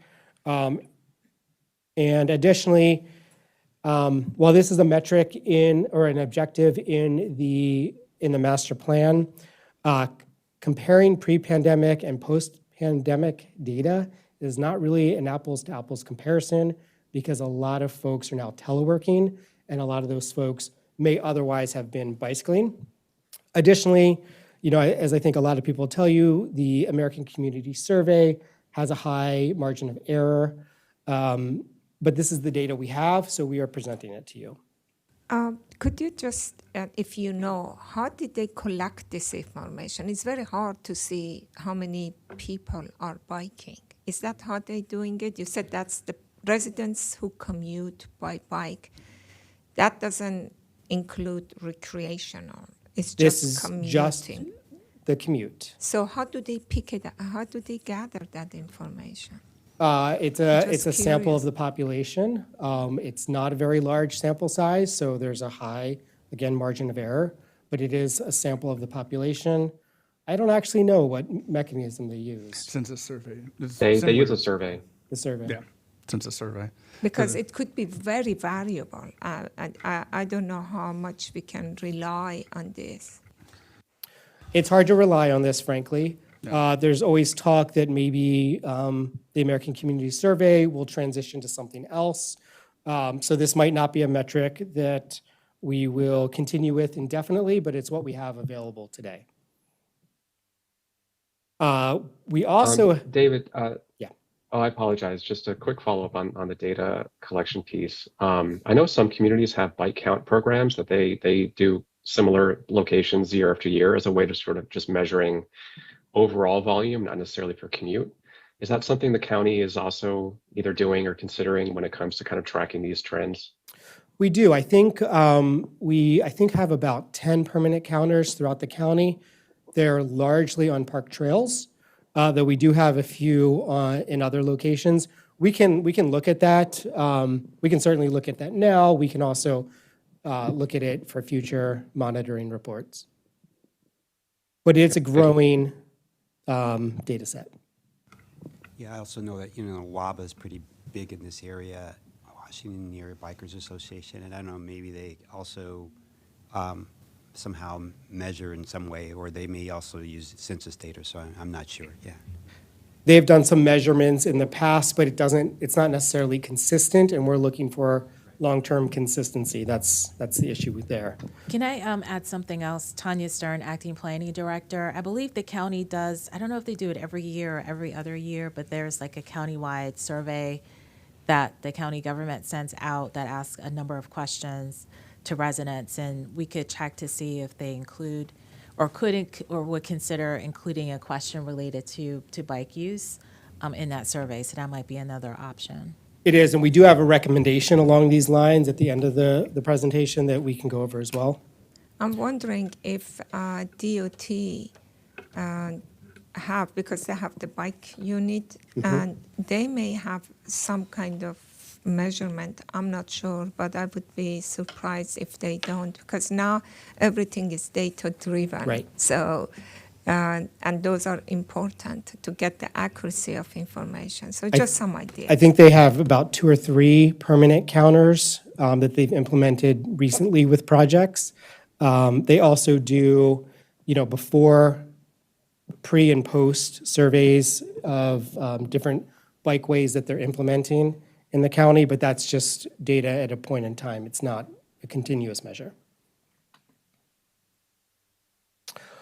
So Objective 2.3 is another data source that we have, bicycling rates to our transportation management districts. There's 6 of those in the county, and I'm showing here the results in 2018, 2020, and 2022. Again, a lot of this data, it's really hard to compare 2022 with the years before the pandemic, but what it shows is bicycling rates have grown in downtown Bethesda, dropped a little bit in downtown Silver Spring, and are just kind of inconsistent in the other transportation management districts. Some of this is related to sample size, like I believe White Oak and Greater Shady Grove have smaller sample sizes, so the results might be more variable. But again, this is a data source that we do have, so we are reporting it. We do also have data of bicycling rates to red line stations. WMATA, from time to time, conducts ridership surveys of their passengers. So they conducted one in 2016 and then one in 2022. So this is showing some bicycling rates to different metros, to the metro stations in Montgomery County. Again, as with the other ones, they're up and down, but we do see a big jump in Forest Glen to almost 5%, which is really quite sizable for in Montgomery County. So that's good news, but others, generally tend to be more consistent. As part of the pedestrian master plan in 2019, we did a survey of about half of the public school student population, so about 70,000 students, and asked questions about how do they walk and bike to and from school. Here I'm just reporting the bicycling rates. So about 2.5% of students biked to and from elementary school, and slightly less for middle schools and high schools. This is expected. Elementary school trips tend to be shorter because schools are neighborhood-based and they tend to be located on more comfortable roads to bike on. We are trying to partner with MCPS to do this survey every year or two, so hopefully going forward, we'll have more data to show as a comparison. And so the next few slides start to evaluate goal 2, that's creating a highly connected, convenient, and low-stress bicycling network. So this is important because how comfortable our bicycle network is the key determinant as to how many people are going to be bicycling. So we have a number of different measures in this goal. So countywide connectivity is our overall measure of low-stress connectivity, comfortable connectivity, and measures the percentage of potential bicycling trips that can be made on a completely comfortable bicycling network. So it's sort of an abstract measure for us, but it is showing growth. So we're tracking data from the end of 2018, 2020, to the end of 2022. So we're seeing a small but steady increase. Then we can look at projects that were under construction at the end of 2022 and how those will influence countywide connectivity in the coming years. Then we look at projects that have been funded in the capital budget or approved by the planning board and how those will improve connectivity. And then we compare that to where the plan says it ultimately wants to go. So with every project that's under construction, that's funded, and that's been approved by the planning board, we'll be at about 20% connectivity. So we're trying to get to 83%. There's quite a ways to go, but we're starting to see steady progress. So the experience of low-stress connectivity varies greatly in different policy areas. You saw the policy area map earlier today. So it varies, in different policy areas. So in policy areas like medical center by NIH, in the Clarksburg Town Center, in the Littonsville community, all of those have some of the highest, or will have some of the highest connectivity rates in the county once all funded and approved projects are implemented. Others, like Twin Brook, Burtonsville Town Center, and Friendship Heights, are pretty low. For Twin Brook and Friendship Heights, that has to do with their proximity to other jurisdictions that might not have similarly developed or developing bicycling networks. But it does point to locations in the county that we need to start to prioritize with investments to improve connectivity. Objective 2.2 is the low-stress connectivity to transit. This is getting a little bit more detailed, so I'll try to just break down one of these. But we can look at overall connectivity to the red line stations, to the Mark Brunswick line, to the purple line, future purple line, and the US 29 Flash service. So what we see, what this evaluation does, it evaluates the percentage of dwelling units within 2 miles of each transit station and how well they are connected to the transit station on a completely low-stress network. So for example, at the end of 2022 or 2018, looking at the red line, connectivity was about 8%, as shown in purple here. The yellow shows connectivity at the end of 2022, growing to 10%. Once all projects that are under construction now are completed, it'll grow to 14%. The blue shows that projects that are funded in the capital budget or that are approved as part of development approvals, so that will grow to 19%. And then the red shows the target connectivity in the bike plan, which for red line stations is 67%. So again, we are focusing a lot of our improvements around transit stations and in our downtown areas now. So connectivity to the Red Line stations is growing. We do something similar for schools. I'm not going to go into this in any great detail, but we also are focusing our analysis on schools. And then we also look at connectivity to libraries, recreation centers, and our bigger parks, our recreational and regional parks. In the appendix to the report, you can look at every individual station, every individual school, and see what the experience of that public facility is if you're interested in that level of detail. A quick question, when do you yep. expect to hit these targets? I mean, just, is it 20-year target, 10-year target? So we had initially, the planning board had initially recommended a 25-year target, if I remember correctly. The council actually removed that, and they said they did not want to set targets for future councils. So there is no actual target year in the plan, but they did leave those target numbers. If I could, I think it's really fascinating, these last two slides, right? When you look at the previous one, if you go back to now. So, this is around transit, and you can see that we're making some considerable progress going from the purple up to where the blue is, things that are either have happened or are scheduled to happen. A lot of this comes through in private development too, and we're seeing stuff happening around metro stations, around our transit lines here. But then you get to the next one, and you can see very little progress has been made in terms of connectivity to schools.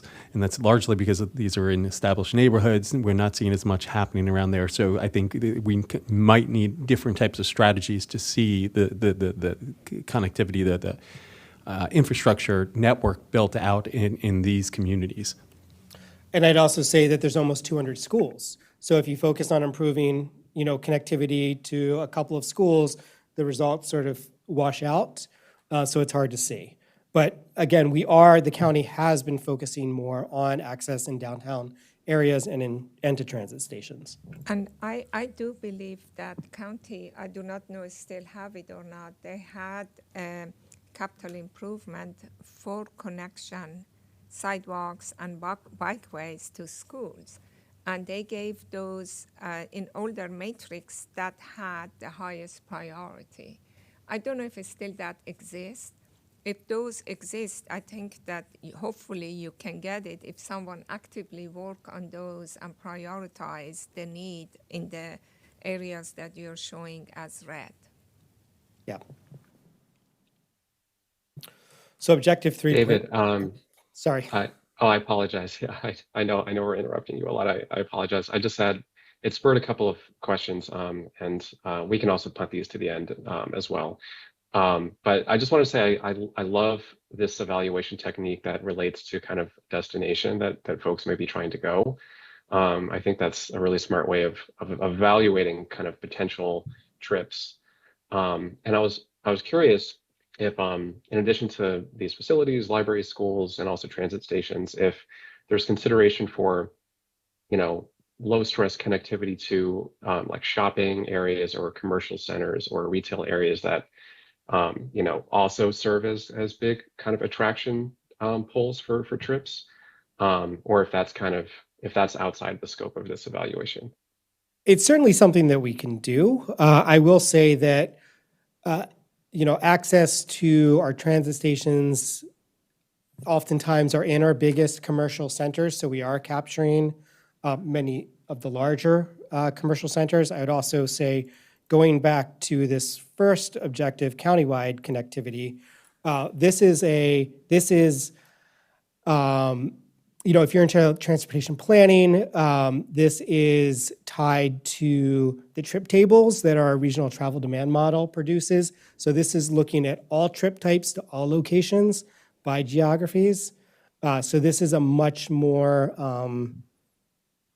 captures much more travel than the other metrics do, including access to commercial areas. But yes, we could, if we wanted to identify, 10, strip malls, for example, in the county, we could do that.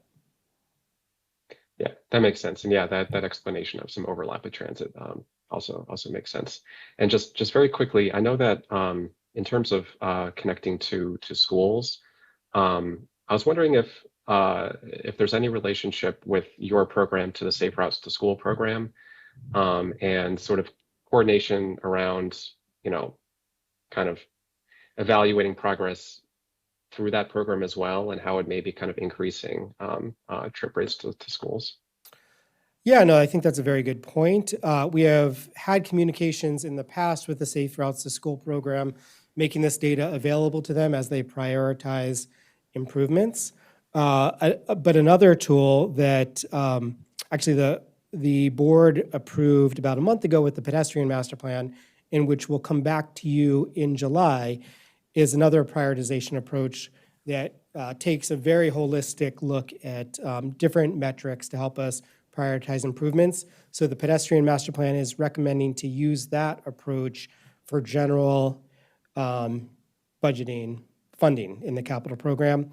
So that incorporates safety, connectivity, actual existing usage. We have metrics now for exposure, and probably other things that I'm forgetting. And equity. That just reminds me, if you could refresh my memory, because we have now the bicycle master plan and we have the pedestrian master plan. But the pedestrian master plan, does it include all the modals like bicycle, or it's just people by walking? I thought that it includes bicycle also. It does. Okay, that's what I remember. So are we at one point going to combine these two master plan, make it pedestrian and bicycle, or non-transportation modal master plan? Because now you're talking about having two separate master plan, two separate set of priorities, two separate kind of monitoring or anything. It would be nice if you put them all together and make it one. And just something. I think we agree with you. I think we are trying to build towards that. I think we have a couple of steps that we want to accomplish before we get there, but I think that is sort of I would hesitate to say maybe medium-term plan. We have data sources that we're still trying to develop. We are, in July, we will be starting an update to our master plan of highways and transitways. And so I think we're gonna get there, but we have some intermediate steps. I really believe they're so much intertwined, and having two separate ones is very difficult to monitor and also to implement. If you have them all under one, you could easily, the implementation gets more realistic. Yeah, and I think you're absolutely right. The good news is we didn't have any of this maybe 5, certainly 10 years ago. So it's a continual process of refining and trying to bring things together. If I can just add to that, just one thing to keep in mind is that what is in the bicycle master plan, for instance, has some certain types of recommendations that don't exist in the pedestrian master plan. So for example, specific guidance about where new bike facilities should go. The pedestrian master plan does not include those types of recommendations. The pedestrian master plan has sort of broader, more strategic design, policy, program type recommendations. So they are very much complementary, but in terms of their specific content, they are not exactly the same. So they do, serve, like I say, complementary purposes, but they're not exactly the same.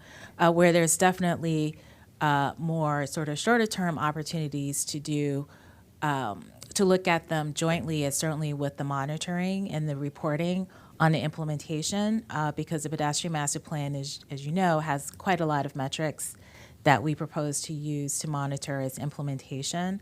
But again, the other sort of thing to keep in mind is that even having a bicycle master plan and a pedestrian master plan is something that a lot of jurisdictions don't have. And so this is really an opportunity for us to have dedicated master plans to really highlight the importance of these modes of transportation. And as Dave mentioned, this is certainly a stepping stone for us, down the line to have something that's much more of a multimodal, transportation plan that covers all modes. I 100% agree. I think that it's great that you have done it as a stepping stone, bring each of them and focus on each by itself. But now that we are looking in future and coming from an implementation agency, it makes it much more in reality, in the real world, when we want to implement and see the impact of it. Now that you have these two stepstones, you could converge them at a point that you'll be able to implement them faster. That's it. All right, so moving on to goal 3 and objective 3.1. So this is connectivity to equity focus areas, and it compares the percent of potential bicycle trips that can be made on a low stress bicycling network between equity focus areas and non-equity focus areas. So a result of 100%, which is the target that we're trying to get to, would indicate that there is parity in comfortable access to bicycling between our equity focus areas and our non-equity focus areas. A result of 50% would indicate that equity focus areas have about half of the low stress connectivity of non-equity focus areas. So when the plan was approved at the end of 2018, the result was 89%. So we're not quite at parity, but we're getting there. Over the past 2 years, the metric has dropped a little bit. We've certainly invested in bikeways in equity focus areas, but we've also focused in other areas of the county. And so the metric is starting to drop. You'll see that projects that are under construction and then those that are funded in the capital budget and approved by the planning board are going to bring things back up. But you'll see at the end of the presentation, we have some recommendations to make very targeted investments in our equity focus areas to sort of accelerate achieving parity. Objective 4.1 is about safety. It shows how the number of bicycling fatalities and severe injuries have changed over time. While the metric has generally been improving as fatalities and severe injuries from year to year tend to be going down, in 2022, there was 13 serious injuries among bicyclists in the county and 4 fatalities. These included 61-year-old Zhenju Chen on Maryland 355 in January, 18-year-old Enzo Alvarenga on Old Georgetown Road in June, 42-year-old Sarah Langenkamp on River Road in August, and 19-year-old William Villavicencio on Georgia Avenue in October. So we clearly have some work to do to continue to improve the safety of our bicycling network, and I think it's always important that we remember the fatalities that have occurred over the past 2 years. So now transitioning to the bikeway component of the presentation. So of the over 1,150 miles of bikeways recommended in the bike plan, 285 miles currently exist, which is about 25% of the proposed network. 410 miles, or about 35% of the proposed network, are recommended to be built out during the life of the plan, and an additional 457 miles is envisioned to be built out beyond the life of the plan. This graph shows the miles of different types of bikeways that were constructed in 2021 and 2022 by both the public sector, so that's shown in blue, and developers, so shown in red. So the projects that the planning board is approving, again, shown in red, are really starting to add up and to contribute to the build out of the bicycling network. During this time period, 5.3 miles of new master plan bikeways were completed. That was about a little over 3 miles by the public sector and 2 miles by developers. And as will be the case, because most of our bikeways are recommended to be separated bike lanes and side paths, that's where we're seeing the biggest growth. So just a couple of images here to show you some bikeways that were built in 2021 and 2022. So this is the Woodmont Avenue Cycle Track, Phase 1. It's a short bikeway right now, 0.2 miles, but it's a really critical bikeway as it goes right through downtown Bethesda, and that was completed October of last year. Frederick Road Bike Path, 1.6 miles, completed by MCDOT in July of 2021. the Grove Street Neighborhood Greenway, 0.4 miles, completed by MCDOT in November of 2021. I'm just going to quickly go through these. Snoffer School Road, half a mile, completed of side path, shared use path, completed in March of 2021 by MCDOT.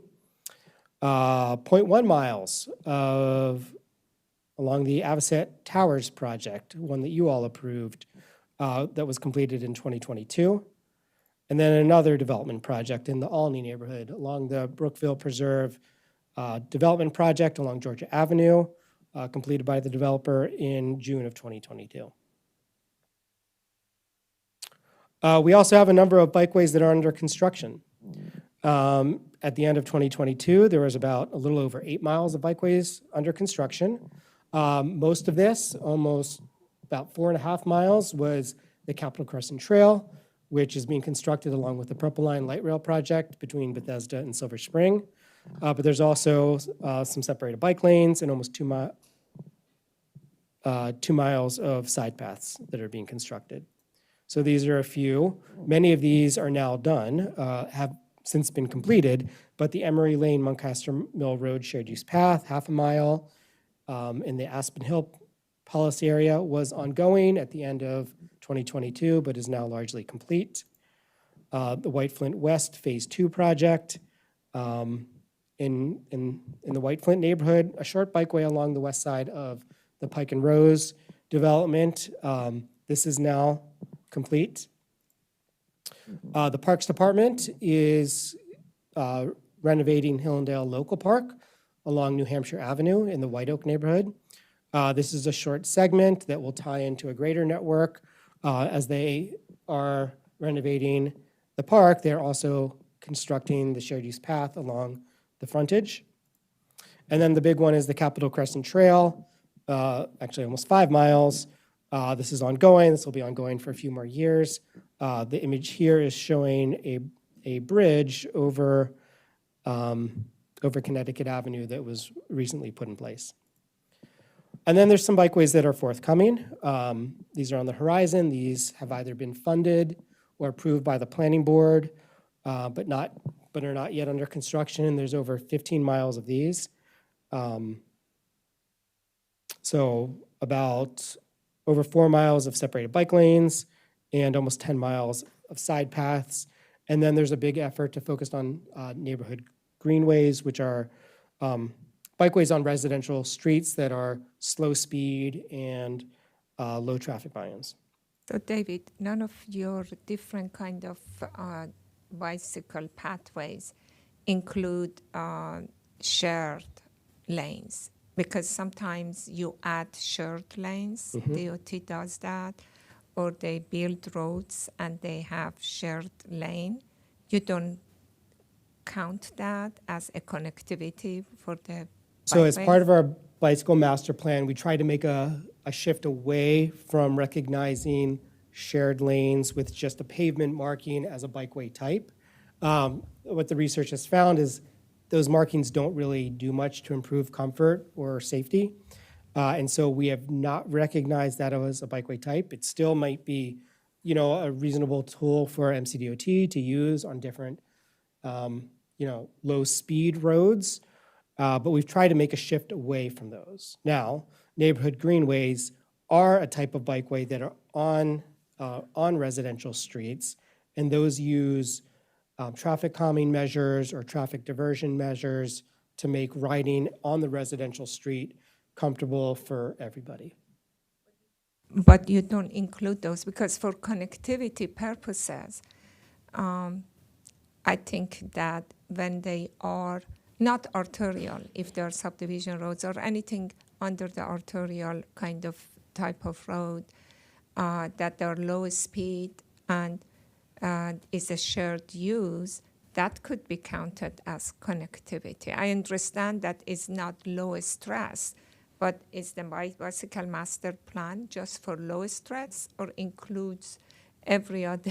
No, the bike plan, Bike we plan. made a real shift when this bike plan was approved a couple years ago, that what we're trying to achieve is the low stress Okay. network, comfortable network that everyone can feel comfortable using. It's fine, just good to know. Yep. The next section is on bicycle parking. And so the plan recommends adequate bicycle parking at all public facilities, including schools, libraries, recreation centers, and parks. So our staff conducted a survey in 2022. Lily Mernon looked at every school in the county and other facilities. She evaluated the number of bike parking spaces at each of these public facilities and then compared them to what our measurements say we should be targeting in terms of the number of bike parking spaces. What we found was that we need a lot of bike parking. We have known this, but we need over 8,000 bicycle parking spaces throughout the county at our schools, public libraries, and recreation centers. We also look at bicycle parking stations. So these are secure long-term facilities for leaving your bike. And, if you're, for example, going to work, you can leave your bike in the morning, pick it up, 8-10 hours later, and feel comfortable that it's still going to be there in a sheltered location. So the plan recommends bicycle parking stations at all Metro Rail Red Line stations and at many of our MARC Future Purple Line and Future Purple Line stations to increase the number of bicyclists traveling to these transit hubs. We're really trying to expand the reach of our transit investments. So currently, 2 of the highest priority bicycle parking stations shown in this chart are advancing. We had a developer build what is, I think, about a 460 space station at the Bethesda Purple Line station. That will need to be outfitted in the next couple of years and will be available once the Purple Line is complete. MCDOT has in design a 74 space station in downtown Silver Spring.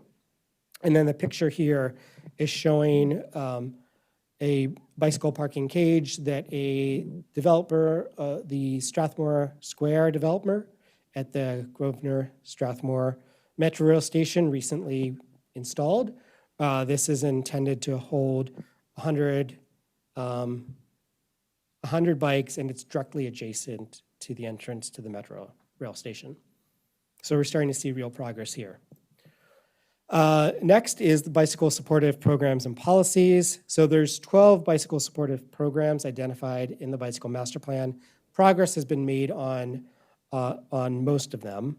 John Ryder from our staff presented the county wayfinding plan and bikeway branding plan to the planning board about a month ago. It is creating a sign family for bicycling routes throughout the county. The initial study completed, but now we have partnered.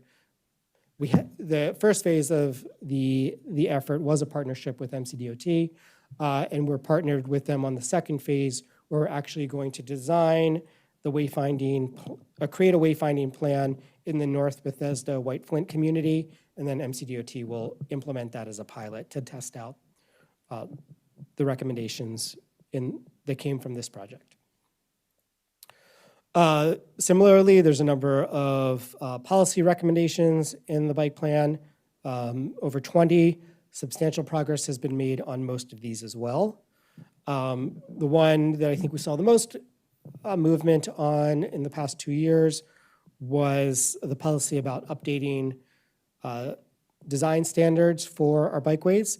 The county now has a complete streets design guide that was finalized or approved by the planning board maybe 2 years ago. The county council at the end of last year adopted 2 bills that fully authorize and incorporate complete streets into the county code. So this guide does a number of things, but among those, it provides guidance on the appropriate bikeway type for different street types and how that bikeway should be built. I just wanted to quickly show you a map, so I'm going to transition to a map for a moment. This is a map that's available at mcatlas.org/bike plan. Here you can look at all the different types of bikeways. There's information that shows you what the different bikeway types are. It'll give you an image of the different bikeway types, so you can familiarize yourself with those. You're going to be hearing a lot about this. But then the map here is showing, right now, is showing the master plan bikeways. Things that exist are solid lines. Bikeways that are proposed but not yet existing are dashed. So you can toggle among master plan bikeways. You can look at existing bikeways. So maybe I'll focus on like the Bethesda area. So this is what exists today in Bethesda. You can add in those bikeways that are under construction, those that are funded, those that are development conditions. You can show our red line stations. Here, you can see the purple line stations here, location of schools, and you can make comparisons about how the and see how the network is really unfolding.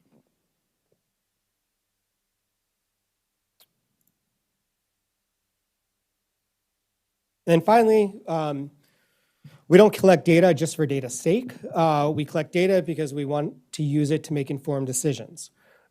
So as part of the monitoring reports, we're trying to provide recommendations for how to advance the goals and objectives in the bicycle master plan and in our other master plans.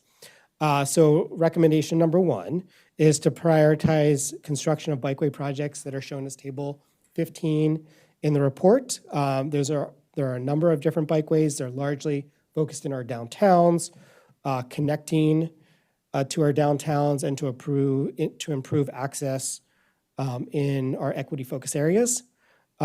Since we have seen a bit of a drop in our connectivity to equity focus areas compared to non-equity focus areas, we have 4 specific recommendations. Those are listed here to improve bicycling in our Montgomery Village, White Oak, and Briggs Cheney communities. So those are some of the areas with the greatest unmet need at this time.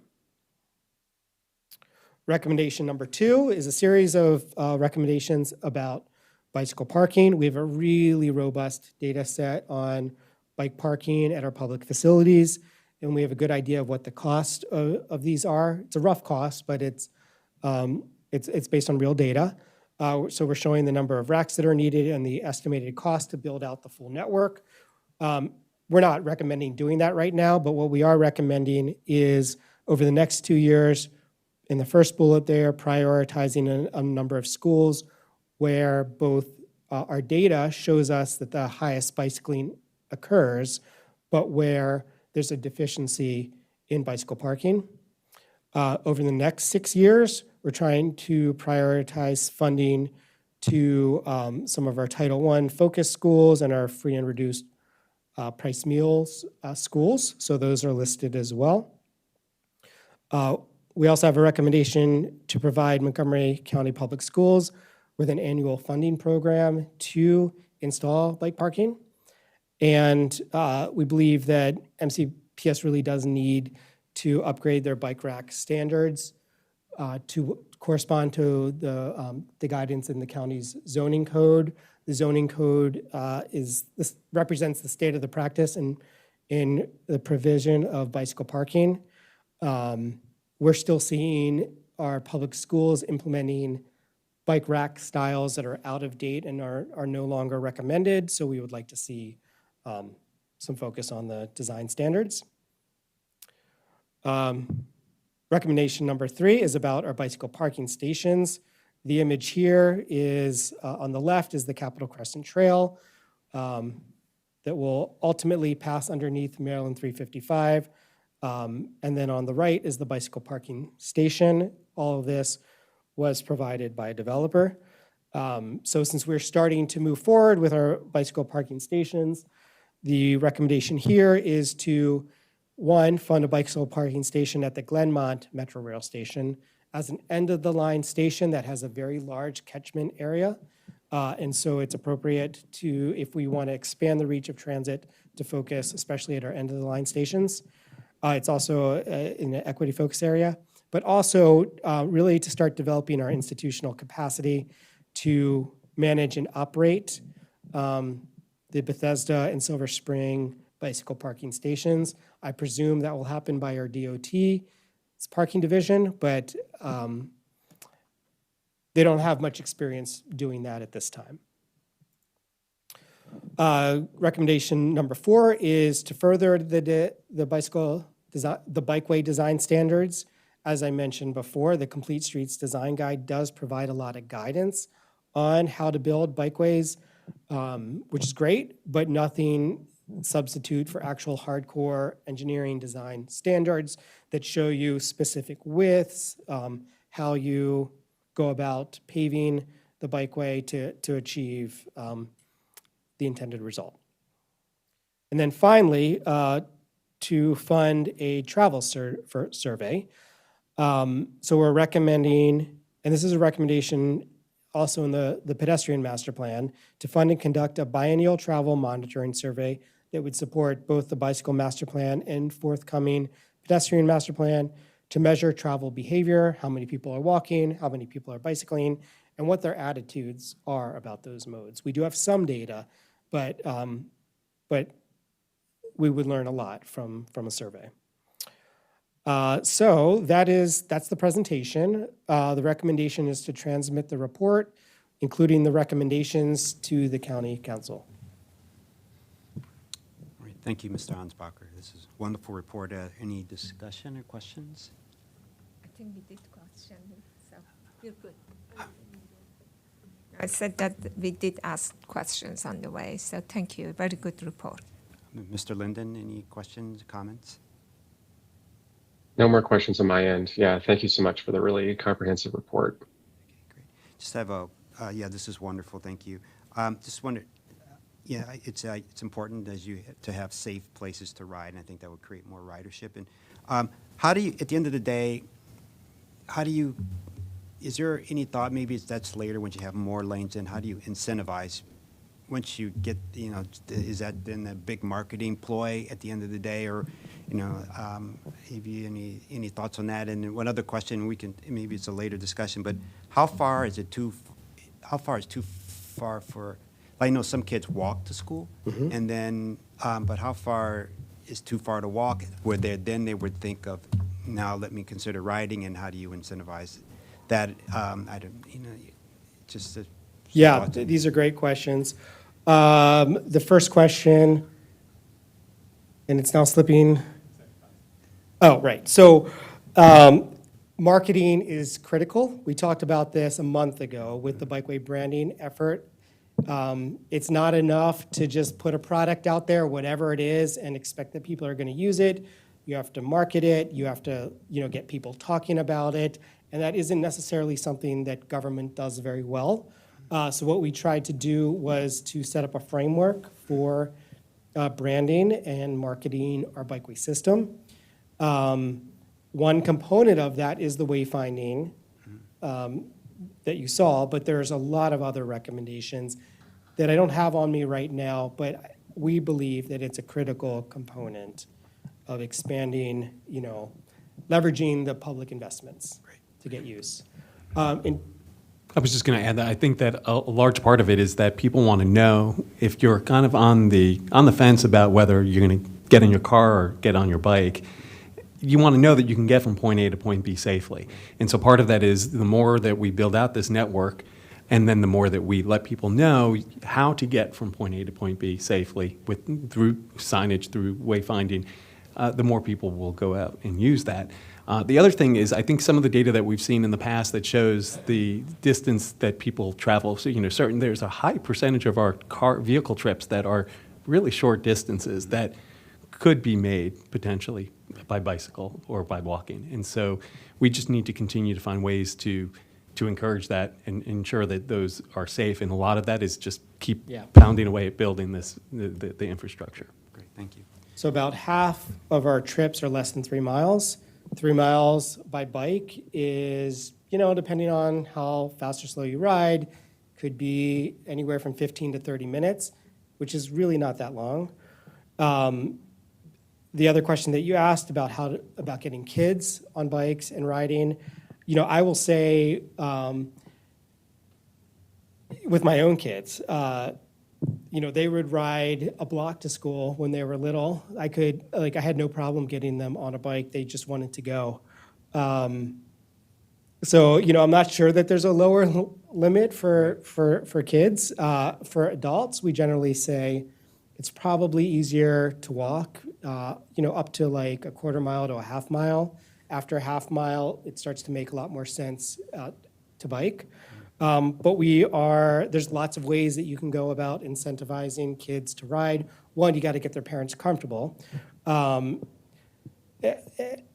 that is, you know, in part building out the network of safe and comfortable bicycling. But also there's a lot of programs. You know, you can do walking or bicycling school buses, which is a way of organizing kids with like, you know, with an adult to chaperone them to school, walking or bicycling. So there's a lot of techniques that we can use, but we got to build out the network. All right, great, thank you.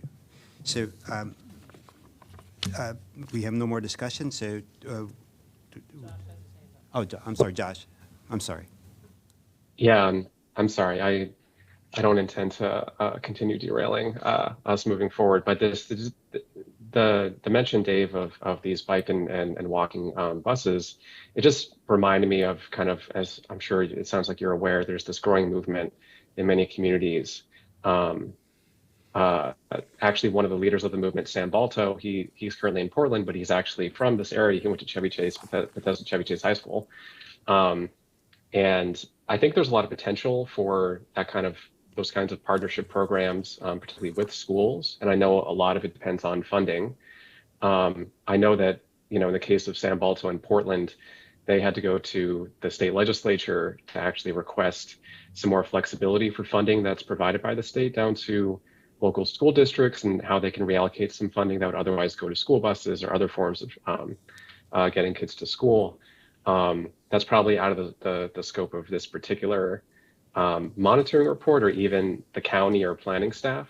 But I think these are all ideas, you know, when we talk about trying to increase connectivity to school, getting more kids to ride to school. A lot of it does come down to funding too. There's only so much I think volunteers can do in the context of those kind of bike bus programs, although obviously volunteers are great. I love how this is clearly, you know, you and staff and others like view this as a holistic program approach. And I think that's great. You know, the infrastructure piece is necessary, but also can be insufficient if we don't have some of these other things as well. But it's clearly a great starting point. In addition to making sure that kind of those discrete investments we make in kind of 0.2 miles of infrastructure here, 0.5 there, that we can sequence them in a way. So, you know, as was mentioned before, someone doesn't think about their entire trip and go like, oh, well, I can make it to here, but then I have to hop on a sidewalk for this part and I have to cross a busy road, but then I can finally get back on a safe route. It's, you know, the entire way from point A to point B. And if they can be confident in that, I think that'll go a long way. So anyway, I'll get off my soapbox, but thank you for the great report. Yeah, thank you, Ms. Linda. So, can I have a motion to approve transmitting the monitoring report to the county council? I move to transmit the monitoring report for the bicycle master plan biannual monitoring to the county council. Do I have a second? A second. All in favor? Aye. Aye. Aye. I think, did James get back on? Okay, so there are 3 ayes, and so approved. Thank you. Yeah. Yes. Yeah, we'll take a quick break, and Need to then we'll go to our last item. Thank you.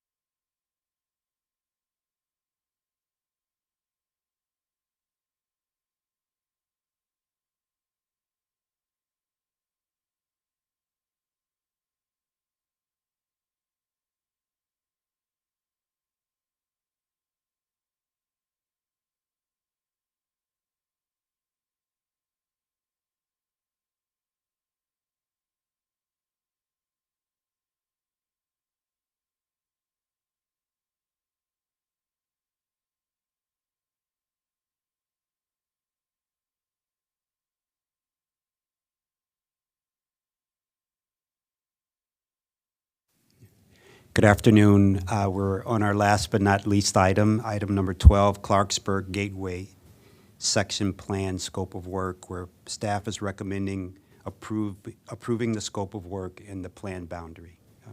Would staff like to present it? Sure. On behalf of the Clarksburg Gateway Sector Plan team, good afternoon, Planning Board members. My name is Angelica Gonzalez with the Up-County Division, a co-manager of the sector plan. I'm here today with my colleague, Jamie Pratt, who is the co-manager who will be joining us shortly for the sector plan that we're introducing to you. We also have Brett Brown to my right, who is our transportation planner for the plan, along with Don Nell Ziegler, who is our master plan supervisor to my left, and Patrick Butler, who is the division chief of Up-County Planning. Today, we're presenting the scope of work and the plan boundary for the Clarksburg Gateway Sector Plan, which is an amendment to the 1994 Clarksburg Master Plan in Hyattstown Special Study Area. Staff is requesting approval of the scope of work and plan boundary for the new sector plan known as Clarksburg Gateway Sector Plan. The planned area is located in Clarksburg and consists of approximately 969 acres and located directly east of I-270 and east of the Clarksburg Premium Outlets, and also approximately 1 mile south of Little Bennett Regional Park.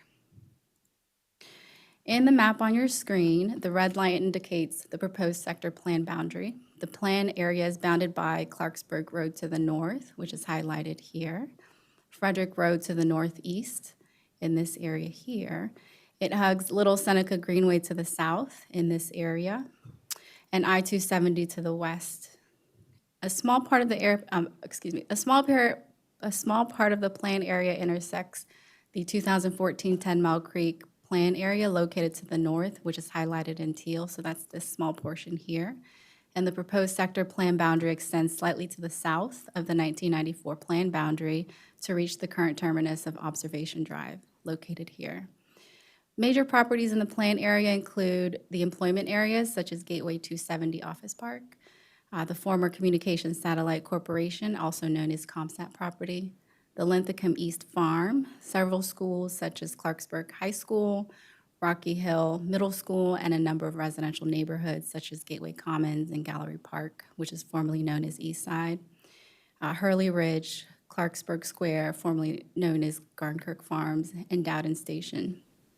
Other areas in the plan have largely been developed according to the 1994 plan or have been evaluated as part of the 2014 10 Mile Creek Area Limited Amendment, and therefore aren't being evaluated at this time, and as a result have not been included in the plan area.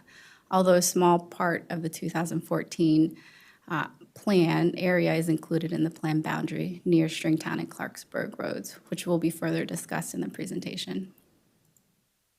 The image on the right shows the geographic areas within Clarksburg identified by the 1994 plan, and we've highlighted in red the proposed plan boundary as shown on this map here. Most of Clarksburg Gateway Sector Plan area includes the Transit Corridor District, which includes ComSat and Gateway 270, and small portions of 3 other 1994 plan geography areas. So this includes the Brink Road Transition Area, which includes the Linthicum East property in this area, the Town Center District to the north in this area here, and the Cabin Branch neighborhood to the west. And that's just this tiny portion here. Since the early 1990s, when the plan was adopted and approved, there has been several planning efforts that have been completed. And we want to take all the great work that has already been done and build off that, which will inform our framework and guide the planning process and the development of the Clarksburg Gateway Sector Plan. Our approach to determining the plan boundary began looking at the original 1994 Clarksburg Master Plan in Hyattstown Special Study Area, and then reviewing the updated master plans that followed the 1994 plan, and those include the 2011 Limited Amendment, the 2014 10 Mile Creek Area Limited Amendment, and the 2022 Corridor Forward Plan and Thrive Montgomery 2050.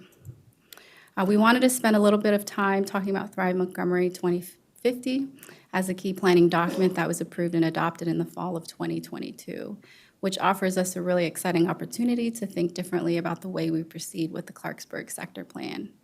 It envisions more urban, diverse, more connectedness, where everyone has the opportunity for success built upon three pillars, which include economic health, community equity, and environmental resilience. What we're proposing with the Clarksburg Gateway Sector Plan is to use the core themes from Thrive Montgomery 2050 as our guiding principles. And so we want to take all the great work that has already been done with Thrive and build off that. This includes the themes highlighted in the diagram on the right, which includes creating complete community and focusing growth in the transit corridor and achieving racial equity and social justice, and also providing more attainable housing, finding places where we can thoughtfully integrate additional housing. Plan for people instead of cars, and prioritize great design. So those are just a few to name. And so Thrive and the planning efforts done since 1994 plan was approved will be used to inform our planning approach with this sector plan. As we begin, staff would like to take a moment to talk about the planning policies and programs as discussed in the staff report and shown here on this slide that will inform the framework and approach to the sector plan. This sector plan will examine these items listed and provide a focus as we form our recommendations. So this includes the climate action plan, complete streets design, bicycle master plan, pedestrian master plan, park recreation and public open space, racial equity, and social justice. So now we'd like to touch on why update the plan now. Back in 2021, planning staff recommended an amendment to the 1994 plan to look at predominantly undeveloped or partially developed portions of the Clarksburg employment area, and that includes Gateway 270 and ComSat properties on the east side of I-270. And the planning board at the time supported this request, which was later approved by the county council to proceed with adding a master plan amendment to the planning department work program. And now being presented to you is the Clarksburg Gateway Sector Plan. For example, the plan anticipated up to 6 million square feet of employment and retail development within this plan area in the transit district corridor, and only 1 million square feet of commercial development has been constructed to date. So as we've gone through pre-planning work and various investigations, we have also identified these initial drivers of the plan. So this area of Clarksburg Gateway Sector Plan also hasn't been updated since 1994, nearly 3 decades ago, while a small portion of the area in the northeast was updated by the 10 Mile Creek Limited Amendment Plan. A lot has happened since the 1994 plan, when the plan was initially approved and adopted. So this amendment will really focus on partially or undeveloped portions of the Clarksburg employment areas, and will also evaluate the land use, zoning, transportation, and environmental recommendations for the study area to determine if there's a new mix of land uses and zoning that would be more appropriate for this area. So this amendment may require adjustments to other portions of the existing master plan, including interchange design and recommendations, staging on retail development, and environmental recommendations. So this image shows you how much development has occurred in the plan area. So if you take a look at the image on the left, it shows you the Clarksburg vicinity in 1998, which is just 4 years after the 1994 plan was adopted and approved. There were very few residential neighborhoods in the area and almost no businesses. The ComSat building is visible near I-270, which is located just in this area here and south of Shawnee Lane. Gateway Center Drive has been built since this time, fast forward to 2021. And so on the right, you'll see the drastic change in development patterns compared to the farmland and forest cover that dominated Clarksburg in the early 1990s. So we now have several residential developments. Schools have been constructed, including Clarksburg High School, middle schools, Clarksburg Elementary School that are within the plan area. You can also see the development that has occurred in Gateway 270 Office Park in this area here, which was built in the 2000s. We also conducted a demographic analysis to discover more about who lives in this plan area. The current population in Clarksburg is currently around 29,000 based on the 2020 data from the Clarksburg Census Designated Place. Just in 2010, the CDP specified that the population was about 14,000 in 2010, which means the population has nearly doubled in just 10 years. There were about 2,800 people within the plan boundary according to the 2020 census. There are 1,104 housing units in the planned area today and another 184 multifamily units that have been approved but not yet built. That is part of Clarksburg Square development. The majority of homes in the area are single-family homes, mainly townhomes, and most people own the home they live in, which consists of about 88% in Clarksburg. And the median household income in Clarksburg CDP is about $153,000, which is above the county's average median income at $117,000.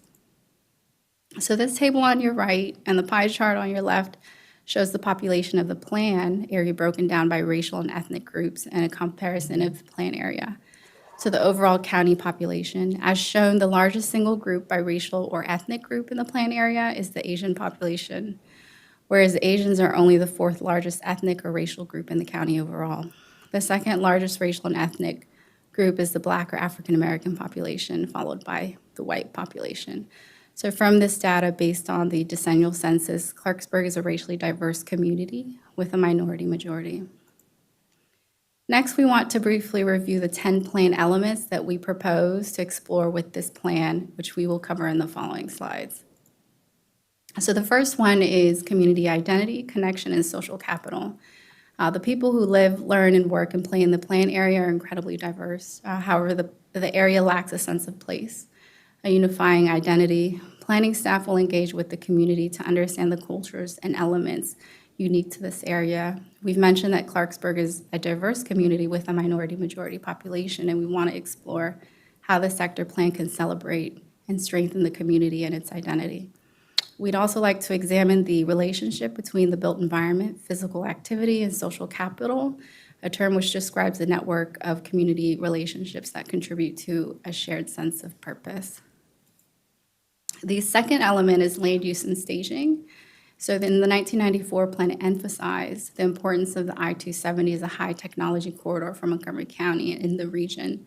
Specifically, ComSat and Gateway 270 were identified as the two significant employment campus office parks in the 1994 plan. So despite the anticipated growth, development applications over the past 30 years have not been delivered the building forms or residential or employment densities envisioned in the 1994 plan. Since the approval and adoption of the plan, a large majority of the employment area east of 270 has remained undeveloped or is only partially developed. Planning staff will evaluate the current zoning designations in the plan area. And also, planning staff and stakeholders will also explore right-size zoning to examine if the zoning allocated assumed too much, too little, or just enough height and density. And finally, the team will also assess the 1994 staging requirements by reviewing the anticipated and actual impacts of development, evaluating the original objectives and unintended effects. The third element is housing. As mentioned earlier, Thrive Montgomery 2050 has emphasized creating housing for attainable housing for all and complete communities. We're all also familiar with the housing supply gap and the pressure to find opportunities for more housing across the county and the region. To address this, the plan will operate under the guidance of the adopted Thrive Montgomery 2050 housing goals, which includes policies that promote a range of housing types located near major transit, along corridors, near employment centers, all within the framework of creating complete communities.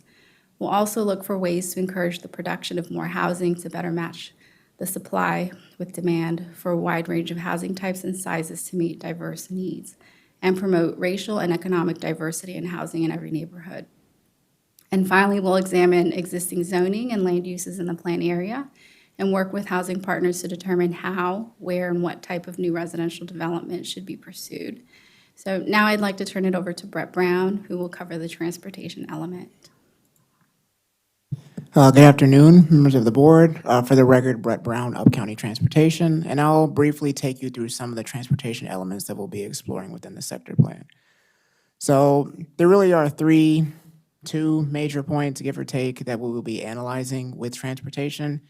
The first being recommendations for continuing some of the street network, bicycle, pedestrian, and transit network recommendations within the sector plan area. We really do want to hammer down on multimodality, so walking, biking, rolling, and transit infrastructure.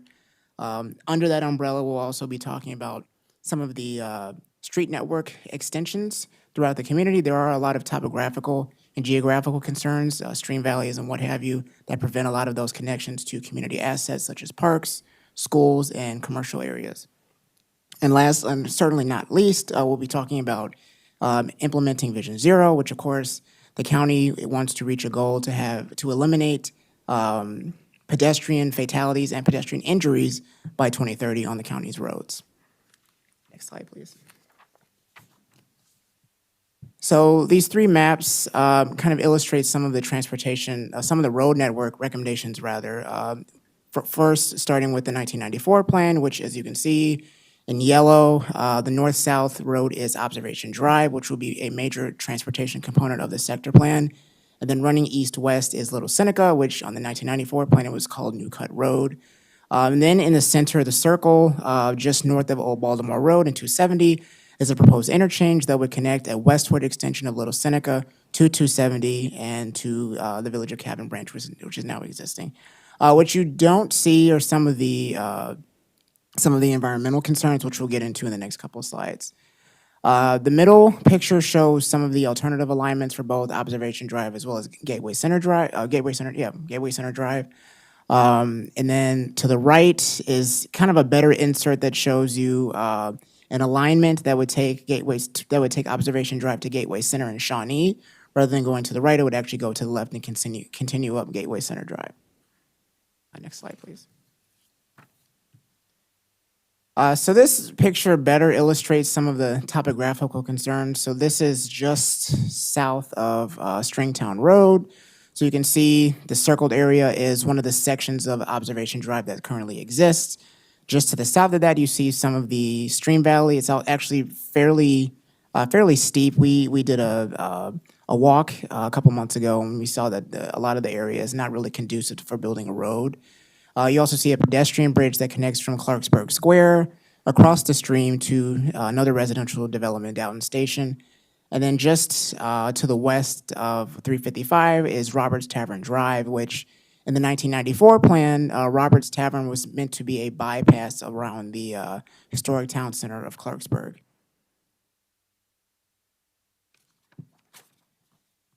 And these three maps illustrate the interchange. So the first one is from 1994, and it shows a much wider interchange that would be connected from Little Seneca Parkway with an entrance to West Old Baltimore to Black Hill Regional Park. The middle concept is from the preliminary plan Village of Cabin Branch, which shows a much tighter concept. And as you can also see in the green shaded area, there has been some consideration taken for some of these sensitive environmental features. And to the right is also kind of shows the area as it exists right now with some of the residential properties that have already been developed, but it also shows the right-of-way that has been set aside for the interchange. And last but not least, these are some of the transportation recommendations. So Corridor Forward recommended some bus, possibly BRT routes that would run through the area. So one of those major roads, being in blue, would actually run from the current terminus of Observation Drive in Germantown, from Waters Discovery across Little Seneca Creek, all the way up to Stringtown Road and Snowden Farm Parkway. I know it's not completely visible, but the kind of orangish dandelion colored arrow shows the alternative alignment, which would take Observation Drive and take that transitway up Gateway Center rather than the proposed phase 2 Observation Drive.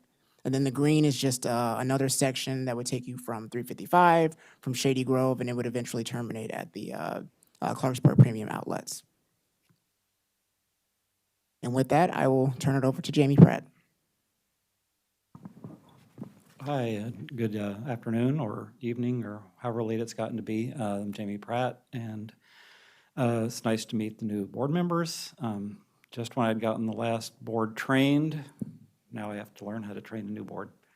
So I'm going to begin with some more of the plan elements that Angelica started introducing. So this one's about the environmental resilience. Climate change is one of our most serious challenges, and we want to explore how this plan can help support the county's net zero goals to reduce greenhouse gas emissions. We will explore opportunities to minimize impervious cover and improve water quality, and also ways to increase the tree canopy. The sector plan will examine how land use and development can improve human health and well-being and promote biological diversity. We will assess the plan area to determine if there are disparities in the distribution of environmental benefits or negative environmental impacts, and make recommendations to ensure that desired environmental outcomes benefit all community members equitably. Overall, we want to explore how the plan can support and implement the county's climate change goals by promoting compact corridor-focused development to achieve environmental resiliency. The Clarksburg area contains several very important watersheds. The 10 Mile Creek watershed, which is the stream valley that you see on the left on the map, as well as the Little Seneca Creek, which is the one that runs diagonally across the image. They both flow into Little Seneca Lake, which is one of the region's major backup water supplies that's especially needed in times of drought. And if it hadn't started raining recently, we were going to have to start worrying about whether we would need to tap into that supply. These watersheds are protected by 2 of the county's 5 special protection areas, shown in the map on the right. SPAs require protections beyond standard environmental laws, regulations, and guidelines for land development and certain uses. Overlay zones set limits in the 10 Mile Creek area, which is shown in blue, and in some cases only allowing 6% imperviousness and requiring at least 80% rural open space. The Clarksburg SPA in pink does not contain such strict limits, and this has resulted in much higher levels of imperviousness. However, this was a deliberate choice from the 1994 plan, given the amount of development that was recommended in that plan. But we feel it is worth re-examining with this plan of whether changes should be made to the SPAs in the area. The 1994 plan prioritized what they call the town scale of development.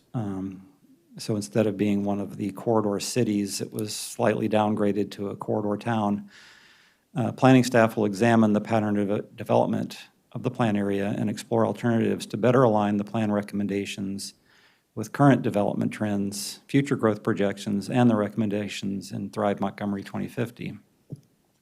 We will explore strategies for attracting a broader mix of uses to individual developments and districts and enhancing building and sustainable site design.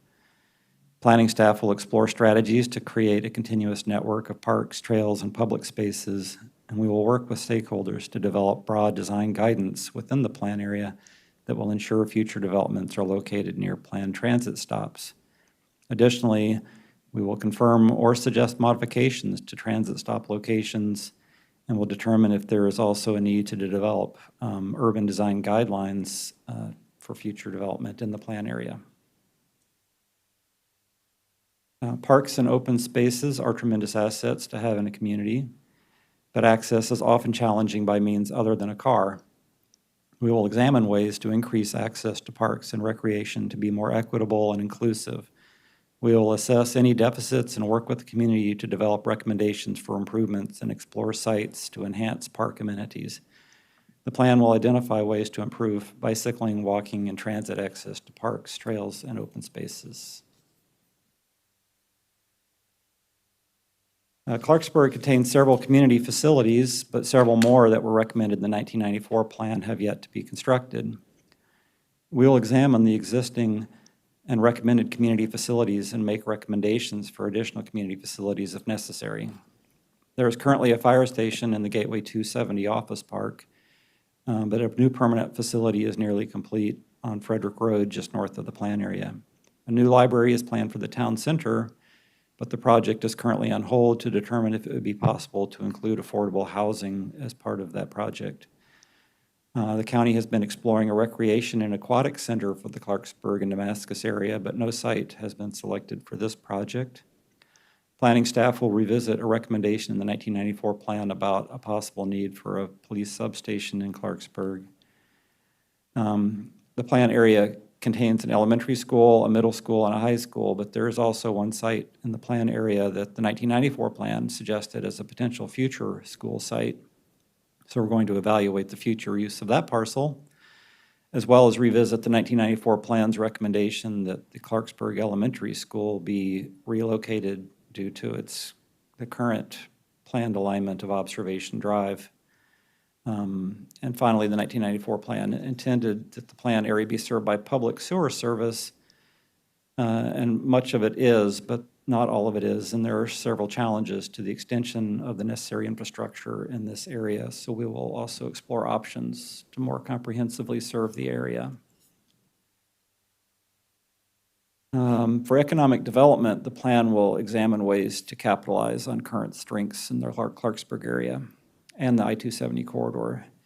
We want to support existing businesses as well as cultivate new ones.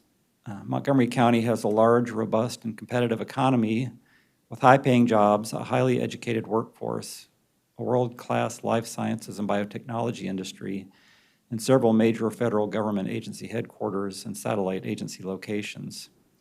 We will study market trends to ensure that the plan's recommendations are based on current market conditions and future demand scenarios.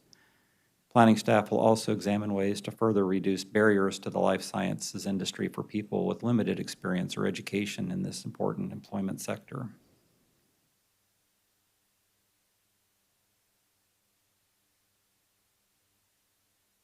The plan area includes a small portion of the Clarksburg Master Plan Historic District north of Stringtown Road. And within that district is the Clarksburg School, which is shown in the picture in the top center.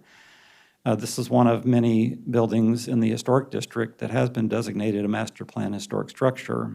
It was built in 1909, and it's one of the oldest intact schoolhouses remaining in the county.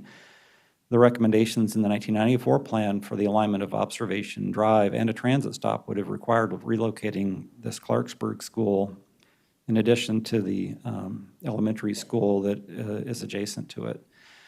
And so we're going to reevaluate this recommendation as part of this plan.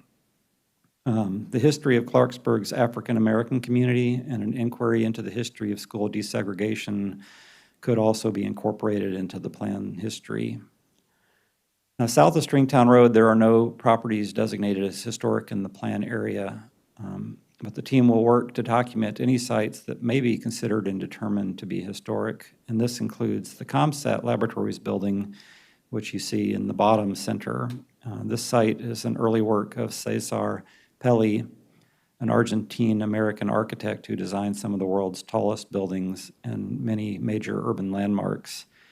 And so we will be, this was evaluated perhaps 15 years ago for historic preservation, and we're going to open up that study again.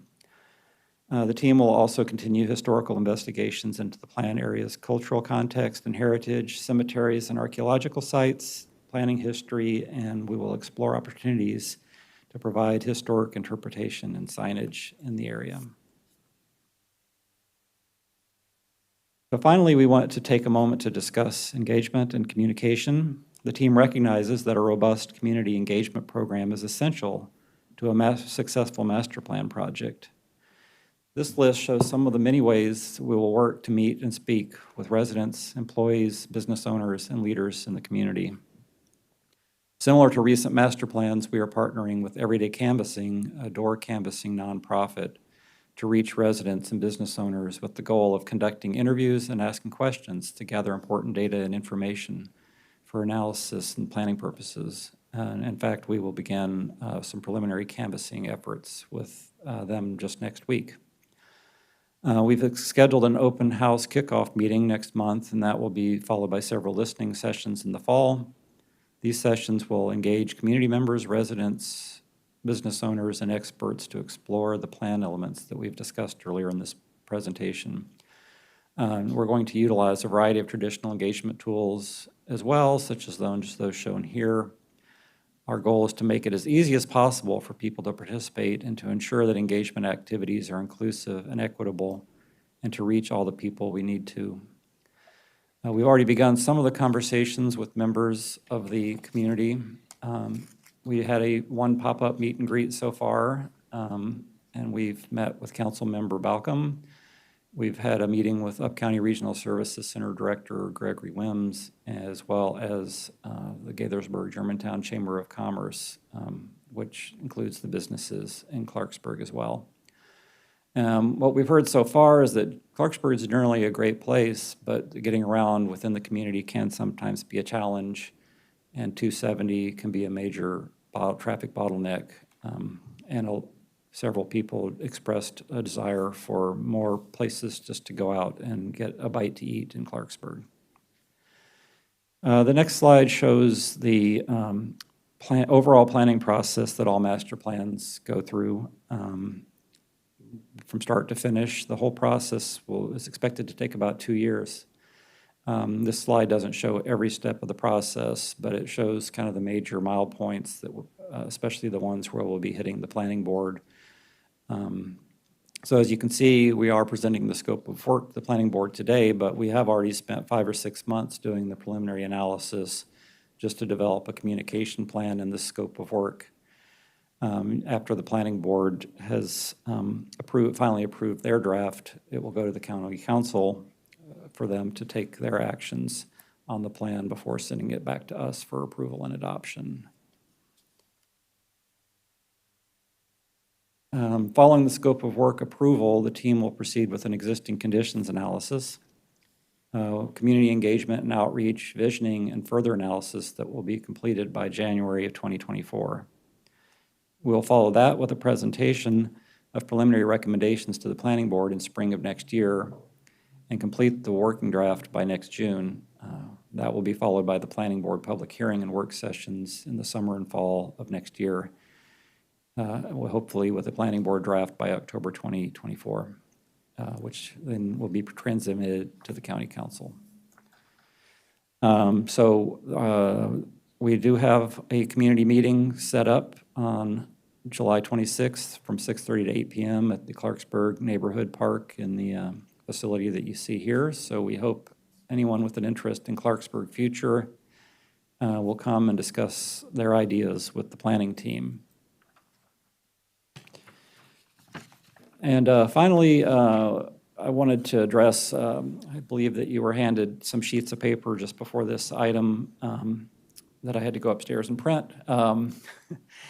We received one piece of commentary yesterday afternoon, and we wanted to address the items. He had outlined 4 points. So the email came from Steve Robbins on behalf of Lantian Development Corporation, and that's the group that currently owns the former ComSat site.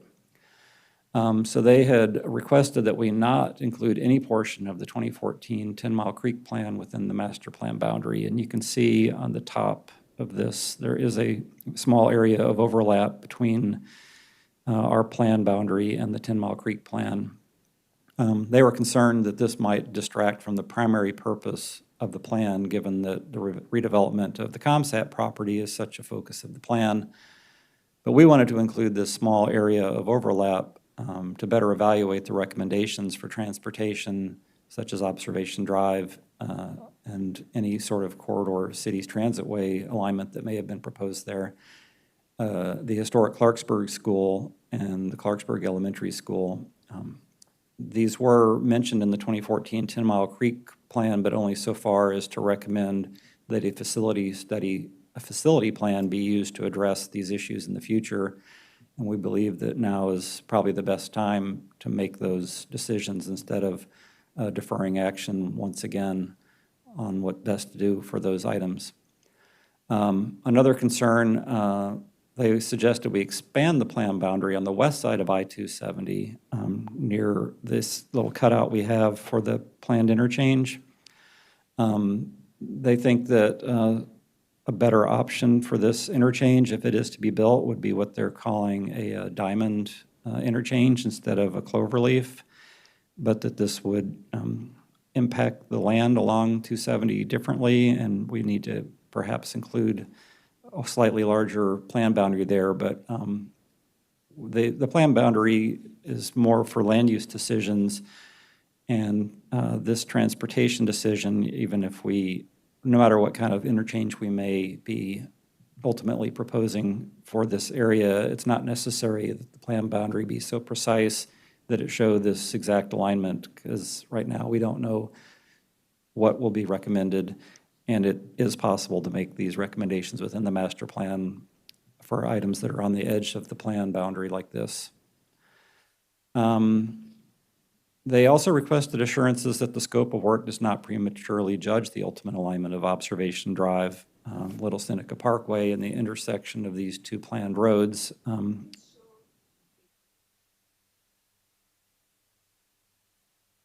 Okay,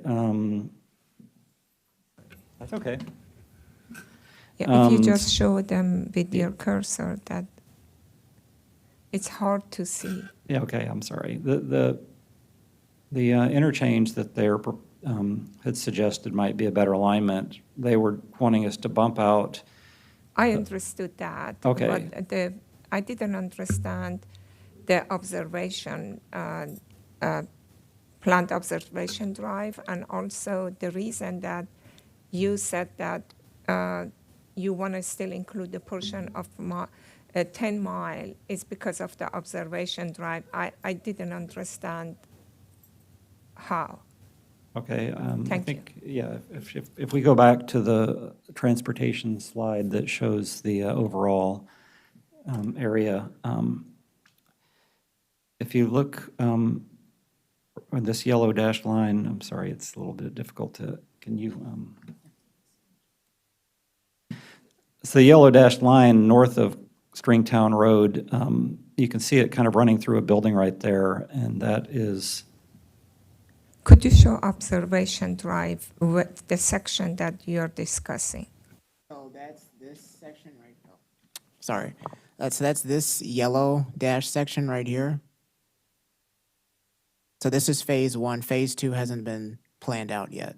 But the actual entirety of Observation Drive is this yellow dash line going up to And how Clarksburg Road. does that encompass the section under 10 Mile Creek that Steve Robin was questioning? So that's this little triangle section between Stringtown, Clarksburg, and then 355 to the east, where the elementary school is. So it's you this want to little section. include that to decide about the alignment of Observation Drive in that area? Yes. Okay, I got that. And then what about the third comment? Well, if you see the current, these dashed lines on this map are approximations of where an alignment could go. But if we have to have a Little Seneca Parkway and Observation Drive both built through here, the majority of those, that land would need to come from the CompSat property. And the interchange between those two roads will also take up some space. So they don't want us to have already decided what we think the answer is going to be for where this alignment's going to go. And we just want to assure them that we haven't made any decisions right now. This is the old recommendations. We want to reevaluate both the alignment and the scale of these roads, because right now it's a 150-foot right-of-way with 2 lanes of traffic in each direction and the center dedicated to a transit line, and then on both sides, bicycle facilities. And so we're going to reevaluate whether we need that big of a road to serve this part of the county. So they want to make sure that we haven't already decided that this is the final alignment. We have not. That's why it's a major part of this plan. Mr. Brett, is there a preliminary plan or a concept for the CompSat property already, or no? Is just this is? No, there is not we have not seen any plans for the redevelopment of the CompSat site. There have been some studies done by the current owner of where the alignment should go, and the county is currently also very recently had a project to begin doing a study on what they call phase 1 of the project, which would take it from the current terminus north of Ridge Road up to Little Seneca Parkway. And then that would also necessitate that they build this part of Little Seneca Parkway so that there's something for it to connect to.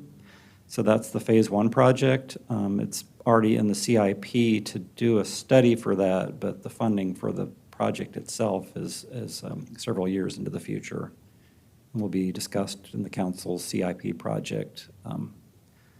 So before they start building a road here, we want to take a minute to make sure that we build the best road for 2025 or whenever this is approved, and not 1994. Great, thank you.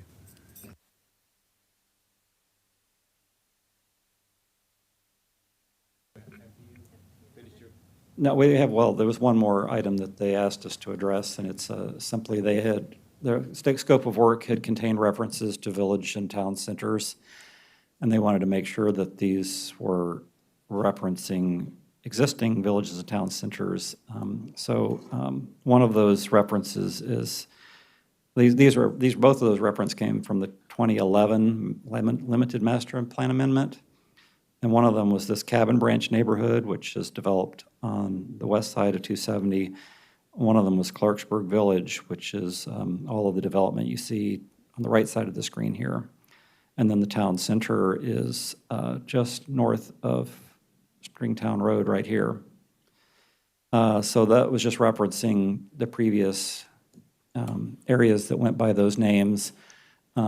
They said that they believe that this new sector plan presents an excellent opportunity to create a new mixed-use center in Clarksburg. And we will be exploring this idea as we focus on the concepts from Thrive Montgomery 2050 for the complete communities, the corridor-focused development, and the 15-minute living. So this is certainly an opportunity to explore utilizing those themes from Thrive as we go forward with the master planning effort. And so as our final slide here, we're just repeating that we're requesting approval of the scope of work and the plan boundary for the Clarksburg Gateway Sector Plan. That covers our presentation for today. We really appreciate everyone's time and attention, and we're happy to answer questions and receive comments and suggestions you may have, in addition to the ones we've already heard. Okay, thank you. So it appears that you will, as you said, you will take into consideration the comments that that were written, we received from Mr. Robbins, and that nothing is written in stone, and as you go along, you'll be, taking comments from others as you start. But I agree that, it's great that you were going to start focusing on this master plan. Yeah, we just, we don't intend to change the boundary at this point. We don't think that it, so that's the only, we hear what he says, we're looking at those issues, but we don't agree that the boundary should be changed. We think that it's sufficient to address the issues at hand as currently drawn. Okay, thank you. Do any of the other board members? Let me see. Yeah. Yeah, I mean, right now, we're yeah. Yeah, so first I'd like comments from the other board members first, please.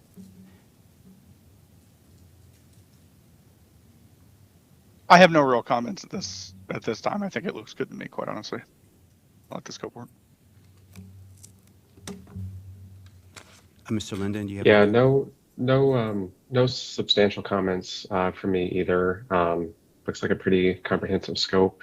And yeah, I'll look forward to the various touch points we have as the process moves forward. Right. Yep. And I feel that we're going to be taking comments as we go along, and so I'd like to move that we move forward with the recommendation. Do I have a motion to? Motion to approve the scope of work for Clarksburg Gateway Sector Plan. Do I have a second? I'll second that. And all in favor? Aye. Aye. Aye. Aye. The ayes have it. Thank you. Look forward to it. Thank you. Yeah, we are adjourned for the evening. Thank you so much.